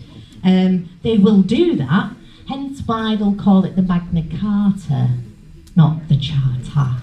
Because the Magna Carta is their bullshit document and their version of it. The Magna Charta is still the document that stands. Do you see how they'll use or just twist something slightly? Because it's all about the spelling of language. Back to that. So these are superior constitutional instruments held in perpetuity. So perpetuity means, ad infinitum. For your children. Children in legalese means chattel. It's the value of a consideration of a marriage or a contract. Registration. Lawful, we want to record things. If you record or you're in a court of record, you're in a public court with a trial by jury, the judge is there just to steer the, well, it shouldn't be a ship. And this is the con and the trick that they've played on us all. So perpetuity is not a poetic language, it's defined as a legal condition. Something held in perpetuity cannot be repealed, it cannot be extinguished, and it cannot be overridden by later enactments. Parliament does not have authority over instruments it did not create. Who has the power again? We do, which is why they're trying to remove the juries. Everyone seen that? Yeah, they want rid of trial by jury because the jury has the power to say guilty, not guilty, or to nullify. Now, to nullify means you can, anything that's abhorrent to the constitution of our land can be removed. And all these acts and statutes, they don't apply to living men and women. But please do, I'm not saying everybody starts to rush out and tell the police they have no authority whatsoever and stop paying the council tax bill or the mortgage and go live in a tent in the woods. But if you want to do that, that's fine. I can't give legal or financial advice. But we have worked out the game, we know what it is. Their arrogance is their undoing, as I've always said, because they kind of thought we were all dumbed down enough that we wouldn't remember, but we do. And I have to give a big up to Robin Hood here, who I work with. He likes to stay incognito, so I won't say his real name, but please do find us at the Realm of England. I will leave this, I'll kind of go over there, and if people want to come and take a picture of this with our details and a QR code to find us, I don't mince my words when I say we have the remedy, and it's working, and we are taking judges to Admiralty Court to indict them for treason. Now when Robin walks into a court, the judges run out. This is where we're up to now. When we serve the paperwork, no one responds. We've stopped insolvency cases, bankrupt cases, we've stopped mortgage repossessions, and we're going for the CUSIP numbers and the trusts. We've worked it out. We're just a bunch of nerds, aren't we, David, really? Yeah. I'm including you with me. Guilty. Thank you. And guilty, as we know, comes from the Dutch gilde, to pay. All our courts now are administrative business centres, so we don't go in them. We call out jurisdiction. And again, if we talk about the language, juris means law, diction means words. It's law words. You are enslaved by words. Or in the beginning was the word. Because the answer to all of this is the power that we hold within ourselves. And actually, the word means woman. The creation's fire is not a Holy Ghost, it is woman. The Matrix wants order, woman is chaos. The Matrix wants death, woman is life. But we need our men, equal and opposite. That is the Holy Trinity. What they do actually when you get married or register anything, it's always trust law, so it's always some kind of apex. But when you get married, actually, who's married here and registered? Don't worry, it's not a judgment. We've all been conned. So, yeah, if you don't like your wife or your husband, I'm here to tell you. Yeah. It was actually just the fictions that got married, wasn't it? If you've registered it, the priest becomes the state becomes the agent. Now, what happens is in that trinity, the man and the woman, they remove the divine union from God. So when you register it, the state is in the top position of that apex of that triangle, that trust triangle. You've got the state instead of where the creator should be. Because the creator only ever represents itself as two things. Masculine, feminine, that's the Holy Trinity. The creator or the God force, man, woman. You know, if you want to chop your dick off and call yourself Sally and you're first time mind, I don't give a shit, mate. Like, I'm happy for you. But when you're trying to do it to children and there's an absolute agenda, then I have a problem. And this is why we need to know the law. We need to stop playing about in legal. We need to stop, we need to understand the difference, yeah? So, back to superior statute. So, like we've said, if it's superior, the clue's in the title, it can't be removed. And it is the biggest fraud upon the lot of us. Now, I've had a lot of people say, and this is why constitutional law is so powerful, I've studied commercial law, I've studied trust law, I've studied common law, you name it, I've looked into it. And when I found constitutional law, it's like a light bulb moment and the cherry on the cake, yeah? Because really, it's fraud. You know, if you're a little born baby, little Nick there, you know, you've no idea what you're being signed into or registered. Now, let's just take a basic of contract law. David, what do you need for a viable contract, David, to, you know, the criteria? Offer and acceptance with valuable consideration in between. Very good, David. Open and honest? Yeah, okay, yeah. A full disclosure. Full disclosure, open and honest, a meeting of the minds. Now, when you were registered into this, you know, Luciferic nonsense system, do you think any of those things applied? Do you think your mother was aware of what she was doing when she signed into that system? No. No, she didn't. Fraud omnia vitiat. Fraud vitiates all. Because it's just fiction, and it's fraud, and it works in the minds of men. That's it, and that's all. That's what that system is. We need to get back to the law of the land, not beyond the law of the sea. Now, the goal actually is to return back to the original primordial waters. So we need to actually get back to the water, which is the womb. The way in is the way out. The all-seeing eye, so demonised. And I did it. Look at some of my earlier YouTube podcasts. It's evil! It's satanic! They're doing it in all the openings. You know, I was like decoding the whole thing. But then I realised they're trying to keep you away from those symbols. The all-seeing eye is Polaris. But again, I haven't got time to get into that. So that brings us up to where we are now, yeah. So we're talking about the Bill of Rights. We're talking about the Magna Charta. These things are already won. So this brings us to the 20th century and the critical admission that has been deliberately buried. So in 1960, before any entry into the European Union project nonsense, the question of sovereignty was formally raised.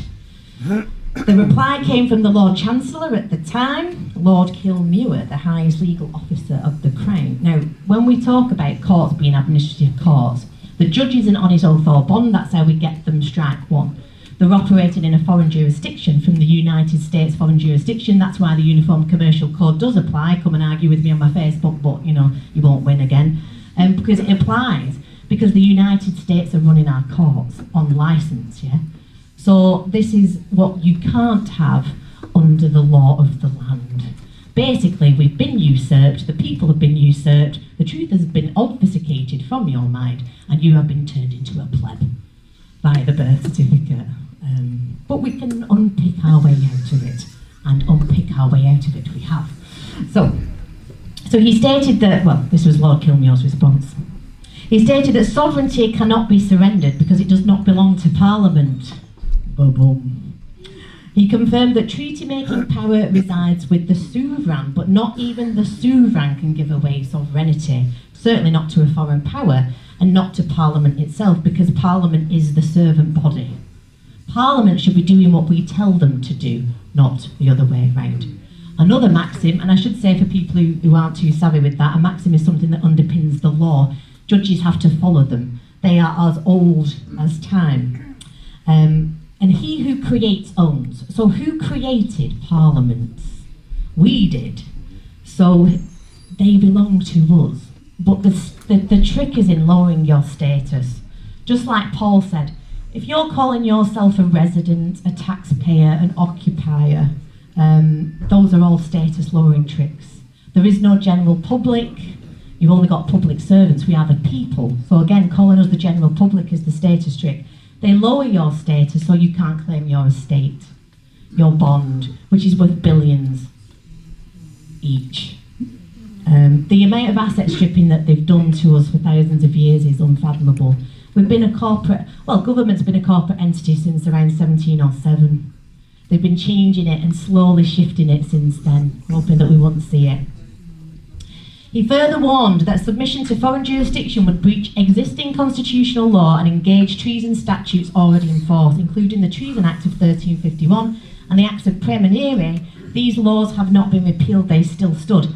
Now, as Andrew said, Andrew Bridgen, they've been trying to remove treason from the statute, you know, that you can hang people from yardarms for treason and high treason, because they don't want us to hang them from yardarms for treason and high treason. But mark my words, these judges, especially high up in the police and the rest of them, are all complicit in treason. And we can take them to Admiralty Court. We can actually take them to a court that's above Admiralty Court called a coronation court, where the living can basically hang the dead.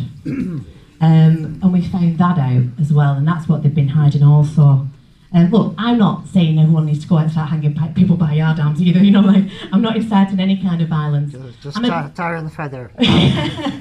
I'm a bit kind of like the famous Nietzsche quote myself, really. I want to hang them by yard arms for what they've done to this country and what they've done to its people. And we know what they've done, don't we, in the last 5 years and beyond. But I'm a big fan of, you know, be careful when you fight the monsters lest you become one. So as much as I'd love to do it, we'll let Robin Hood do it. We're giving them the opportunity to defect and switch sides, basically, before it's too late for them. Hercules, and I'm going to get a little bit woo and astrological, but it's astrological, astrotheological. Hercules is bashing the Draco system at the moment in the heavens, as above, so below. We're winning. So hold the line, people. But we just have to remember who we are. So when Britain entered the European system in the early 1970s, sovereignty was surrendered in practice and the courts accepted the external jurisdiction and treaty obligations were elevated above domestic law. This was not done with lawful authority, it was done in a breach of trust. So the king didn't stop it, nobody stopped it. Back to my original point, who's the trustee? The king or the queen of the moment should be the trustee. They should be an inhabitant of the land as well. They shouldn't be German. Again, that's another historical story, perhaps don't have time for, but you know, follow me on Facebook, baby. So, again, basically what I'm trying to say is in a long-winded way, and I'm going to miss this last bit out because I don't want to get to digital ID, which is kind of the point. You know, from that point onward, the original constitutional order could not be openly acknowledged. You know, we've been sold down the river. And like I said, a breach of trust law is one of the highest breaches of law. That's how we get them. They have a fiduciary responsibility to each and every one of us, and they have failed at that. Now that's a breach of trust law. When you walk into a court, the judge isn't on his oath or bond, he's operating from a foreign jurisdiction, the clerk of the court is a legal advisor, there's no Crown agents left there anymore. So what the fuck is it? They shut the public gallery when we bring a common law jury of our own, because under the Juries Act you can bring a jury of your peers. Well, if they ain't going to provide one, well then we'll try and turn the court back into a public court and we'll bring witnesses and we call the jurisdiction and they run. Because like I said, they never thought that anyone would work it out.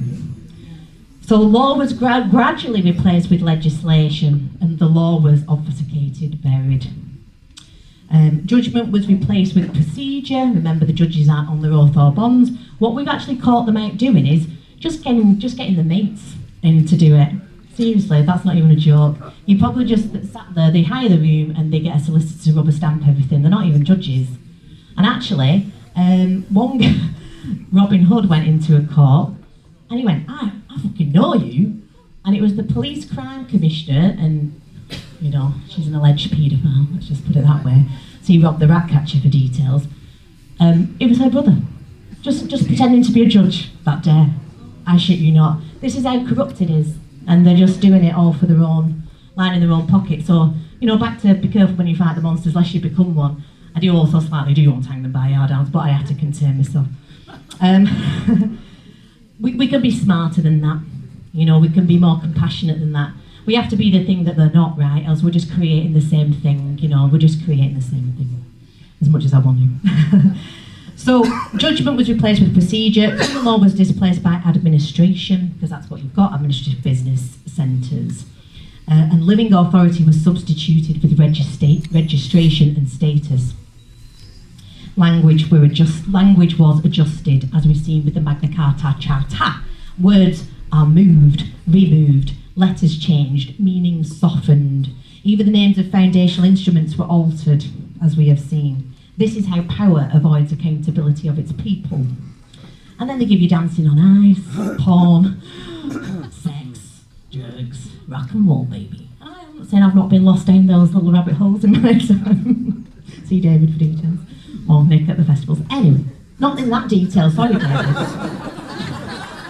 Sorry David. Not guilty. Very disparaging on his character. I do apologise.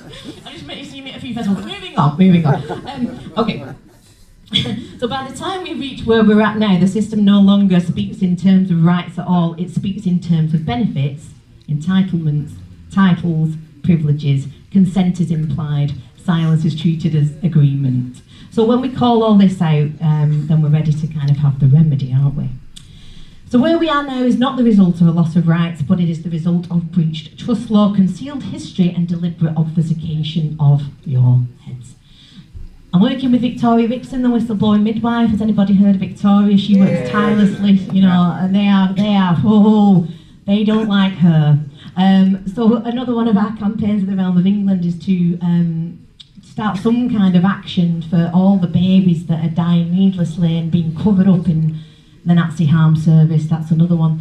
Because again, you know, we need our men, we love you, but it gets back to the return of the woman, of the feminine principle. That can defeat the matrix, but we need... Isn't it interesting that you kind of have an anchor in shipping terms, you know, to anchor? But actually the real anchor is the Egyptian anchor, and Egyptian is the Holy Land, which is these lands. Again, see Larry for details more than me. That, you know, the history of our land has been, you know, completely erased so that we don't realise this.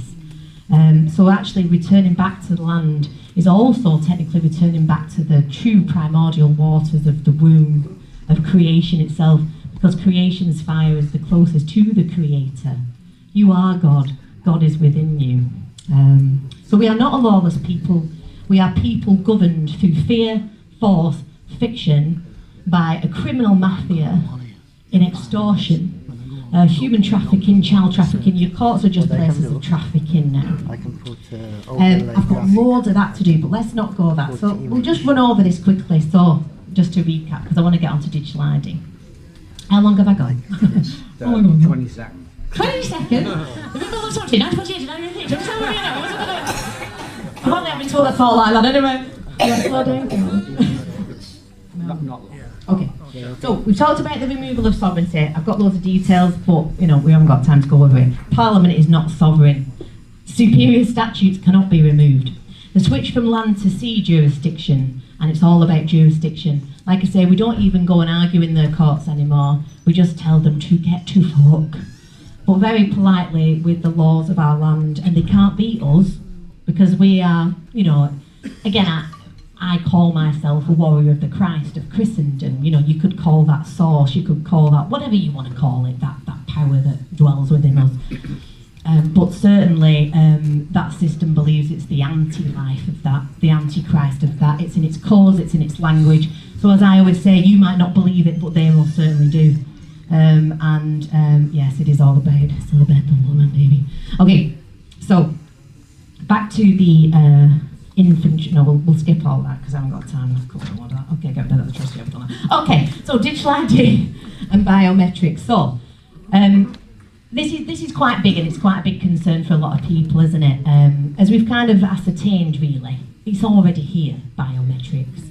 Hence how, you know, can I see your face to get into your banking? You know, I said, yeah, all right.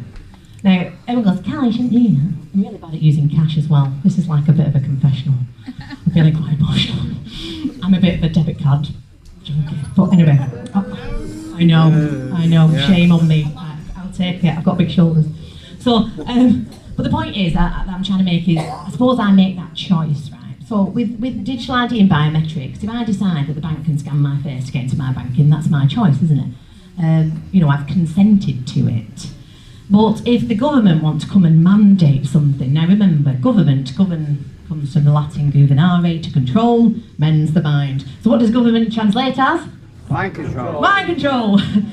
So yes, exactly. So now if the government are coming to tell us that they're going to mandate digital ID, yeah, what's the definition of a mandate? Well, I always say a mandate has no more authority over you than two men going out for a curry together and a few beers. Because a mandate is it's a condition in a contract, it's a clause in a contract, it needs your consent. Legislation needs your consent, it needs the consent of the people. Cressida Dick says, Cressida Dick. And again, the clue for her is in her own time. The police by consent, yeah? So it's all about permission, it's all about consent, it's energetic. So my point being, right, it's already been slapped down, this shine, in the High Court, perhaps when our High Courts maybe were, you know, not taken over, as we've said, by the history, see Lord Kilby over the 70s, etc. and so on. So digital ID and forced biometrics are not new ideas, they have already been challenged. So in Essen Marper versus the United Kingdom in the European Court of Human Rights on the 4th of December 2008 nonetheless, the court ruled that the blanket retention of fingerprints and DNA from people who were not convicted breached Article 8 of the right to privacy. So, in simple terms, you cannot hoard people's biometric data. It's unlawful. That's the law of our land. That was it's a European court case. They probably tried to win it here first, of course. So then we've got the Data Protection Act 2018 and UK GDPR. Biometric data is classed as special category data under Article 9. That means it cannot be processed without a clear lawful basis, lawful, clues there, and explicit consent. The Data Protection Act 2018, Section 170, makes unlawful obtaining or processing of a criminal offence. Now remember, if you know who you are, if you're a living executor, a living man or woman, they can only do it to a person, because the person doesn't know who they are. So if you don't know who you are, well, see monkey do a poo on you, jump monkey jump, da da da da. So we give up our unalienable rights for the benefits and privileges of the state. Yeah, so if you're a pleb or a person or a resident, well then it applies to you. If you're sui juris, sovereign king, living executor, jus in rem, no they fucking can't do it. Because your authority is higher than theirs. And remember, we've got no active police force. Well, service. It used to be a service, didn't it? Now it's a force. The police will force you. Because that's all they've got left, fear and force. So this means, under UK GDPR and data protection, it can't be processed, yeah? So if they obtain this data, it's a criminal offence. And the power of GDPR and data, because again, your data protection officer is your fiduciary. So they have a duty, lawful duty, to give you the information that we request. If they don't and they conceal it, David will know that's a crime. And you can be sent to prison. They can be sent to prison for that. But if you're a person, a pleb, and you don't know you're a living man or woman, and you don't know that you're a living executor, sovereign king, well then they'll do what they want with you. So we need to get back on the land, on the soil, knowing who we are, knowing our history, because they will reset time again. They'll reset the financial instrument, and the whole thing will begin again. Do we all want that as a collective? Get me out of here! It's your phone home. Okay. Right, I've got 5 minutes, so we'll finish this. So we also have Michael versus Chief Constable of South Wales Police in the Supreme Court in 2015. Now the court made it crystal clear that the police have no common law duty of care to protect you, even when they know there is a threat to life. So they want your data. They want your face, your voice, your movement, whilst openly admitting that they have actual no duty to protect you whatsoever. Data in a they want a digital prison, don't they? So data is the biggest global commodity now. It's surpassed oil, it's surpassed gas, it's surpassed whatever. It's surpassed it all. And just to kind of drive that home, to make the point clear, Amazon earn more from the traditional, more from our data, and data harvesting than the traditional business. That's how much our data is worth. So utilising data protection, utilising GDPR, remember we want to stay lawful.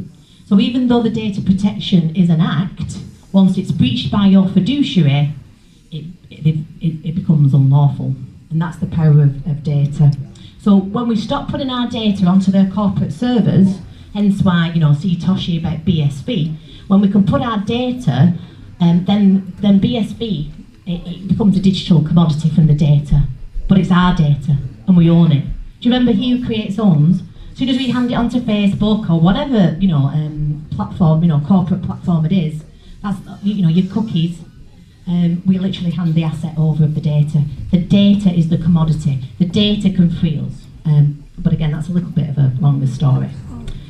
So legislation is not law. Legislation is only given the force of law, as we have said, by the consent of the governed. Lex terra, the law of the land, sits above corporate policy and private contracts, because that's all you've got, private contracts with private corporations. No police, no lawful courts, no lawful judiciary, no king or queen. We are in a gap, my friends. Well, what that trust gap is, because Elizabeth died, I mean, she actually defected from the coronation oath anyway, and they actually sign up to Baal, hence Baal moral, Baal, the god of child sacrifice. And that's another dark story, but 5 minutes, yeah. Oh, I'm alright. So, oh, sorry. I got 5 minutes left. Digital ID is being sold as safety and convenience, but the reality is biometric profiling, data trafficking, and the illegal conversion of the living man and woman into a managed asset. That's why they want the metaverse. Meta means death, verse is song. It's another layer of the dream, I'm afraid. Row, row, row your boat, merrily drown down the stream, life is but a dream. It's funny, isn't it, like, you know, going back to Mark's talk, and this is what I've assessed anyway, the Matrix is always telling you what it is. It's always telling you what it is. From children's songs, to nursery rhymes, to the TV, to schooling, but we're so brainwashed and programmed from day dot to not see it. But for those that have eyes to see, once you've seen it, you can't unsee it. And it's simple. Legislation, I think there's is there 8 million acts and statutes? It's there to confuse you. When really, no harm, no injury, no loss, no theft from another. You leave me in peace, I'll leave you in peace. And these orchestrated wars, this orchestrated, you know, Islam against Christianity, these, you know, I'm not saying Carly Spell can fix, you know, the beef with Islam and Christianity, you know, just talking to Mustafa for 2 hours. But I feel like I can, you know, because unfortunately we don't want division. We need unity. So the courts have already given us the tools. We've got. I mean, that's just a bit of the case law, yeah. So even like when say like speeding, for example, you know, they're in the wrong jurisdiction because it's not criminal. So the police got nothing to do with it.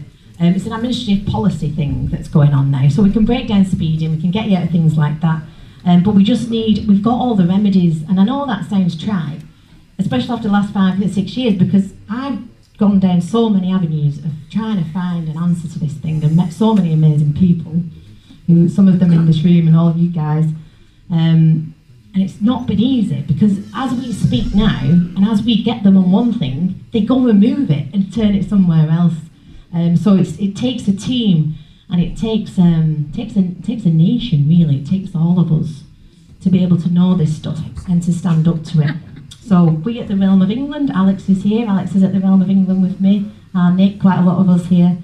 You know, this isn't about protest. This isn't about petitions. I think we've kind of covered that. Paul covered it beautifully. To protest means to accept the terms of the condition yet be unhappy about it. It's a dual language. To petition means to beg. So slaves beg, please sir, can I have some more? We don't like this. So shit, okay. You know, no offence to that, because I think it does also highlight, you know, people need to come together. People need to see that something is happening.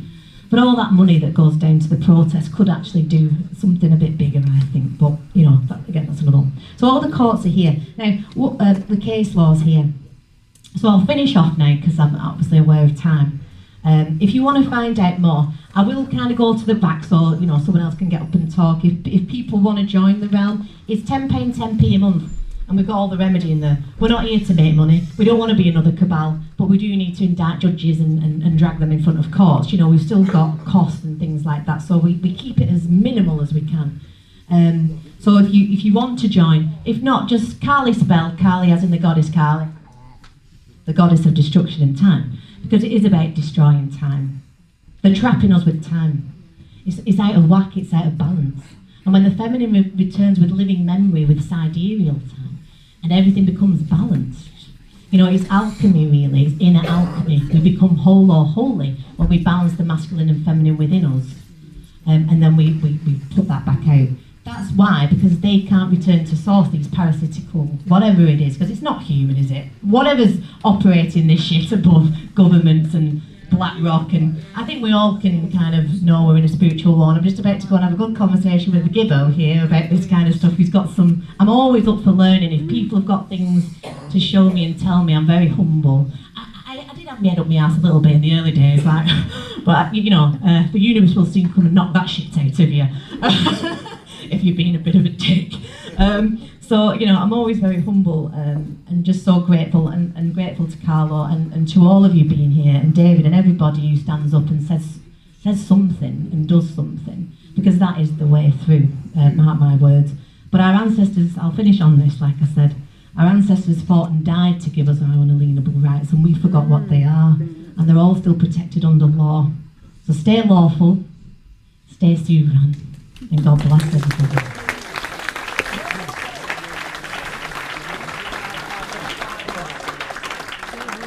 Okay, before we move on to Joe, just the gaffer would like 5 minutes with the mic. Thank you for your support today, guys. Absolutely tremendous turnout. Now, I'm not a speaker, but what I tend to do is keep things very simple in life. Callie knows what I do. She knows how I go about things. Right, can I just ask a question in here? How many people are still on the voting register? Please put your hands up, be honest. Right, so basically you're still feeding the beast. Okay? So what are you doing in here? Okay, so what I'm going to say, right, I'm going to give you the simplest version on how to deregister, okay? Now, this is how I played it, and I did this many moons ago, okay? So what you do, they capitalise you, like we've talked about the straw man and the birth certificate, the capital name to the property. Now, whether you think you're deregistered or not, if you're still in capital letters and you're registered that property, you're still on the voting system. That X will always be used for you, or whether you do it or not, okay? So what you've got to do is this. Now listen carefully. This is very important. You tell the council whether you're paying council tax or not. Write them an email. In the email, first of all, state that you're in lowercase. That's the first most important thing. That separates from you being a company in capitals. Okay? Correct, Callie? Yeah. Okay. Right. So from there, in the next part of the email, you've got to tell them that you have left the property and you're going to be travelling around the world in a camper van. You'll have no fixed address. So we're all going to get camper vans, aren't we? Yeah. Each and every one of us. Okay? Once you do that, because you've got no fixed address, you automatically you've deregistered from the system. Okay? That is the simplest way around it. Obviously, you don't move on. What you do is you'll get a letter through the door, obviously, saying who lives at this property. Yeah. Like a parking fine, for those that know me, you just throw that in the bin. Yeah. Feed the fire. Okay? Yeah. So that's the first thing I want to get across to all of you in this room now. If you want to deregister without getting complicated, there you go. I've given you a formula. If you want to use it, use it. Right. Secondly, beating digital ID. I've already done it. I'm going to tell you how I've done it. Okay? I've gone to all the companies that I'm connected to. Again, don't forget, I've gone through them in lowercase, either by email, at the desk, or spoke to them on the phone. Okay? That's the first most important thing. Secondly, you then used dyslexia. Now, the reason that you use dyslexia is because dyslexia is what they call literacy discrimination. Okay? So I've gone to my bank.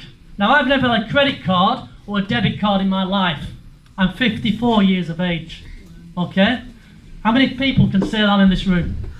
Okay. I've been out of the system a long time. I still go into the bank today and I draw my money out without even a bank card.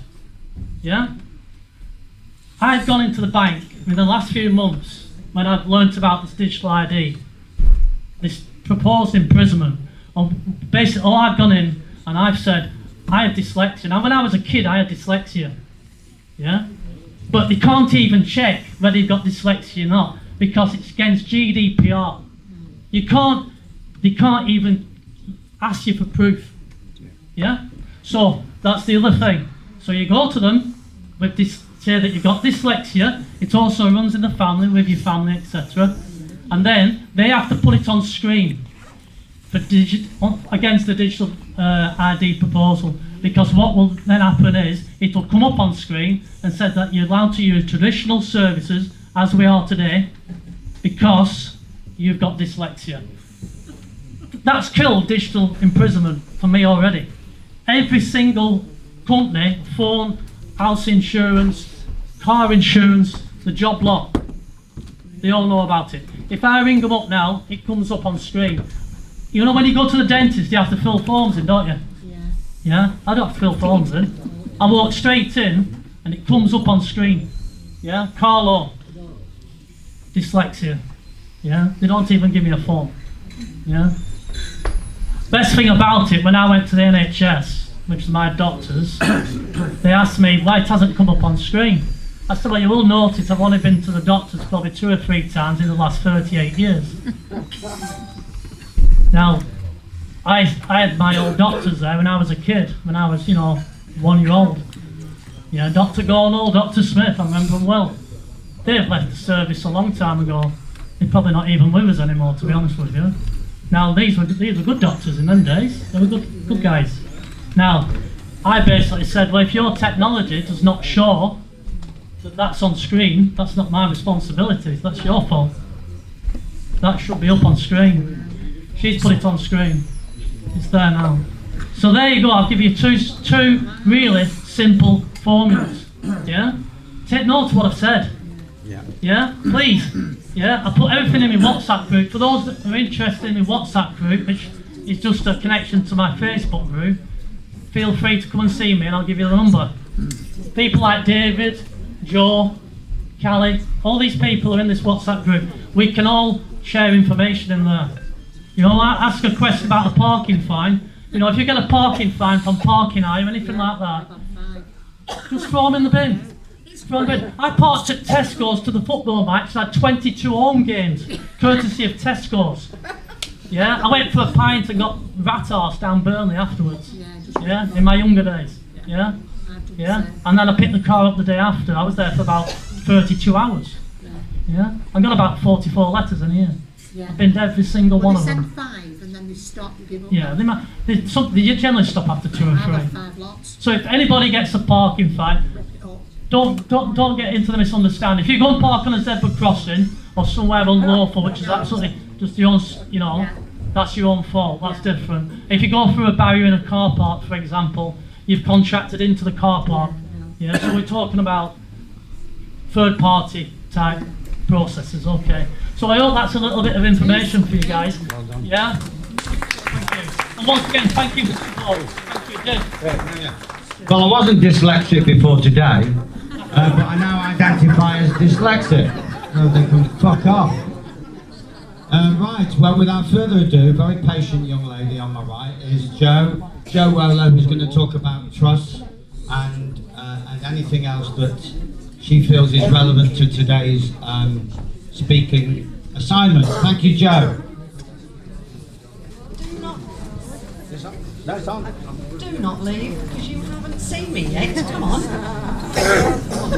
Basically, I can't really add a lot to the digital ID, because you're probably up to here with digital ID by now. But like Carlo said, if you're, especially if you're self-employed, and you know how to do this digital ID bollocks, all you have to do is ring up HMRC. You probably have to sit on the phone for about an hour until they pick it up. But you sit on the phone and you tell them you need to produce your ID in an alternative way. And like Harlow said, you can say you're dyslexic, or you've got some other condition, or you're blind, or whatever. And they have to offer you an alternative. They have to. So people say, oh, I can't do my books online because I've got to show. No. They have to offer you an alternative. Every corporation that wants you to do this bullshit have to offer you an alternative. So we're all dyslexic, okay? So there's not a lot I can add to a digital ID, but just be aware there's ways around this, basically. Now, I'm Josephine Wallow. I was a mortgage advisor for nearly 20 years. I gave that up in 2024 to do something more honourable, which means basically I'm teaching people, I'm helping people to protect what's yours, what's theirs. Now, trusts are not for multimillionaires. They're there for ordinary working people like us.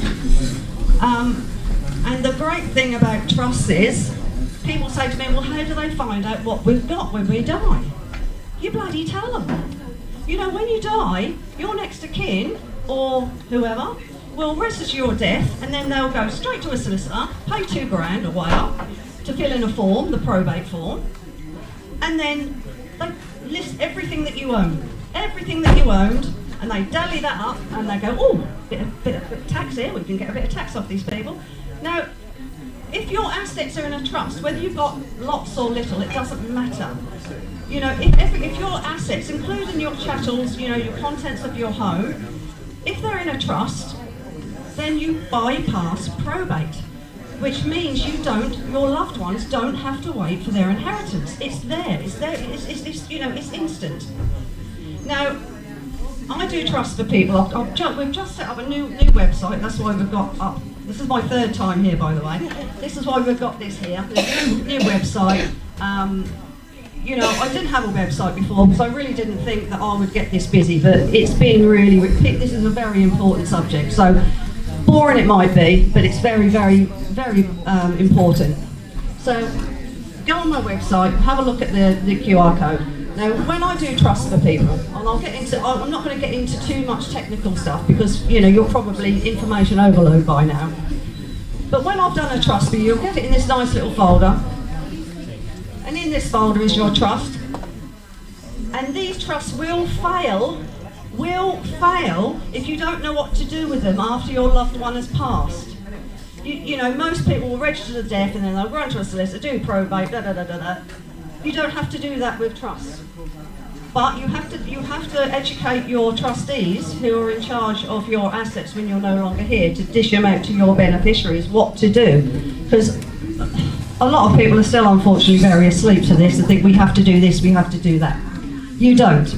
No, there's a list that comes through with your trust that tells your trustees exactly what they need to do. It's simple. It is so simple.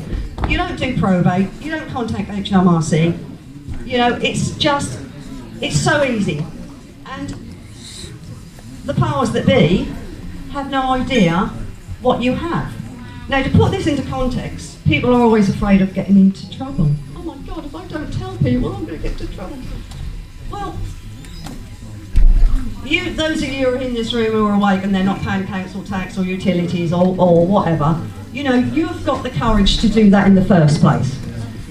Around 600,000 people die in the UK a year. HMRC has not got the resources to check 600,000 people's estates. They just haven't got it. There is no trigger system from Land Registry to HMRC to tell them someone's died, da. It's all based on fear. We can, we might, we may. Now, I've spoken to so many people over the last year, since I was on Richard Bowe's show in October 23, I think, yeah. So many people, and they said, well, what do we do then? I said, well, you know, you're giving over your information, or your personal information. You don't have to do this, you know. So you can put absolutely anything in a trust, but mostly people put their properties to save them for their children or whatever. So once the trust is drawn up, it's private. Nobody needs to know. HMRC will say you have to register all trusts. Otherwise, we may fine you £100. Ooh. Or if you never register it and then you die, they can fine your trustees £5,000. Oh, well, if you're saving £100 on care home fees or inheritance tax or whatever, that's a bargain. But it doesn't happen in reality. 1 to 2% of estates are checked a year. Out of 600,000 people, 1 to 2%. So for you to get checked is going to be very, very unlucky. But even if you are checked, these trusts are legal documents. They cannot, if they're constructed properly, and mine are, then, you know, you're home and dry. You're really home and dry.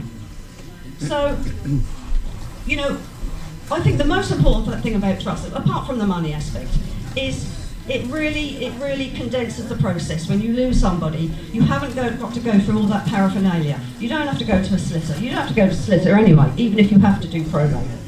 It's a form. solicitor will charge you a couple of grand to fill a form out for you and tell you how much tax you've got to pay. So, you know, it's so quick, it's so easy. And we're not taught this sort of thing because they don't want us to know this sort of thing. Otherwise, we'd all have everything we own in trust. If you've got creditors chasing you for non-payment of council tax or whatever it is, you put your entire contents in a trust, along with your property. So if they come to take your goods, which we all know we don't have goods, they can't do it because it doesn't belong to you. Can you do this after debt started? Sorry? Can you do this after debt started? After what? I can't do After it. debt started. If you're in the situation where, say, the council's taking you to their monkey court, then your trust is supposed to be set up way before this begins, because otherwise they say you're avoiding this, and they won't accept it. The same with care home fees. You know, if you put your house in trust a month before you go into care, then tough shit. They're going to make you sell your house. If you do it years in advance, well, 7 years would be good because we've got the 7-year rule. Then that's absolutely fine. Time is of the essence, really. Chris Coverdale will say, not me, but I can't see any harm in it because they do not act in honour, as we all know. But Chris Coverdale will say that because you intended to, you know, register that trust, then that's good enough. So Chris Coverdale will say, well, you know, if you intended to make that trust 10, 15, 20 years ago, but you've only got round to doing it then, he says you can backdate it. But, you know, that's not for me to decide, it's up to you lot. But, you know, basically, it's a great asset to have to protect your house or your goods or whatever, not goods, or your, you know, whatever you've got is so good to protect that for your family. Because otherwise, you know, the people I've spoken to in the last year who have said they've had to sell their parents' homes because they've had an inheritance tax liability.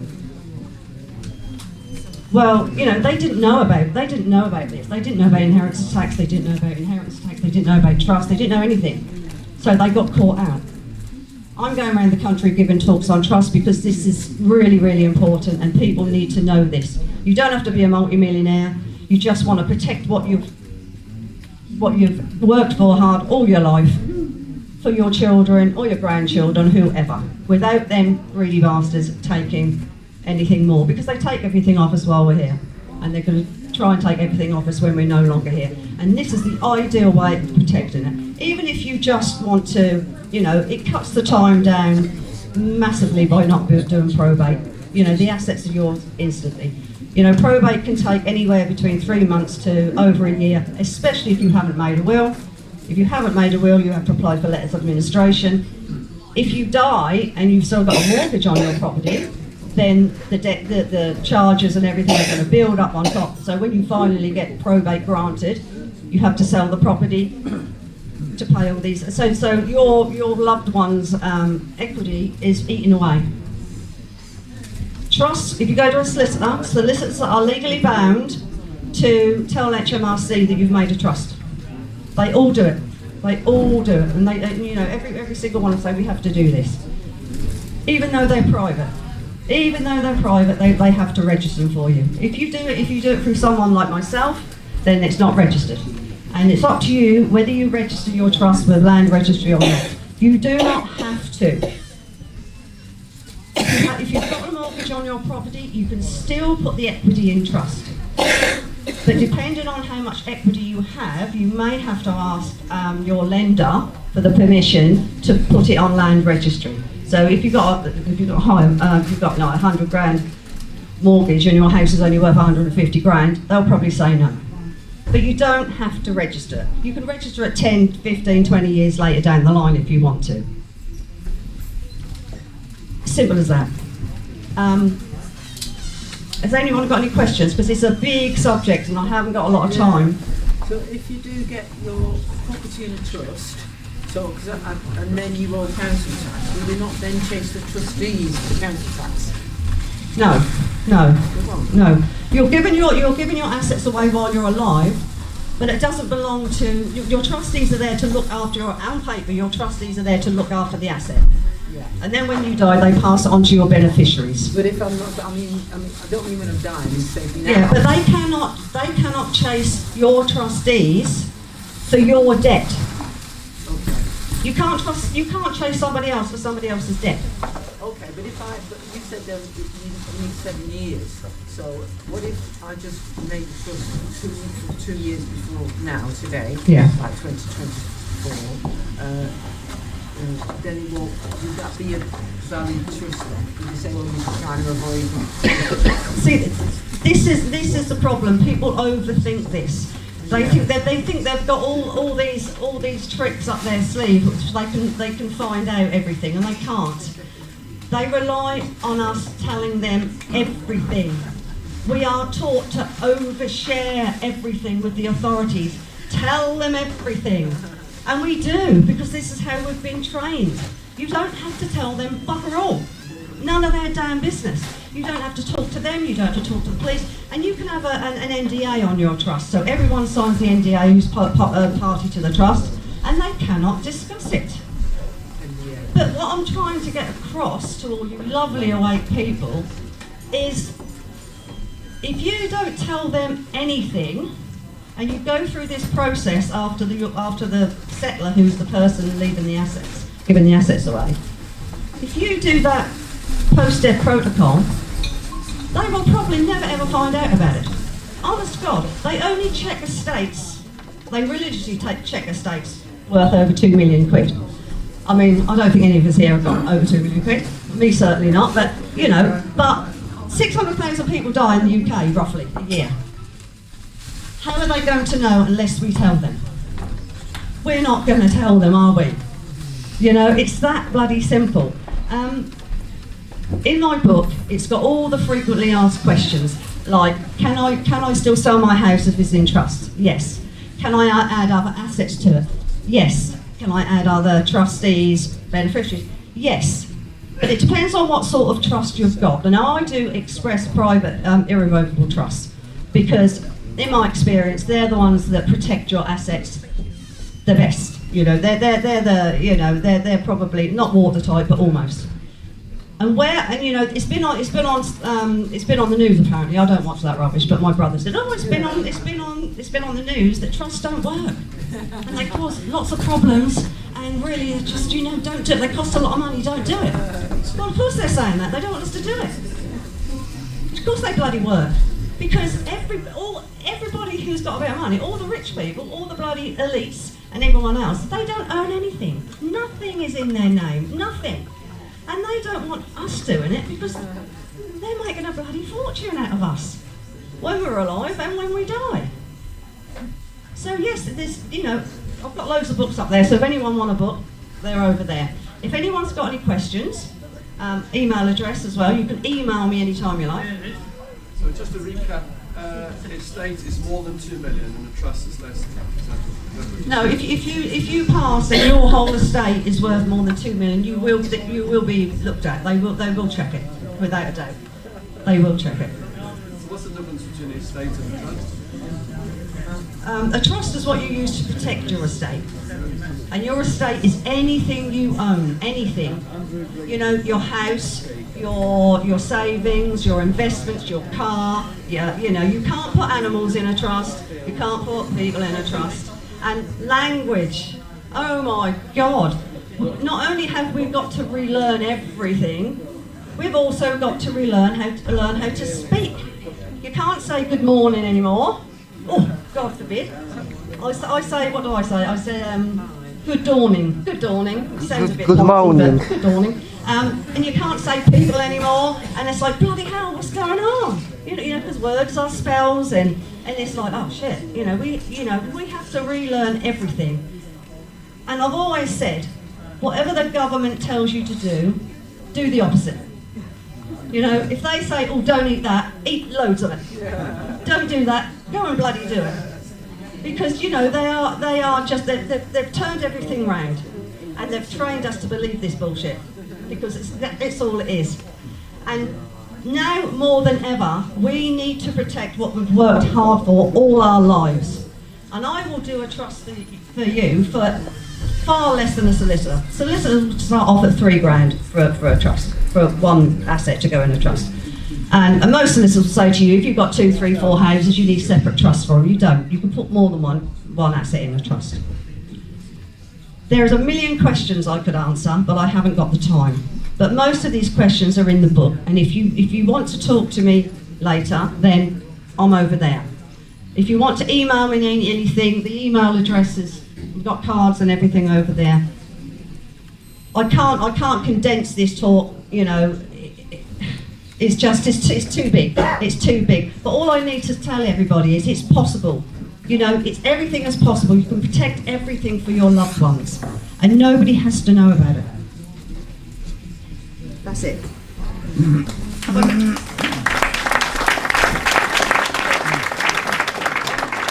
thanks. Big hand. Oh, another big hand for Joe. Joe Weller, the trust lady.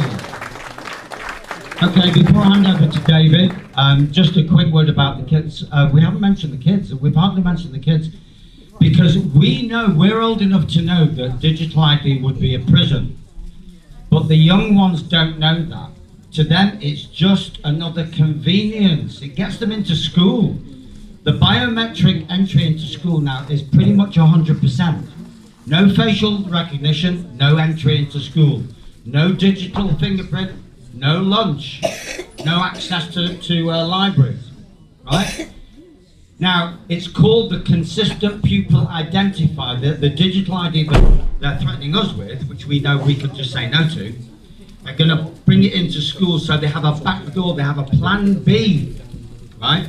So just as Carlo said, get off the electoral register, I would say get your kids and grandkids and any kids that you can, not grab hold of because that's the wrong phrase, isn't it? But any kids that you can influence, get them out of school as soon as possible, because only bad things can happen in school.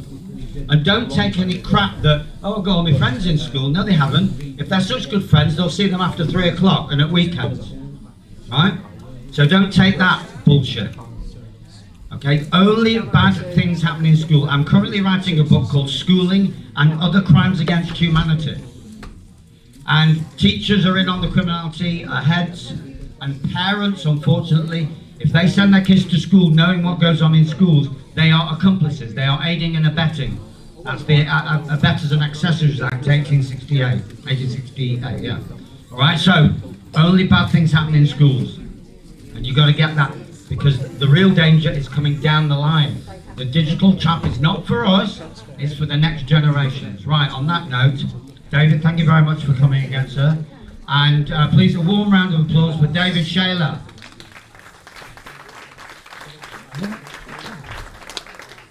Thank you, everybody. I can't say how hard it is to be here today and see so many people who are interested in these things. It's coming up next year, will be 30 years since I first blew the whistle, would you believe? If people remember my case from them, I'm sure many people who remember this. When I blew the whistle on MI6, funding our terrorist enemies in Al-Qaeda. Now obviously in that day and age there was, well, the internet existed, but it was pretty much in its beginning, yeah? People still believed in the political system and so on. And what I've seen, the transformation since then has been enormous. And again, 10 years later when I joined the 9/11 Truth Movement, people use that again to waken people up. I was taken on an extraordinary journey. I was a man who had a formal education. I have a degree in English literature. I was an atheist, much like Richard Dawkins and so on. But as a result of my experiences and seeing everything being stripped away from us and realising that these rights weren't real, things I believed in, man's systems of justice, could just be waved away. I don't know if people followed my trial, but I was actually tried for having worked for MI5, spoken about MI5 without permission. That's what I was convicted of. That must be one of the very lowest levels of conviction for anything ever in the history of the legal system. I also only got 6 months at the Old Bailey, which must be one of the short sentences of the Old Bailey, because either you get found in a walk or you get put down for years because you've done something serious like armed robbery. So I must hold that record as well.